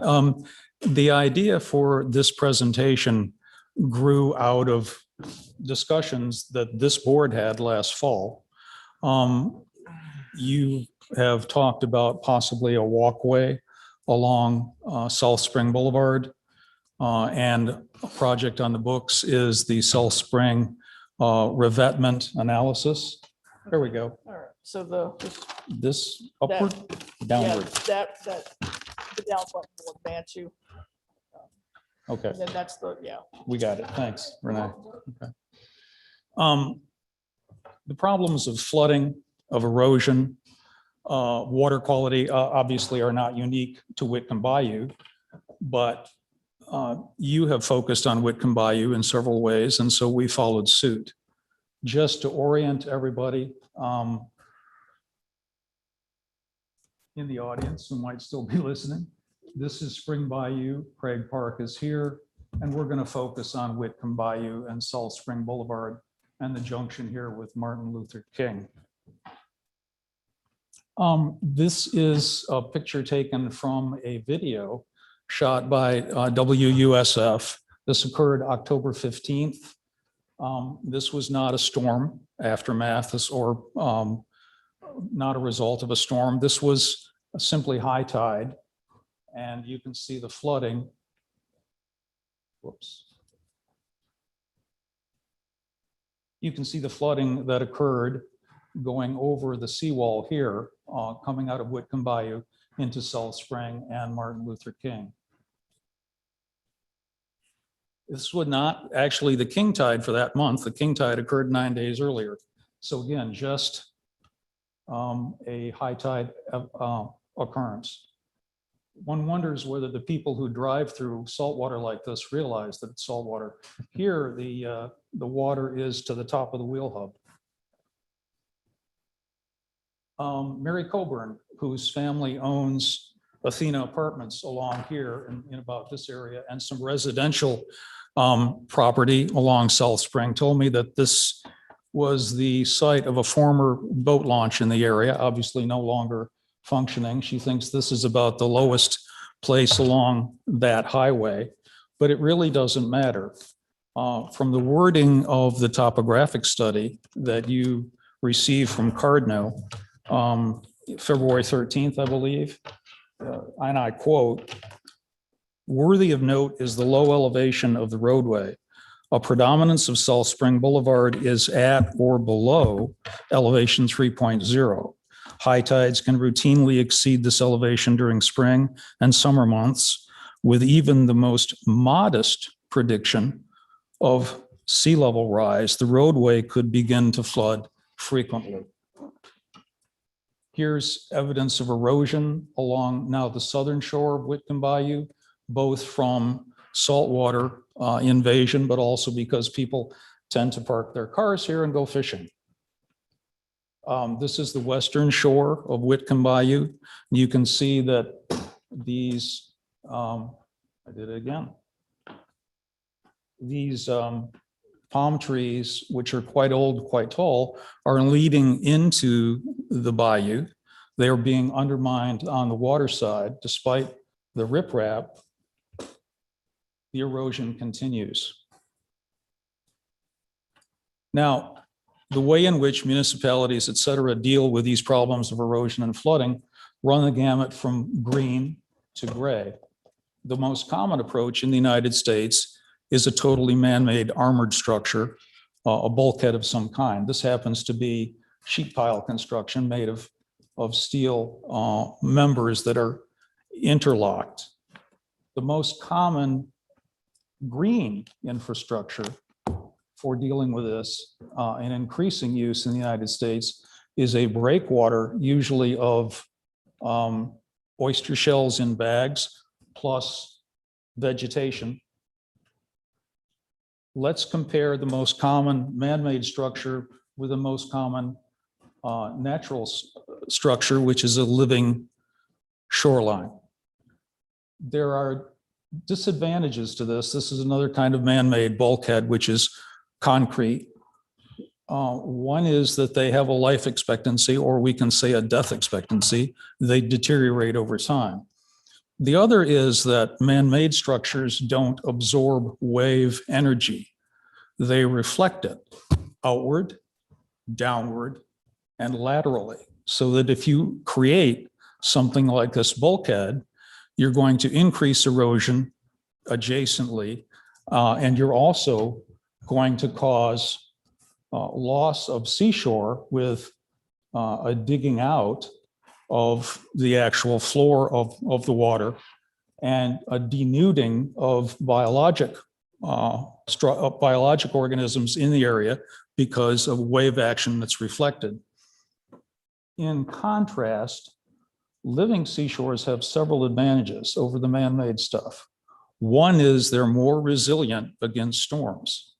Two is that they absorb wave energy. In fact, as shown here, 15 feet of living seashore and measured from here to here can absorb up to 50% of wave energy.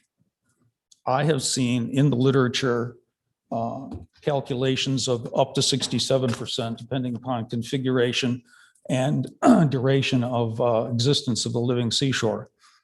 Another thing is that they, of course, are more conducive to biologic niches and to biologic diversity. If you place oyster shells as your bulkhead, those can become secondarily colonized by living bivalves, which in turn filter the water and clean the water. Additionally, over time, the vegetation acquires sand with high tide and other soil, and actually grow in elevation. More than one, but one article by Rodriguez et al. Showed that living shorelines can increase in elevation and keep pace with sea level rise. And finally, and I think most interestingly, salt marsh absorbs carbon. It absorbs it better than freshwater marsh, quite a bit better. It absorbs carbon better than a forest on land.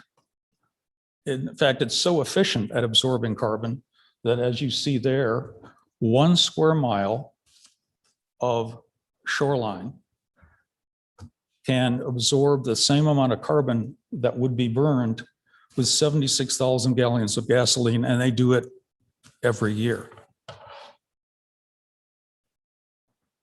This is a typical living shoreline. This is from Panama City. These are bags of oyster shells, and you can see that the tide can get in between these bulkheads. This is smooth cordgrass, which is perhaps the most common vegetation that's used. It thickens over time and grows over time.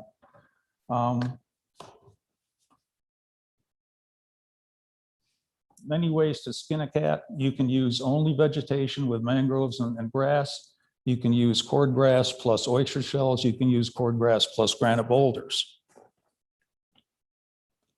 This is another type of living shoreline using boulders plus cordgrass. Okay, let's change horses a little bit here. Spring Bayou presents a different kind of problem, and it also floods, as we all know. But because of the narrowness, I don't think, this is my personal opinion, that a living shoreline would be the solution here. Instead, perhaps a hybrid solution of a man-made bulkhead or seawall out of concrete, plus these three-dimensional constructs of concrete that are applied to the seawall on the lower third within the water. Over time, these, and by the way, this kind of stuff was shown to us by the sustainability manager of Sarasota, because these were created in Sarasota and were put in place there. I showed it to our sustainability committee here as part of her presentation. Over time, these three-dimensional constructs colonize with bivalves and other organisms that filter the water and clean the water. Volvo Corporation has decided to commercialize this concept. So this is their living seawall. These things are meant to imitate the roots of red mangrove. They are constructed of concrete reinforced with recycled plastic. The biggest installation of this living seawall is in Sydney, Australia, and it'll be interesting to watch and see what effect these have upon the water quality in that port over time. Okay, finally, Florida Fish and Wildlife Conservation Commission is developing a living shorelines course for marine contractors, and information about that course is available at that address. Okay, in the interest of time, and by your leave, I'd like to introduce Dr. Bolter. Of course. Okay. Karen Bolter has a PhD from Florida Atlantic University in geosciences. She is active with the Florida Hurricane Hub. She has her own TED Talk, and she is a senior planner and urban and coastal resiliency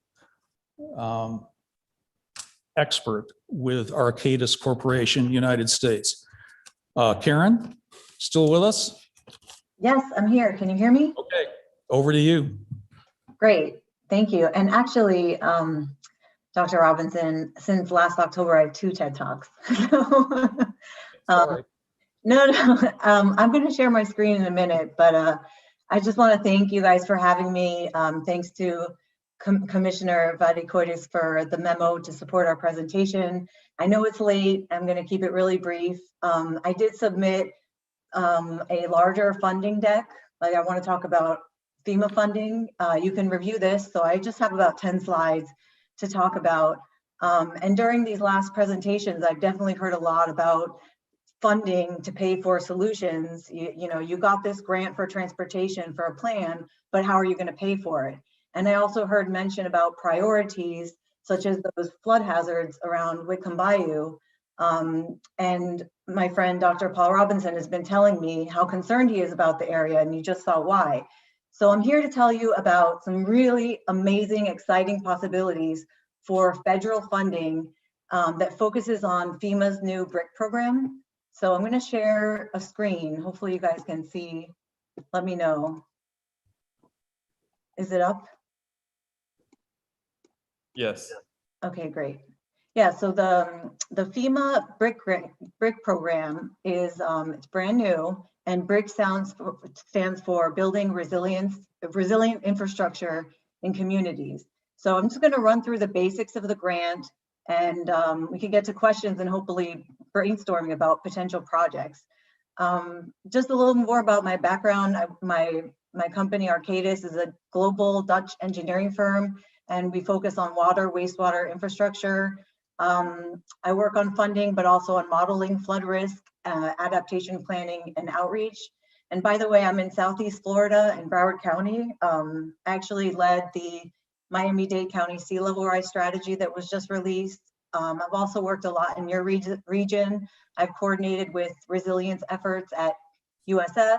And the last time Dr. Robinson looped me in was with the Tarpon Springs Sustainability Committee. That's the commissioner liked my presentation and asked me to give it here. So I noticed on that committee, I had a lot of colleagues from my work that I do with sea level rise, and I've participated in a lot of work in your region, like the Tampa Bay Regional Resilience Coalition and so on. So we're in a year now, 2021.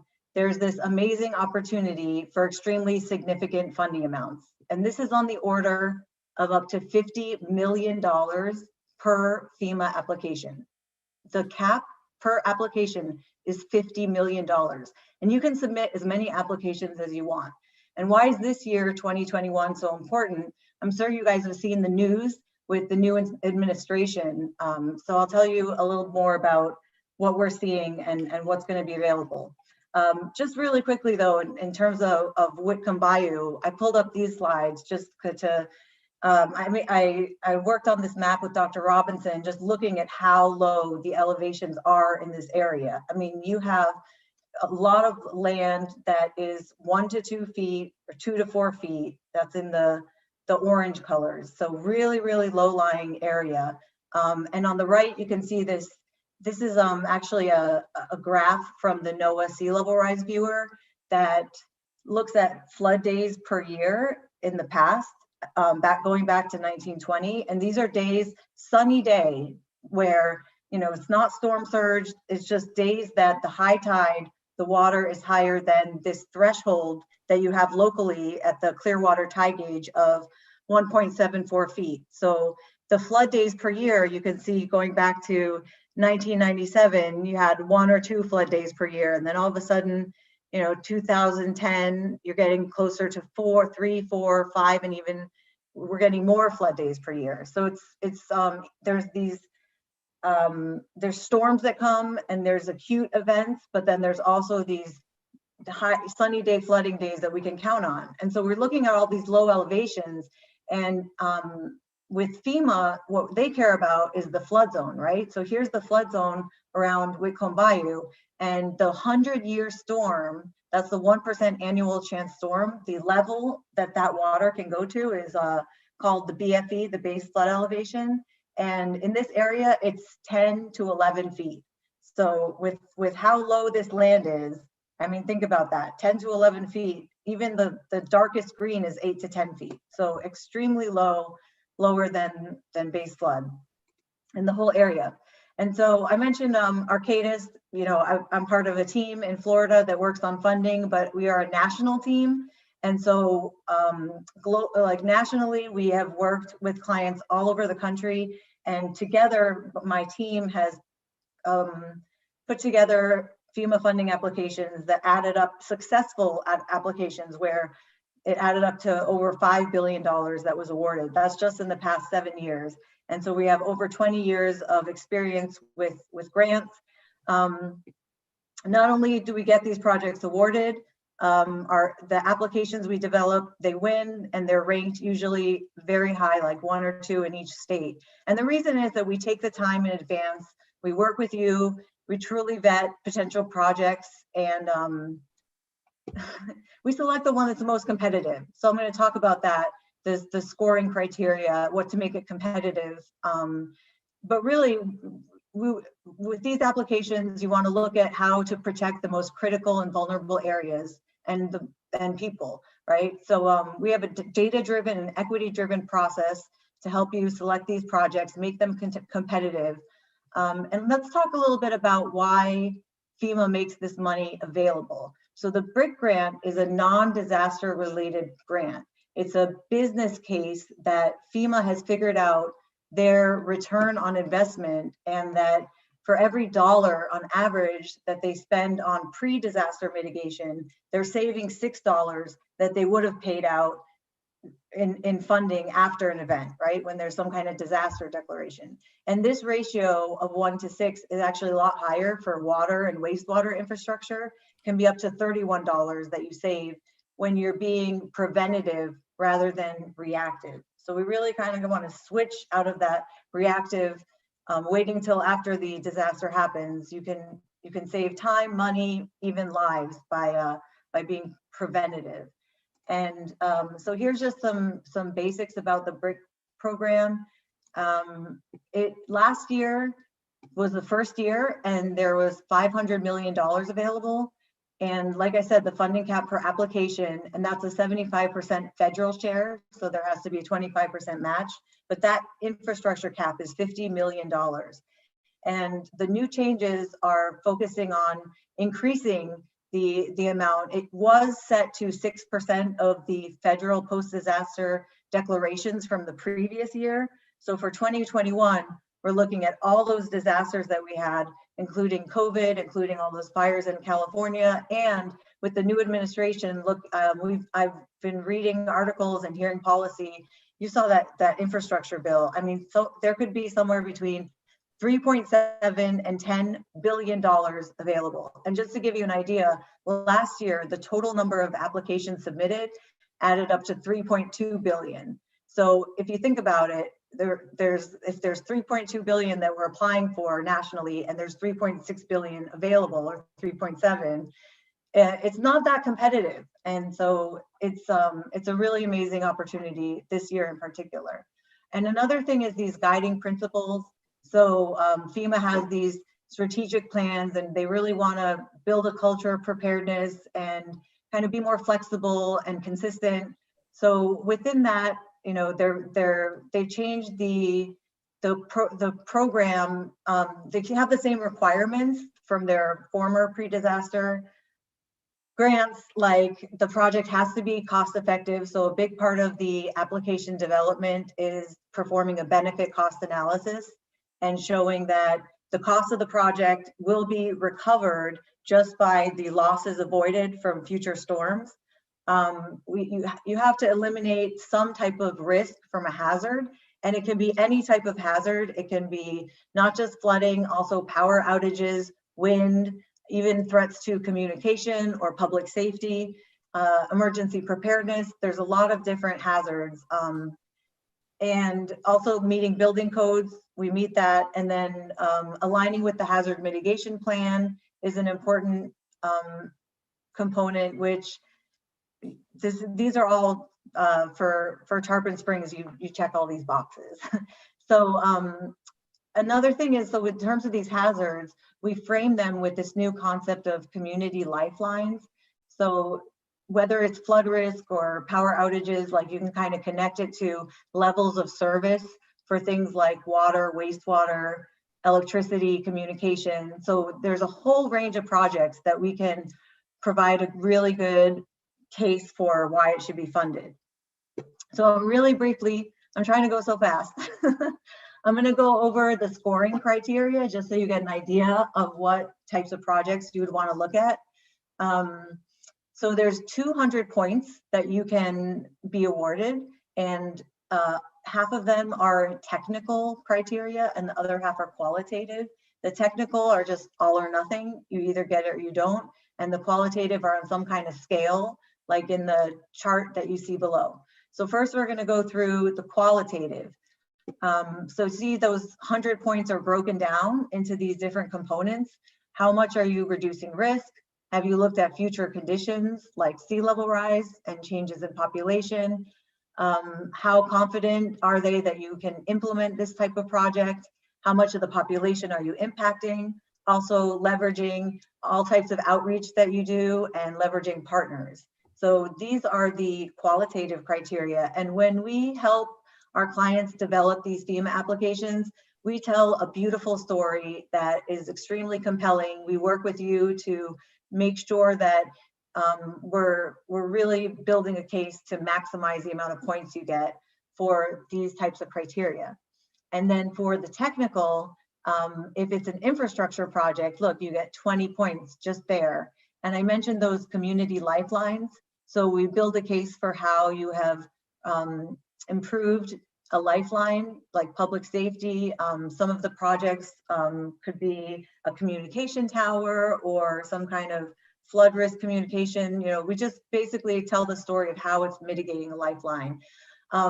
As Dr. Robinson was talking about, these living shorelines. So that's a 10 points just for incorporating some type of innovative nature-based solution. So you can build a seawall, but if you put some kind of little shelf on it for mangroves or vegetation, it buffers the storm surge. It's a great habitat and you get more points. So that one's really good. I mentioned the building codes. So those are there. Florida is doing okay. Also just increasing that cost share from 25% to say 26%, that gets you some points. So that's the end of my presentation. I really just wanted to go through it extremely quickly and tell you about the brick, about how it's scored, and just what the services are that we offer. We have clients all over Florida, all over the country. Love doing this, love winning money for the clients. I mean, that's one of the biggest barriers for adaptation is, you know, we have a lot of plans and we have a lot of information, but there's no action, there's not enough implementation, and the barrier is the funding. So this is an amazing opportunity to get this funding. And yeah, I'd like to open it up for questions and discussion. If you guys have any ideas for projects you've been thinking about, I could give you feedback on whether they would be eligible or how we could kind of tailor them. Does that work? Yes, Dr. Bolter, thank you for the presentation. I also like to thank Dr. Robinson for initiating this presentation and Commissioner Vaticiotis for placing this item on the agenda. This presentation is very, very informative. The sea level rise is real. We talked about that many times. I'm very concerned. We're all very concerned. But because many areas in Tarpon Springs, the elevation is places only 4 feet, some of them below that. You mentioned 3 feet on the intersection there. I'm glad that to hear them, Dr. Bolter, that the FEMA, the BRIC program has over $500 million available for infrastructure for different communities. And with a grant of 75% for the FEMA and 25% it'd be the contribution for the city. We have a unique situation on these on the Wickham Boulevard from Virginia down around. It's a county jurisdiction. You're aware of that? Yes. So whatever we do, it has to be a joint effort between the city, because we still have a section from Spring Boulevard to the section on Virginia. The rest of it is county. Of course, you can't fix the part of Tarpon Springs and leave the other of the county. It makes no sense. This is what happened with the South Spring Boulevard. They put all those ugly rocks there, and now we have to prep with that. And then the rest is still undone. We spoke to and I know Vice Mayor Carr did the same thing. We talked to commissioners, county commissioners many times. We haven't got anywhere. We promised a lot, but nothing has happened. So this is something that we have to look at it and see what's going to, how can we actually address that? Couple questions that I like to ask is, Dr. Bolter, your company is a consultant. Do you get paid from FEMA or you pay from the city before the application has been submitted? So we are paid by the city or the county. Like, you can definitely do a joint application or partnerships. Like I said, gets you points. But what happens is, and the fee for developing the application is very reasonable. Like, we have a nice structure for doing it. I don't think you will have sticker shock, but depending on the size of the project. And then if the project is awarded, you can get reimbursed. So 75% of what you paid for the application development and for any type of design or conceptual work, or even that the topographic study that you did, you can get reimbursed for 75% of all of that. And by the way, the $500 million was last year, but this year it's going to be in the billions. Okay. One more question is do you have to have a design completed before you submit the application? That's a great question. And the answer is no. And in fact, a lot of times we are just brainstorming and there's ideas and we're just kind of, we try to put together conceptual diagrams and we look at previous applications and we talk to people to cost things out. And it's really just providing a case to FEMA and convincing them that you have a really nice, well thought out application and project. So the applications have two phases. So we're gonna develop a whole budget and scope for phase 1, which will be the design, and then for phase 2, the construction. So anything that's done in design beforehand is an added benefit. And I mean, if the project is shovel ready, you can still apply for it. We just can't start any construction before the actual award is the contract is signed.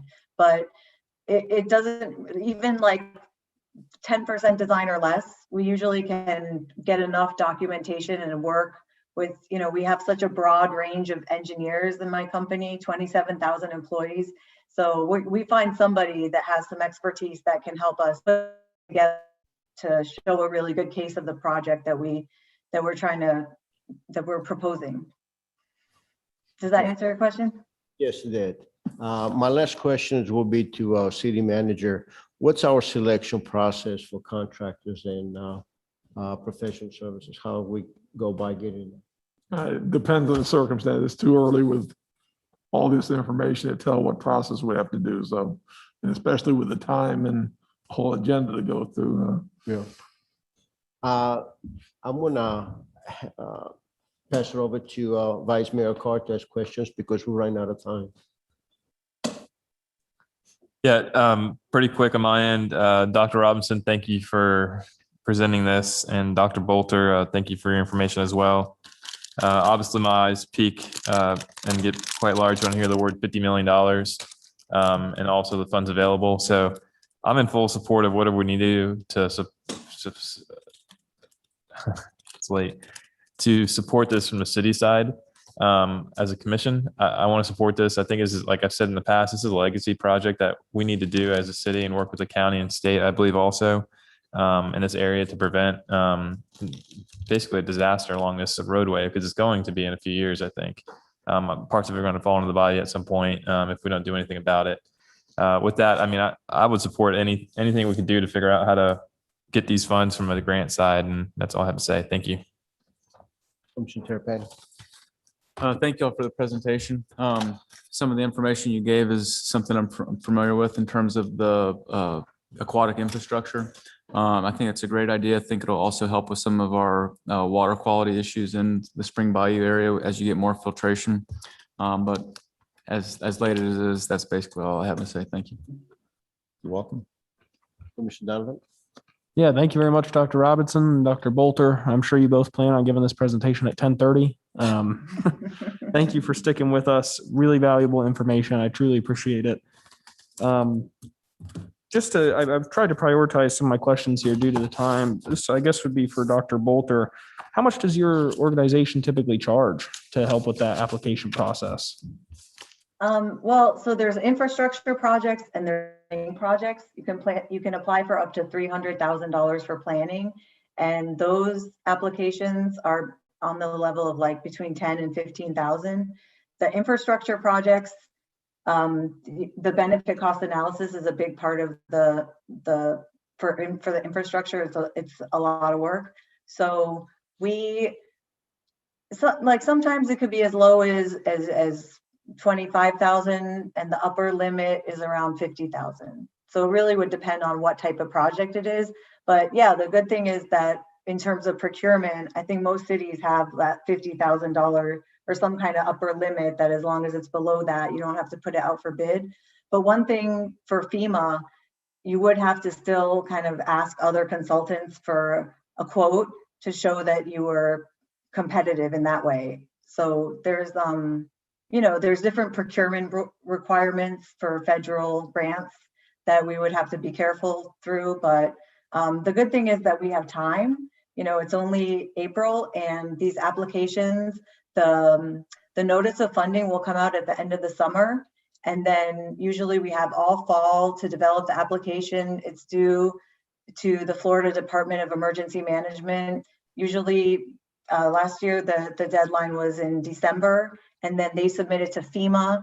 So if we submitted something December of 2021, it would go to FEMA January of 2022, and we would hear by the summer of 2022 whether it was awarded. And that way, just you could start the work. And the projects they need to be done within 3 years. We'll put that as the schedule, but they're very flexible. I work on these all the time. I mean, with FEMA, you can change anything. So they won't give you can't modify the budget and ask for more money, but you can change the budget, you can change the scope, you can make all kinds of modifications, and there's flexibility. So they do allow you to have extensions of 1 or 2 or sometimes even 3 years. So it is surprisingly flexible in that way.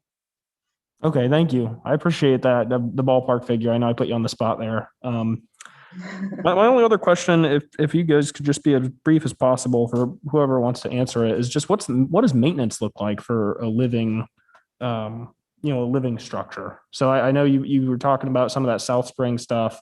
What does that maintenance look like versus a wall? Because a wall is kind of common sense to maintain, but some of the other living structure type of stuff, what would the maintenance look like for that? It's relatively less than man-made structures, of course. And if the thing about living shorelines is that they grow, and as they become established, the functionality improves over time. But Commissioner Donovan, I can't give you a dollar figure for maintenance. I think it would depend upon the nature of the installation, what vegetation you used, what you used for your breakwater. But there are a number of living shoreline installations and a few living seawall installations in Florida. And that would be an appropriate question for us as a group to ask, perhaps. Okay, yeah, I appreciate it. I know tonight's not the be all end all. I was just curious, so I'll get Good that question. info. Thank you, guys. Commissioner Tsikouris.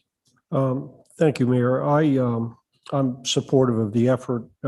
We've got issues along Whitcomb. We've been struggling a little bit. We're going to be having it's either a work session or an agenda item here in about a month or so to discuss that. Now that the information is done by the survey and topographical and geological work is done, that was supposed to come back to us for further discussion. We can kind of wrap this up together with that. I just think it's something that another tool that we have available to us. We've got not only Whitcomb, but of course the Spring Bayou that we need to deal with. And the one aspect that I like about this is we're killing two birds with one stone. We address what we need to with the riprap and everything, but it's environmentally enhancing as well. And that's something, and I'm not sure about the cost. I mean, I think if we were smart, it wouldn't be much maintenance at all. There's a monitoring. The whole idea is that they're supposed to be self-perpetuating solutions. So I'm not sure about that. Anyway, I wanted to thank Dr. Robinson and Dr. Bolter for joining us this evening. And that's all the questions I have, but I'm not sure what the next step would be, but I think we need to maybe discuss this aspect at the next meeting when we talk about coming back with the topo and geological information. Thank you. It's 10:45. It's time to extend time for the meeting. Motion to adjourn to 11.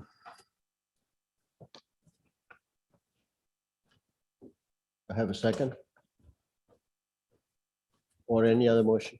Let's see. No second, so that I'll motion second dies. that. Huh? I'll second it. You second it? Yeah. So I guess we don't need a motion for that, do we?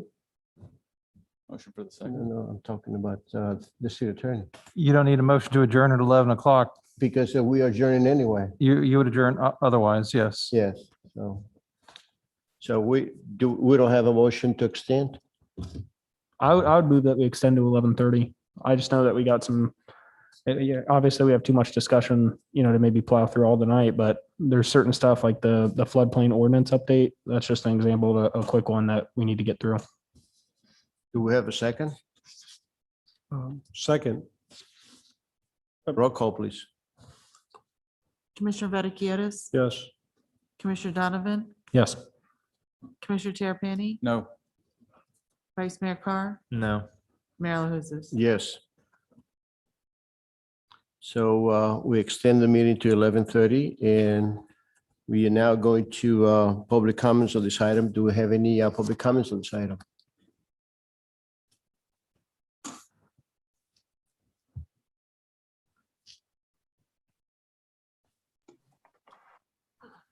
Peter Lackus, 514 Ashland Avenue. I'll be as brief as able because I know you have other stuff.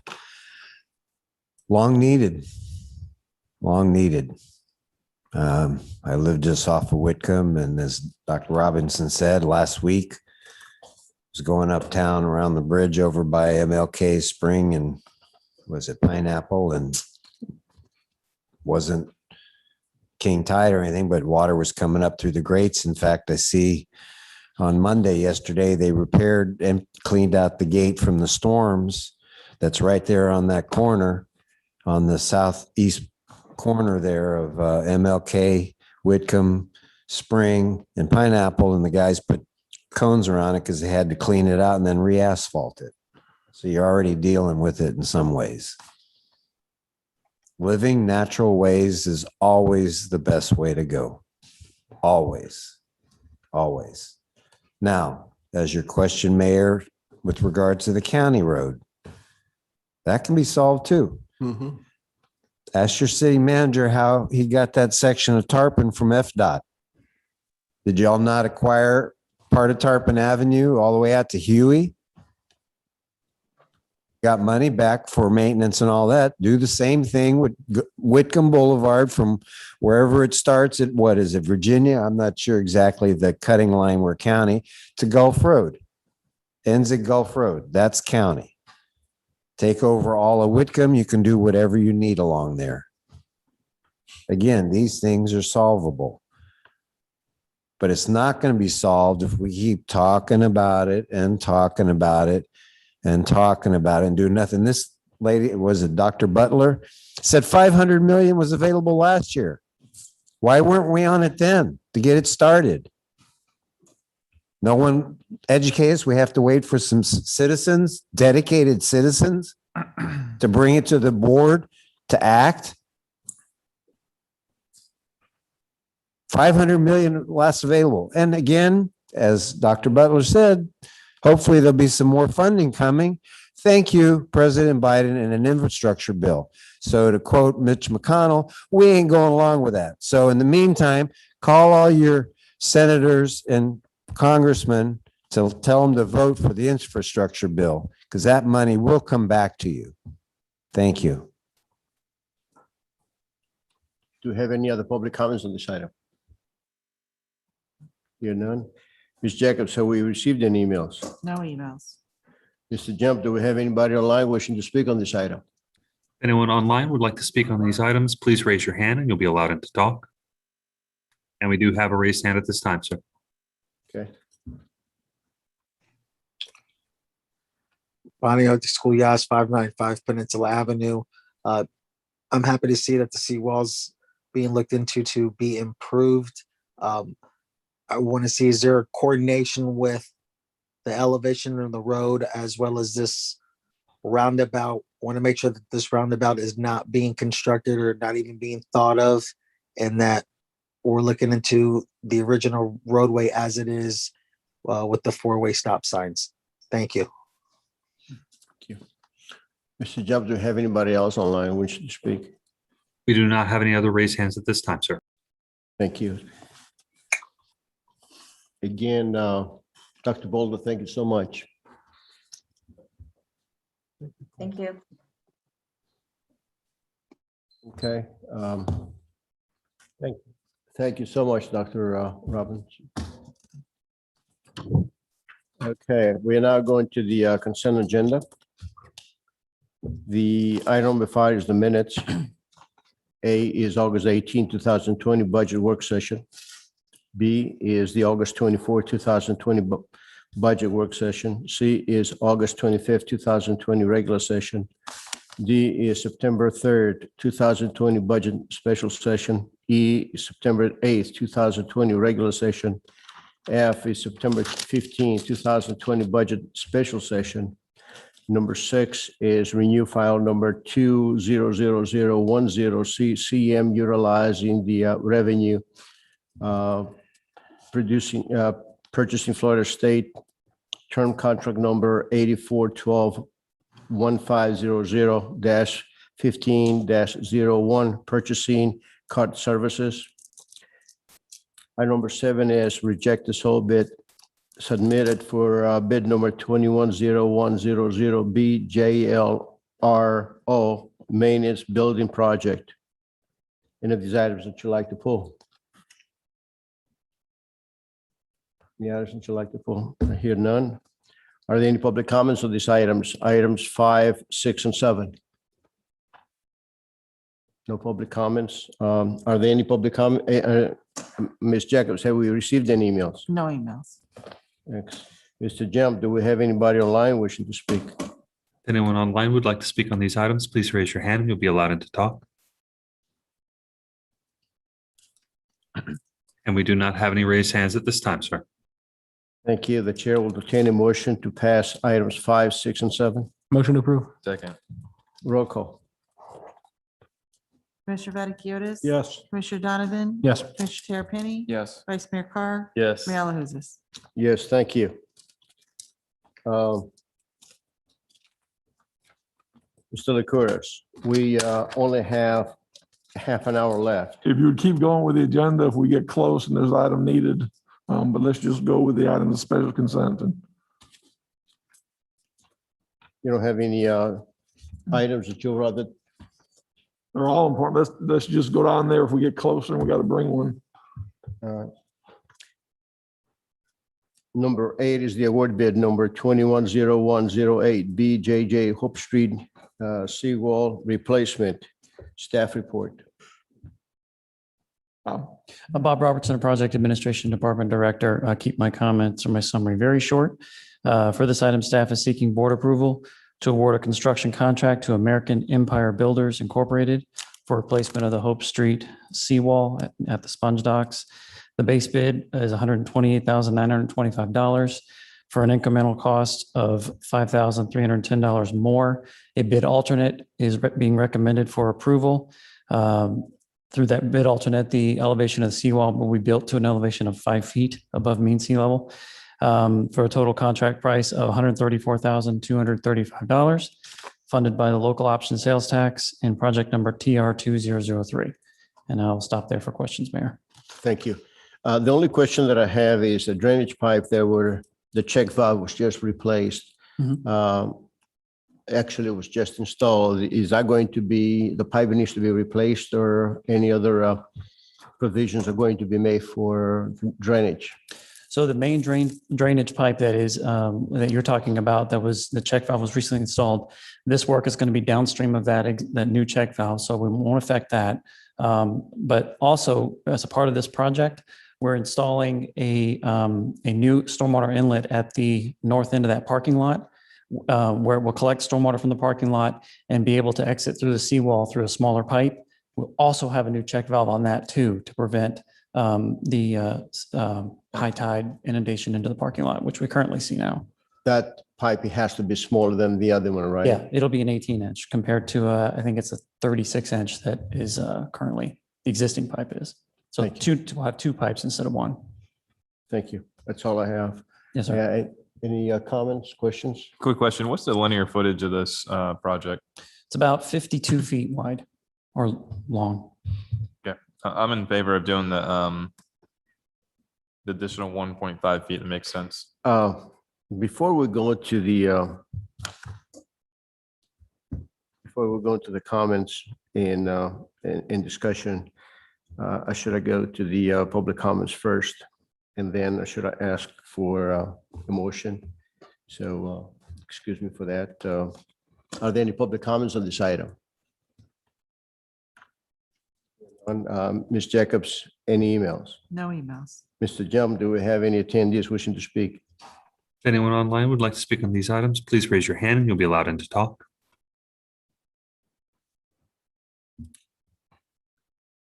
And we do not have any raised hands at this time, sir. The chair will entertain a motion. So we're going to have discussion after the motion? Yeah. Motion should to have done that approve. first. Second. That's second of mine. Huh? Second. Okay. We'll continue with the discussion. Vice Mayor, you finished? No, and then the other discussion point is the local option sales tax, I guess a penny for Pinellas Fund. I know we had some funds left over in the budget. I don't think this is a budgeted item. Am I correct in stating that? It was budgeted. We didn't quite have enough in there. I think the city manager will explain it was originally budgeted as kind of a placeholder. We used some of that funds for the master plan and some of the funds for the design. I think we came up, I can't remember, it was something like 30,000 short from what we budgeted. So it was budgeted. We just didn't quite have quite enough. Got it. And they just took that out of your salary for the year then? Is that what Sure, sure. Okay. All right. Thank you. Commissioner Terrapini. Thanks, Mayor. Kind of along the same lines as the vice mayor had the linear feet as a question. And then also I saw where the manatee grate was mentioned, that there's a memo. I didn't see the memo. You want to give some details on that, Bob? The manatee grate is just a protection, a stainless steel grate that goes over the outfall pipe to prevent any sea creatures like manatees from finding their way up there. And then also I had a question on the funding as well. To me, it would seem that we would utilize some stormwater funding as well as fundings from roads and streets. Is there a reason why we can't do that? Anybody? We look at all these things from a funding aspect. I think we're a little tapped about in that area. We're trying to balance. We look at it and work with the finance director, and what we recommended is the best source of funding for it.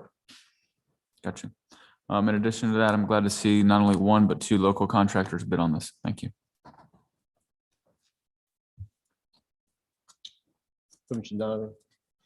I have no questions. I'm just happy to support it, including the acceptance. Commissioner Vaticius. Is this a motion to go with a higher seawall? Is that the 5 foot high? How much higher would that be than what we've got right now? So the existing is at about 2.75 foot elevation. This would bring it up to 5. So if you're standing there, it's going to be where? It'll be about 2.25 foot higher than what it is now. So it would be about waist high on you or higher? Well, if that's 2.25 feet, then yeah. We're talking about that much more. Well, the current cap is higher than that at the grade. The current cap's elevation is approximately 2.75 feet. above Right, mean and sea that's level. higher than the grade behind it.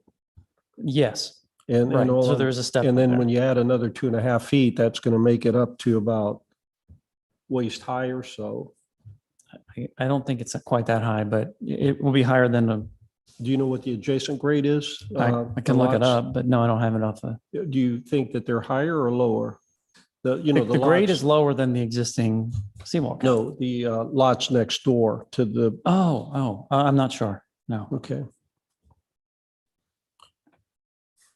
All right, I'm just a little, I'm hoping all the commissioners have seen it. I've seen the elevation right now, and I don't want to wind up creating some eyesore thinking we're doing some good, when from an engineering perspective, it doesn't solve anything. That's all I'm getting at. So I'm not sure that I'm willing to support it at the extra height, just because of, I think the check valves are good for the situation we've got right now. But unless you could answer the question of how is it higher, so that if this is higher, is water still going to pour in around it? just Oh. 20, 30 feet Oh, away. okay. So I'm misunderstanding your question. You're talking about the elevations of the seawalls adjacent to on beyond the project boundaries for this. Yeah, they're certainly going to be lower. Yeah. And certainly, yes, it would come around the seawall. Okay. There's that no, answers that. we have to start somewhere with these, right? So Well, this is what we're recommending here. but the difference is what, $10,000? 5,000. 5,000. I'd rather add 2.5 feet when the other neighbors do it. Add 2.5 feet by pinning, doweling, and adding another 2.5 feet, rather than putting up something that looks goofy as compared to our next door neighbors. I'd rather do that right now. Understand. So thank you. Difference is very minimal. Difference of money is very minimal. Yeah, but it's gonna look silly. I agree. I wouldn't support the additional feet at this time. I mean, I think it's smart in the future, but I think it'll look out of place and water's just gonna come around it anyways. That's all. Yeah, and it would be more than 5,000 when we come back. We're obviously taking advantage of the fact that a contractor's mobilized and on site. So, it's not going to be 5,000 to come back and do it.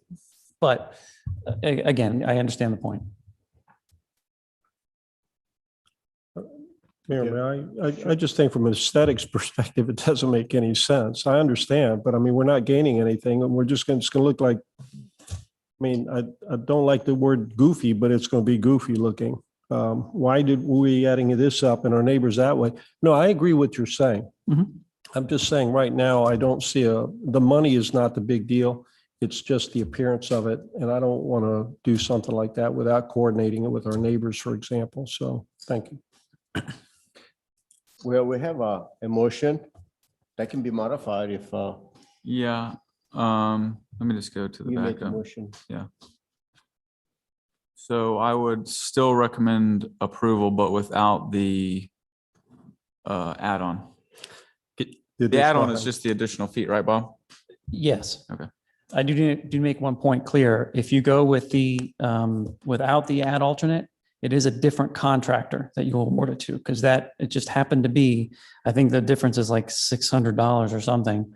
But the base bid price was lower with another contractor. So then it goes to the Lake Wales company? I'm looking at Yeah, the Texas prices Aquatic. there. The 128,804 Yeah, would yeah. be Texas Harvesting Incorporating out of Lake Wales. Yes, sir. I mean, I don't have any allegiance to any company, so for me, it's more the aesthetic look of basically looking at a wall and without serving a purpose until either property owner does it on either side. So I would move to approve without the additional add-on. I've got a quick question. Would there be a somewhere in between of where the staff has recommended and where the board stands today to the commissioners? Half foot, 2 feet, I don't know what the answer is to that, but obviously 2.5 feet's too much. It's still a foot or a half foot. Would that be? Well, I don't have I think if we did that, we'd probably have to rebid it because we're changing what the design is. So, That's and then an from a interesting safety question. standpoint, Bob, I mean, I'm fully for like doing this additional add-on. How do we prevent someone from walking off onto like the neighbor's cap? Like if it's a large step, right? Or would we have to have a railing of some sort or something? I mean, there's kids that are in this area, and I mean, there's myself, I might do something stupid like that. Yeah, there's ways we could build in a temporary ramping down. I'm picturing it, like we said, about 2.5 feet, just about like that. Think of it like a large curb that might even prevent someone from, walking over to the edge and stepping over or something. Okay, that would be solved for in that situation. I'm sorry. That would be solved for. I mean, that's something that you guys would do and part of the construction. It's something I can look at doing. Yeah. Okay. No, I mean, I think it's a good idea to proactively start somewhere. We had the seawall presentation by Cardno and talked about how expensive it would be throughout the city. It's this very negligible, a very little amount to add some additional foot, a couple of feet onto the seawall, and we'd have to start somewhere. So I think it's a good idea to try to start here, moving forward. Okay. So you're not seconded? And this one, no. Mayor, may I offer an observation? I grew up down there. Basically, the seawall as it is right now, they sit on it, watching them fillet the fish at the two Georges and the Pelicans. The parents sit on it with their small children and they hold it. It's kind of a nice thing to see. If you raise the elevation by 2.5 feet, these little children aren't going to be able to see it. So the next step is you set them on top of the seawall, which is something I don't want to see either. So all I'm getting at is that I understand Vice Mayor Carr. Don't get me wrong. I'm all for combating sea level rise, but I think for this particular aspect, unless we raise the grade behind it as well, to allow for small children to look over the top to still be able to see what they're doing, I would support something like that. And Commissioner, that's something we could easily add. Yeah, We but- could do in-house with in-house Right, expertise, and you know, it's just not part of this project. Right, but absent that right now, Excuse me, let me clarify. Are you suggesting to build a step in between, like? something in order to preserve that aesthetic aspect of people observing the filleting of the fish and We could do that. pelicans and just a nice thing that's always happens at around Do that. between 4 and 5 o'clock in the afternoon. So that will be 2.5 feet higher than what it is now. So you make the step like to be a foot? Or backfilling up to it, I think what you're talking about, maybe with some shell or something. Put a bench, put a bench along the inside of the seawall. All I'm getting at is right now, I don't want to, I'm being a little selfish in having been raised down there. And you're going to take that element away of people seeing something unique. So if you put a seawall, a bench behind it so that the parents can sit there, the kids can stand up on the bench, and then they can look over the top of the cap, the seawall cap, that achieves the same purpose. So that's all I'm getting at. I follow. Yeah. And by doing that, you're still going to consider the sea level rise, because eventually we want to go everywhere with that. But But it's not going to do any good because the neighbors are not. they're not going to do it. So we're just doing additional expense for really not achieving anything and preserving what we've got with the aesthetic aspect of the end of Hope Street. That's all. Those things we can do later very easily when the neighbors participate with us. But for the standpoint right now, what we've got at that same elevation is not bad. Just because of the activity I just described with the parents and children. Understood. Yeah. We do have. I would second, Commissioner, unless you want to go again, Commissioner Terrapini, I'm willing to second your motion. No, I'm good with the last motion I made. Yeah. Okay, I'll second that. Any other comments? Not, roll call, please. Commissioner Vaticiotis? Yes. Commissioner Donovan? Yes. Commissioner Terrapini? Yes. Vice Mayor Carr? No. Mayor LaHousas? Yes. So this is, if I may get some clarification, please, we're talking about awarding it to Texas Aquatic Harvesting for the base bid only. For the lower. Okay, thank you. Thank you. Okay.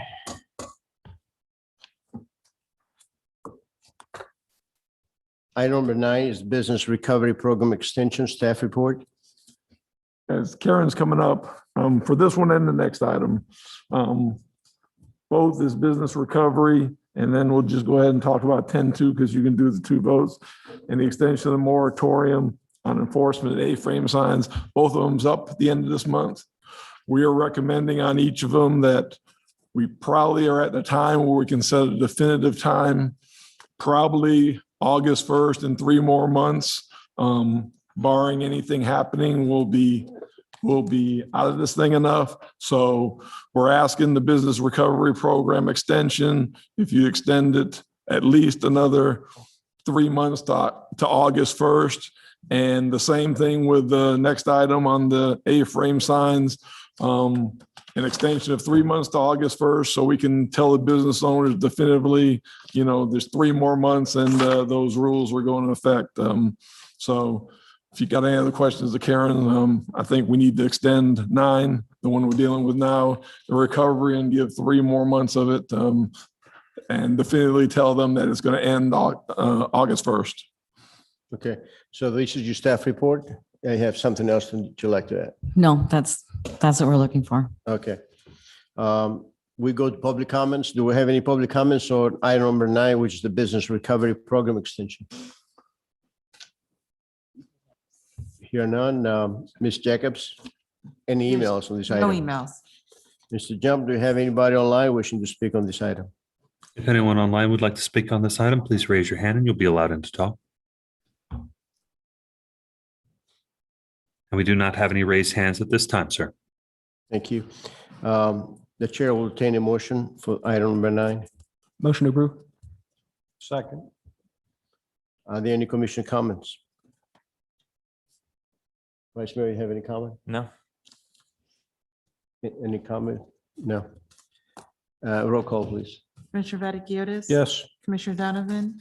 Yes. Commissioner Terrapini? Yes. Vice Mayor Carr? Yes. Mayor LaRusso? Yes. Item number 10 is the extension of moratorium on enforcement A-frame sign rules, and staff report was already given by Mr. Licorice, unless you got something else.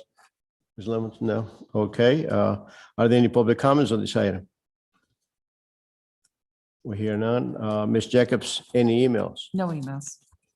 Mr. Jump, anybody online wishing to speak? If anyone online would like to speak on this item, please raise your hand and you'll be allowed in to talk. And we do not have any raised hands at this time, sir. We need an motion for item number 10. Motion to approve. Second. Any commission comments? No. I just have a quick comment. I mean, we've extended this multiple times. I think could give ample notice to the businesses about the A-frame rules going into effect on August 1st. So I'm not interested in extending it past this last time here. Yes, that was our intention, to let them know August 1st is it. Commissioner Donovan had a question? Yeah, I actually didn't support the A-frame sign regulations originally, so this extension's working for me. I could extend it for 100 years. But no, in all seriousness, I just wanted to note that I think we did effectively retire some of our city signs by doing this A-frame sign regulation. Because I know sometimes when we have, projects going on the side of the road, we'll set up our own little plastic A-frame that says, hey, city project department, blah, blah, blah. So just make sure that if this is going to happen in 90 days, we phase those city signs out within 90 days too. So we follow our own code. Okay. Any other comments? Roll call, please. Commissioner Vaticiotis? Yes. We did that already. Pardon me? We did it already. He was talking about public comments. Oh, We're good. okay. I'm sorry. Go ahead, Ms. Jacobs. Commissioner Vaticiotis? Yes. Commissioner Donovan? Yes. Commissioner Terrapini? Yes. Vice Mayor Carr? Yes. Mayor LaRusso? Yes. We go into the ordinance of resolutions. Item number 11 is resolution 2021-24, ratified executive orders. See attorney, please read the resolution.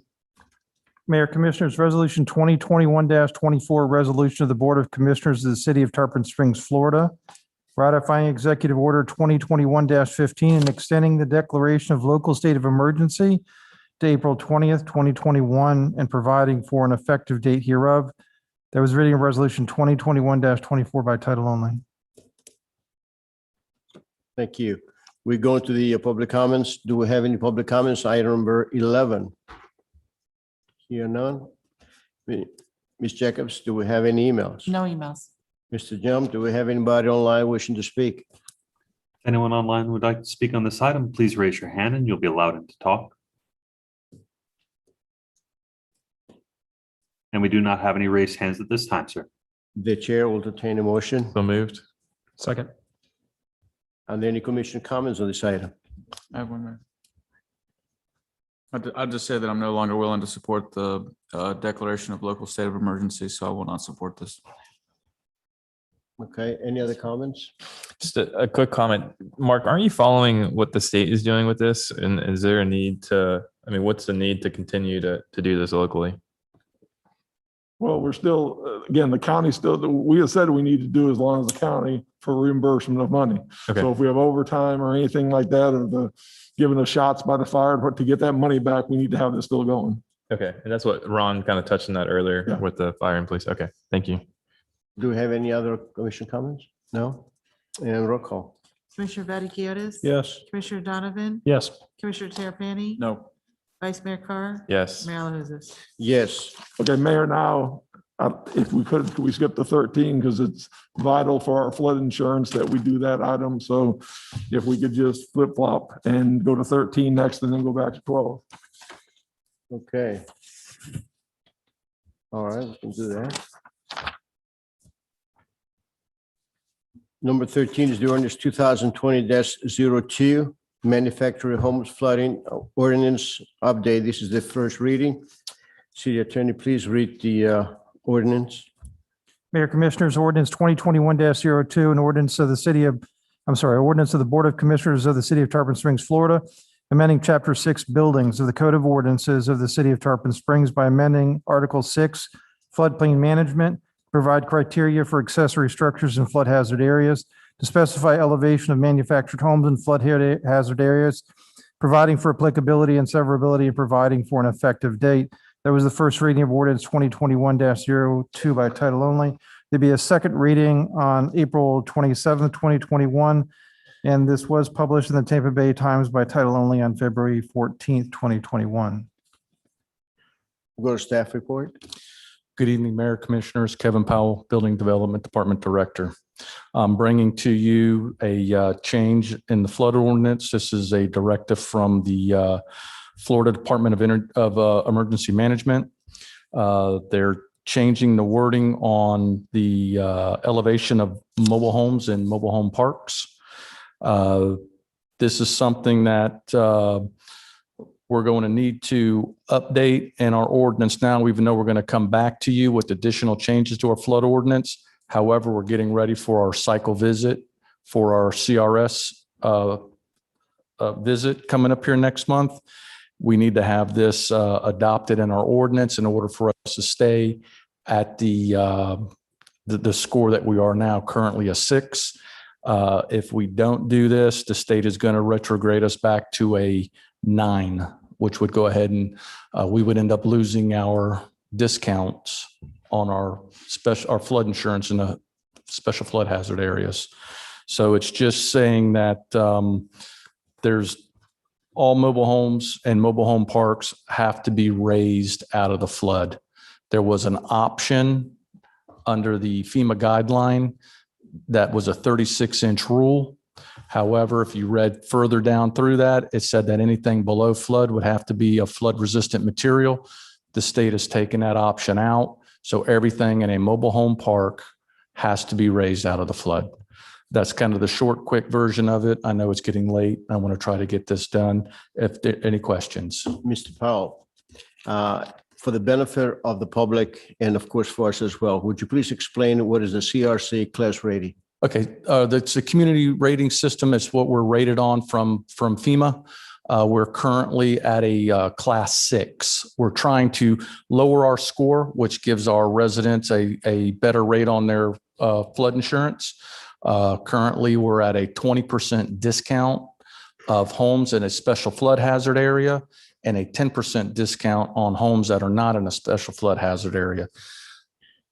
By lowering our score, it's going to be an additional 5 points if we can get our score down to a 5, which we're working towards.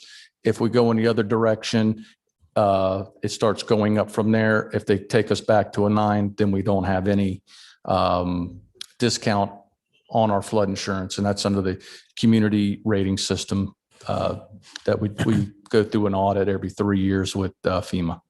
Okay. Are there any questions to Mr. Powell, Vice Mayor? Yeah, so just for clarification, that means premiums will increase if this isn't done, right? Correct. Okay. When you talk about mobile homes and the current subdivisions, they have to raise the current structures, or is it going to be any new structure? That's only for new. Okay. Anything that's going in new has to be to the current FEMA standards. Okay. So it's not going to affect the current homeowners? It will not affect anybody unless they go to move their home or they do a substantial improvement, the 50% rule. Got it. Thank you. Commissioner Terrapini, any questions? Mr. Powell just answered it. Okay. I just want to say thank you for staying on top of this. A lot of homeowners appreciate it, I'm sure. Commissioner Vaticius, any questions? No, sir. Okay. We're going to go to public comments. Are there any public comments on this item? Here none. Ms. Jacobs, do we have any emails? No emails. Mr. Jump, do you have anybody online wishing to speak? If anyone online would like to speak on this item, please raise your hand and you'll be allowed in to talk. And we do not have any raised hands at this time, sir. We need a motion. So moved. Second. Are there any commission comments? Discussion, none? And roll call. Commissioner Vaticius? Yes. Commissioner Donovan? Yes. Commissioner Terrapini? Yes. Vice Mayor Carr? Yes. Mayor LaHousas? Yes, thank you. Thank you. That leaves us with 10 minutes. So item 12, if we go back to the second reading. Yeah. Well, 12A and 12B are related. 12B is a quasi judicial, and this will be discussed together, but we're going to vote separately. Item number 12A is the City of Tarpon Springs, southwest corner of L&R Industrial Boulevard and Ankle Boulevard. It was deferred from March 23rd, 2021. This is the ordinance 2020-30, the application 20-118, future land use. Ma'am, this is a second reading. City Attorney will read the title and will explain the quasi-judicial process. Mayor Commissioners, ordinance 2020-30, an ordinance of the city of Tarpon Springs, Florida, amending the future land use map for 0.58 acres more or less of real property located in the southwest corner of Anclote Boulevard and L&R Industrial Boulevard from land use designation RU residential urban to land use designation TU transportation utility, providing for findings and providing for an effective date. That was the second final reading of ordinance 2020-30 by title only. It was published in the Tampa Bay Times by title with a map on September 30th, 2020 and March 3rd, 2021.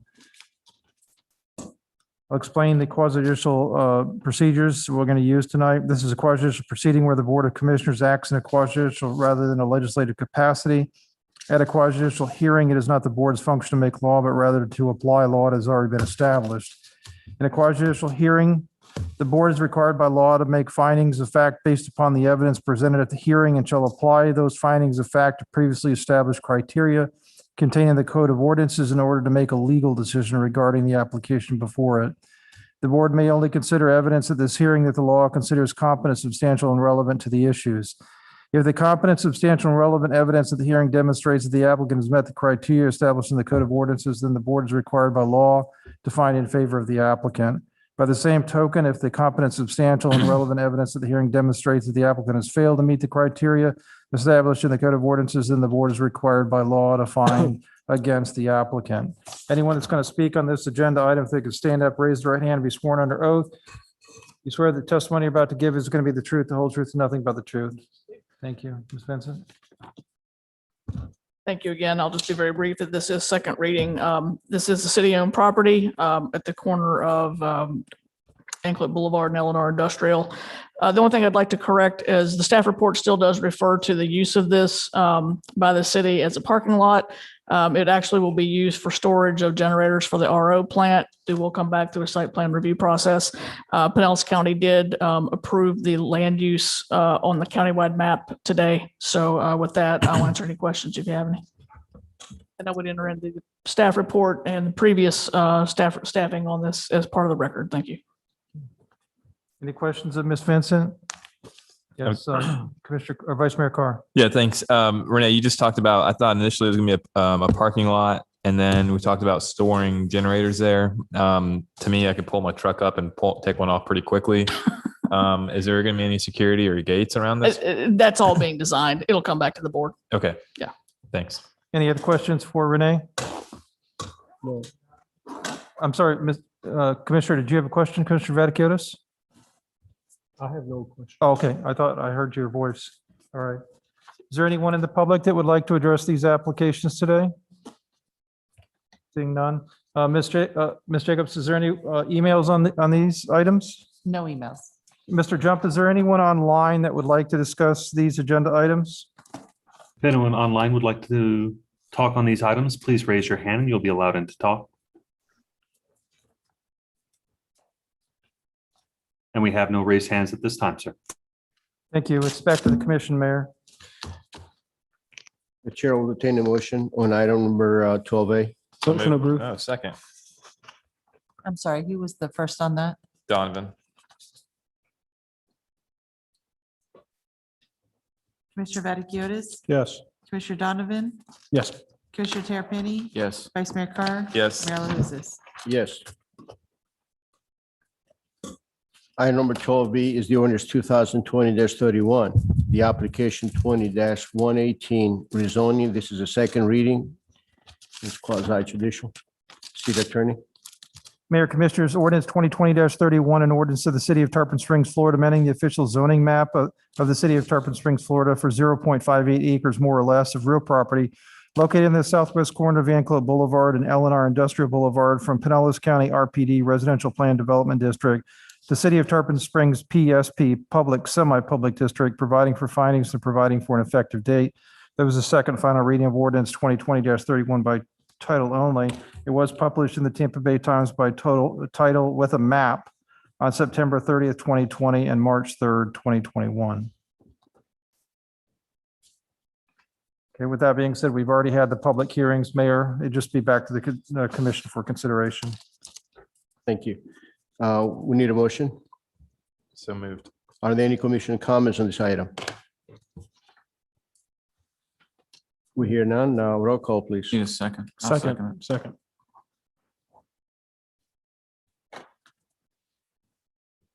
Commissioner Vaticiotis? Yes. Commissioner Donovan? Yes. Commissioner Terrapini? Yes. Vice Mayor Carr? Yes. Mayor LaHousas? Yes, thank you. Well, the time is 11:27. We ran out of time. If there's any pleasure to extend the time, if not, we're going to adjourn. Mayor, we have to complete item number 15. The item number 15. Motion to extend 15 minutes to 11:45. Second. Roll call. Commissioner Vaticiotis? Yes. Commissioner Donovan? Yes. Commissioner Terrapini? No. Vice Mayor Carr? No. Mayor LaHousas? Yes.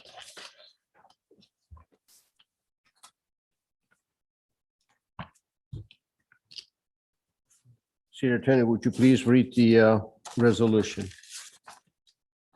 Yes, Mayor. So this is a fill in the blank resolution. Resolution 2021-21, a resolution of the Board of Commissioners of the City of Tarpon Springs, Florida, appointing Commissioner, whoever it is tonight, as Vice Mayor of the City of Tarpon Springs and providing for an effective date hereof. That would be Resolution 2021-21. And I just wanted to read the code section that applies in relation to this matter. And the reason that it's important to complete it tonight is just because of the requirement of the code. This is section 2-102, appointment of Mayor Pro Tempore, presiding member in case of absences. It says, at the first meeting of the incoming Board of Commissioners in April of each year, the City Commission by resolution shall appoint a Mayor Pro Tempore if the mayor and the mayor pro tempore are both absent for any meeting, the most senior member of the City Commission shall preside at such meeting. That was a reading of that code section in its entirety. Thank you. I also like the City Attorney, if you please read the article number 7, rules and procedures. The 102. Oh, that's what I just read, Mayor. Okay, thank you. 2-102. Thank you. All right. Okay. The reason that I ask our city attorney to read the rules of procedures on that is because since 1996, historically, and not because I have an issue with the resolution, I'm all for it. But I need to, I would like to explain to everyone that since 1996, the appointment for the city, for the vice mayor is the first meeting of an incoming Board of Commissioners. And of course, it doesn't happen every year. So if you look at the list that was actually provided to us that I asked the city clerk to provide to us, You see some commissioners that serve for 2 years as the vice mayor, others that serve 1 year, depending on what year is the election. So I know that we're going to be updating our rules and procedures, but at this time, it still remains the same way. The question that I will have to city attorney is, do you think we should follow the process that we have here currently, or go to what we think it should be in the future? So you need to follow the code currently. I have issued an opinion on this particular issue, and my opinion has been that that there has to be a choice each year. Every April, there has to be a choice. Otherwise, there would be no requirement for the mention of the word each year. So, and I think that the reference to incoming Board of Commissioners is that in each year, there is an incoming Board of Commissioners. It doesn't mention an election. And so I have opined that you need to decide who it is going to be each year. That doesn't necessarily mean that you can't have the same member as the year before, but you have to do it every year. That has been the opinion that I have issued. That's fine, because I'm all for having the resolution, but the question I have is, for 19 years, how come the opinion, you and your colleagues were the same city attorneys, how come they didn't change all this time? I'm not sure, whether or not, the prior city attorneys had opined on that at all. I know that when I looked at it, I gave my opinion. So I don't know if it's different than in years past, but that's my opinion as to how it's read. So Okay. it doesn't make sense otherwise to use the words of each year.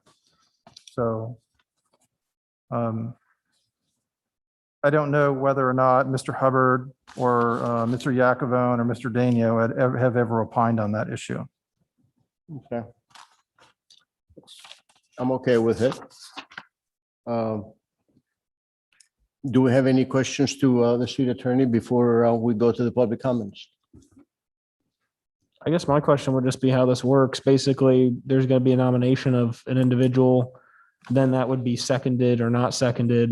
Then we would discuss it and move forward with it, like we would vote. Yeah, well, this is just like any resolution, we're going to vote the same way we always do. Okay. So we go to the public comments on this item. Do we have any public comments on this item?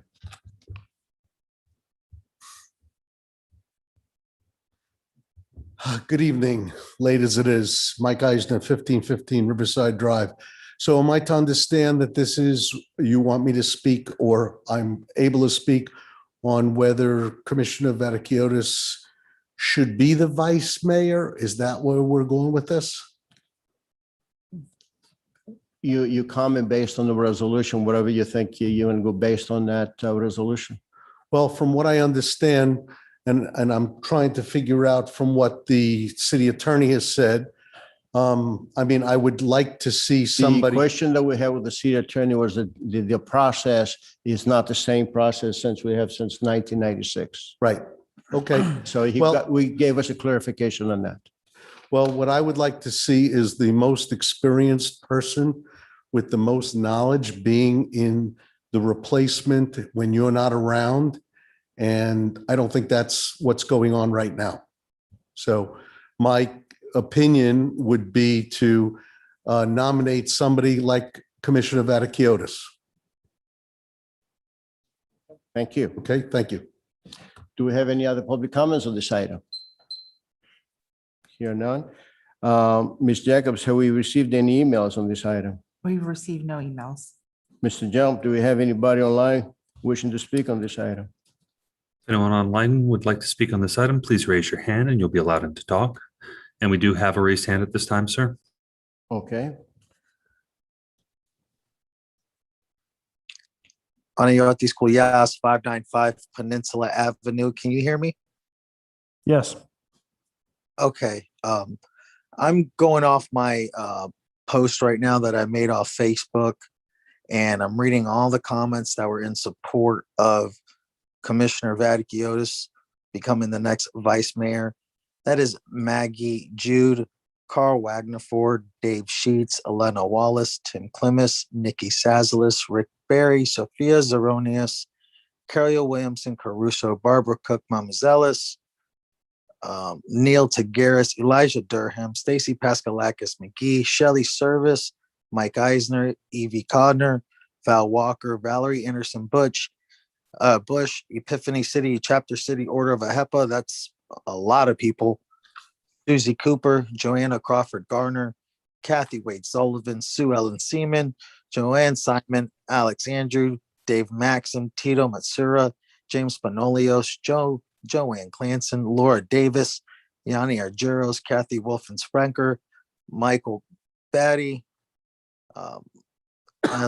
as Jackie Turner, Nico Alessandros, Joe Basiglia, Michael Steffen, Emily Hendricks, Kefrel Wolfens-Beckard, Kirk Wasmerd, Cheryl Lorenz March, Heather Nomasberg, Sue Ellen Seaman, Joanne Hoffman, Christy Lynn Serracano, Stacy Paskalakis McGee. I also have my post that I added online to my personal account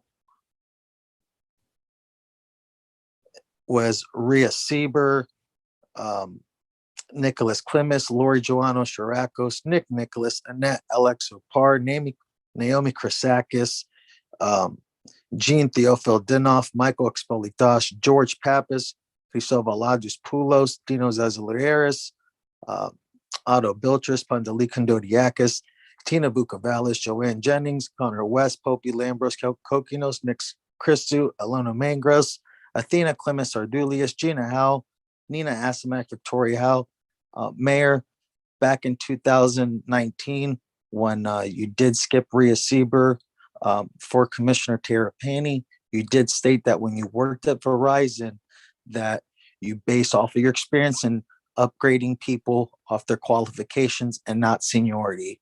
We all know Commissioner Vaticiotis is the most qualified individual. He has a good touch and he can bridge the gap between the older folks as well as the younger community who wants the best for their city. I think this is a good direction for transparency for everybody, and he will do the best job being at places. Unfortunately, the past vice mayor, I know it's been COVID, wasn't be able to go to places as much.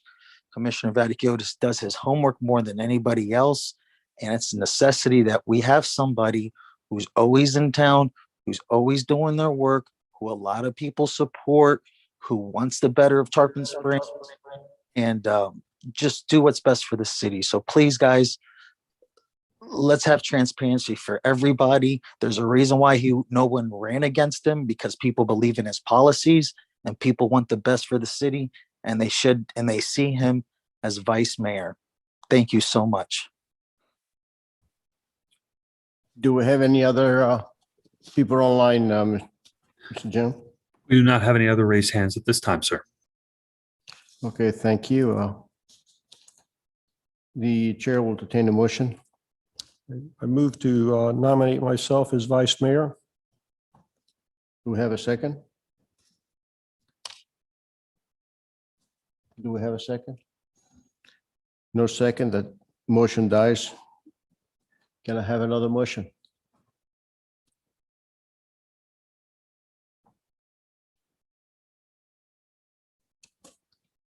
Mayor, I have a question. Mr. Trask, do we have to nominate somebody? Is that correct? That's right. So there has to be a motion, Mayor. It From is a motion. somebody. That's what I'm asking. Oh. That's what I'm asking, motion. You made a motion, I didn't get a second, so the motion dies. I'm asking for another motion. Do we have another motion? I move that we retain Vice Mayor Carr as Vice Mayor. Do we have a second for that? I'll second it. Okay. The comment that I want to make is that all four commissions are very capable to perform the duties of vice mayor. And all four of them are great, and I think they're very qualified. Vice Mayor did a very good job as a mayor, as Commissioner Terrapini did before him. So we have motion on the floor, commission comments, Vice Mayor Carr. I have some prepared comments, but I'm going to go ahead and hold those for now. Appreciate the first and the second. Commissioner Terrapini? No comments, Mayor. No comments? Commissioner Donovan? Yeah, I just want to make a couple comments just to justify my reasoning there. In the mayor's absence, the vice mayor is going to conduct the meetings. And just last meeting, Commissioner Vaticiotis interrupted me multiple times to attack my age. And I just don't want that kind of behavior to run our meetings. Okay. Commissioner Vaticiotis, any comments? I think, Mr. Donovan, getting back to next Tuesday night, you're the one who provoked the comments, not me. I just wanted to get the status of projects. You wanted to talk about unprofessionalism in my emails, which I was not prepared to do. Anyway, that's all I want to say about that. The one thing I do want to say is that I do believe I'm qualified to run the cities. The one thing I do carry with me at every meeting is a book of Robert's Rules and also a prayer just in case the mayor runs out of ministers that needs to say the blessing. I've been to all the events. I've only seen Commissioner Donovan at a couple of them. I haven't seen anybody else at any of them. So it's been the mayor and myself. And the reason why I got this started was the fact that we sent a letter to the Epiphany organization, the organizers, stating that we weren't going to have city representation. I was not asked. The mayor was asked. The city vice mayor was asked. Neither one could go. I learned of it. There was a mix-up between the city manager used some old information on me, and I called the president of the Greek community and asked him if I could represent the city in lieu of not having anyone at all. He kindly agreed, and I showed up. So that's how this whole thing got started. And in fairness to me, I asked the question of the city clerk and the city attorney first before I brought this forward to get an opinion. That's where the source of the opinion was coming from. So I feel I'm qualified. I believe I would certainly be more available than what Vice Mayor Carr has been. Thank you. Thank you. Mayor, I've got a couple comments. Go ahead, Vice Mayor. Sure. This is just an observation over the past year. And so the board has seen a significant amount of unnecessary drama since Commissioner Vaticiotis was sworn in last year. And he made a comment in one of his first meetings about being a commissioner of very few words, which ended up not being the case throughout the year at all, which could be solved by talking to staff prior to the meetings. Over the past year, the board has seen a significant amount of division, which seems to stem primarily back to one person on the board. And the majority of our meetings have gone Vice Mayor, to 11 p.m. or later. Vice Mayor, allow me to interrupt you, and I'm going to ask for 5 minutes to extend the meeting because it's 11:44. I'll make a motion to extend by 5 minutes. Okay, thank you. That'll be 11:50. 11:50. Continue. Oh, wait a minute. Do we need a second? Get a second. It's getting late. Second. Roll call, please. Commissioner Vaticiotis? No. Commissioner Donovan? Yes. Commissioner Terrapini? No. Vice Mayor Carr? Yes. Mayor LaHousas? Yes. Over the past year, the board has seen a significant amount of division, which seems to stem back primarily to one person on the board. And the majority of our meetings have gone to 11 p.m. or later because of unnecessary comments that have been made throughout the meetings. Over this year, I've witnessed Commissioner Vaticiotis treat all of the board, staff, and the city manager with disrespect. Commissioner Vaticiotis mentions that he is well versed with Robert's rules. However, he may not realize that he continues to speak without being called on, out of turn, and interrupt others while speaking at times. Last week was shocking how Commissioner Vaticiotis belittled and disrespected a fellow commissioner on the board, and I believe Commissioner Donovan deserves an apology. Can we disagree on items and get along still? Absolutely. But this is not the path that Commissioner Vaticiotis has taken over this past year. From a qualification standpoint, only having 1 year of experience in the board, I believe that is not the qualifications that need to be for vice mayor. Ultimately, I think this is a rouse to build the resume for a run for mayor.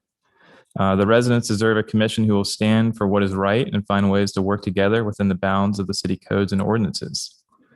With that, I do think we've got a great board up here. I think we could all continue to work together moving into this next year.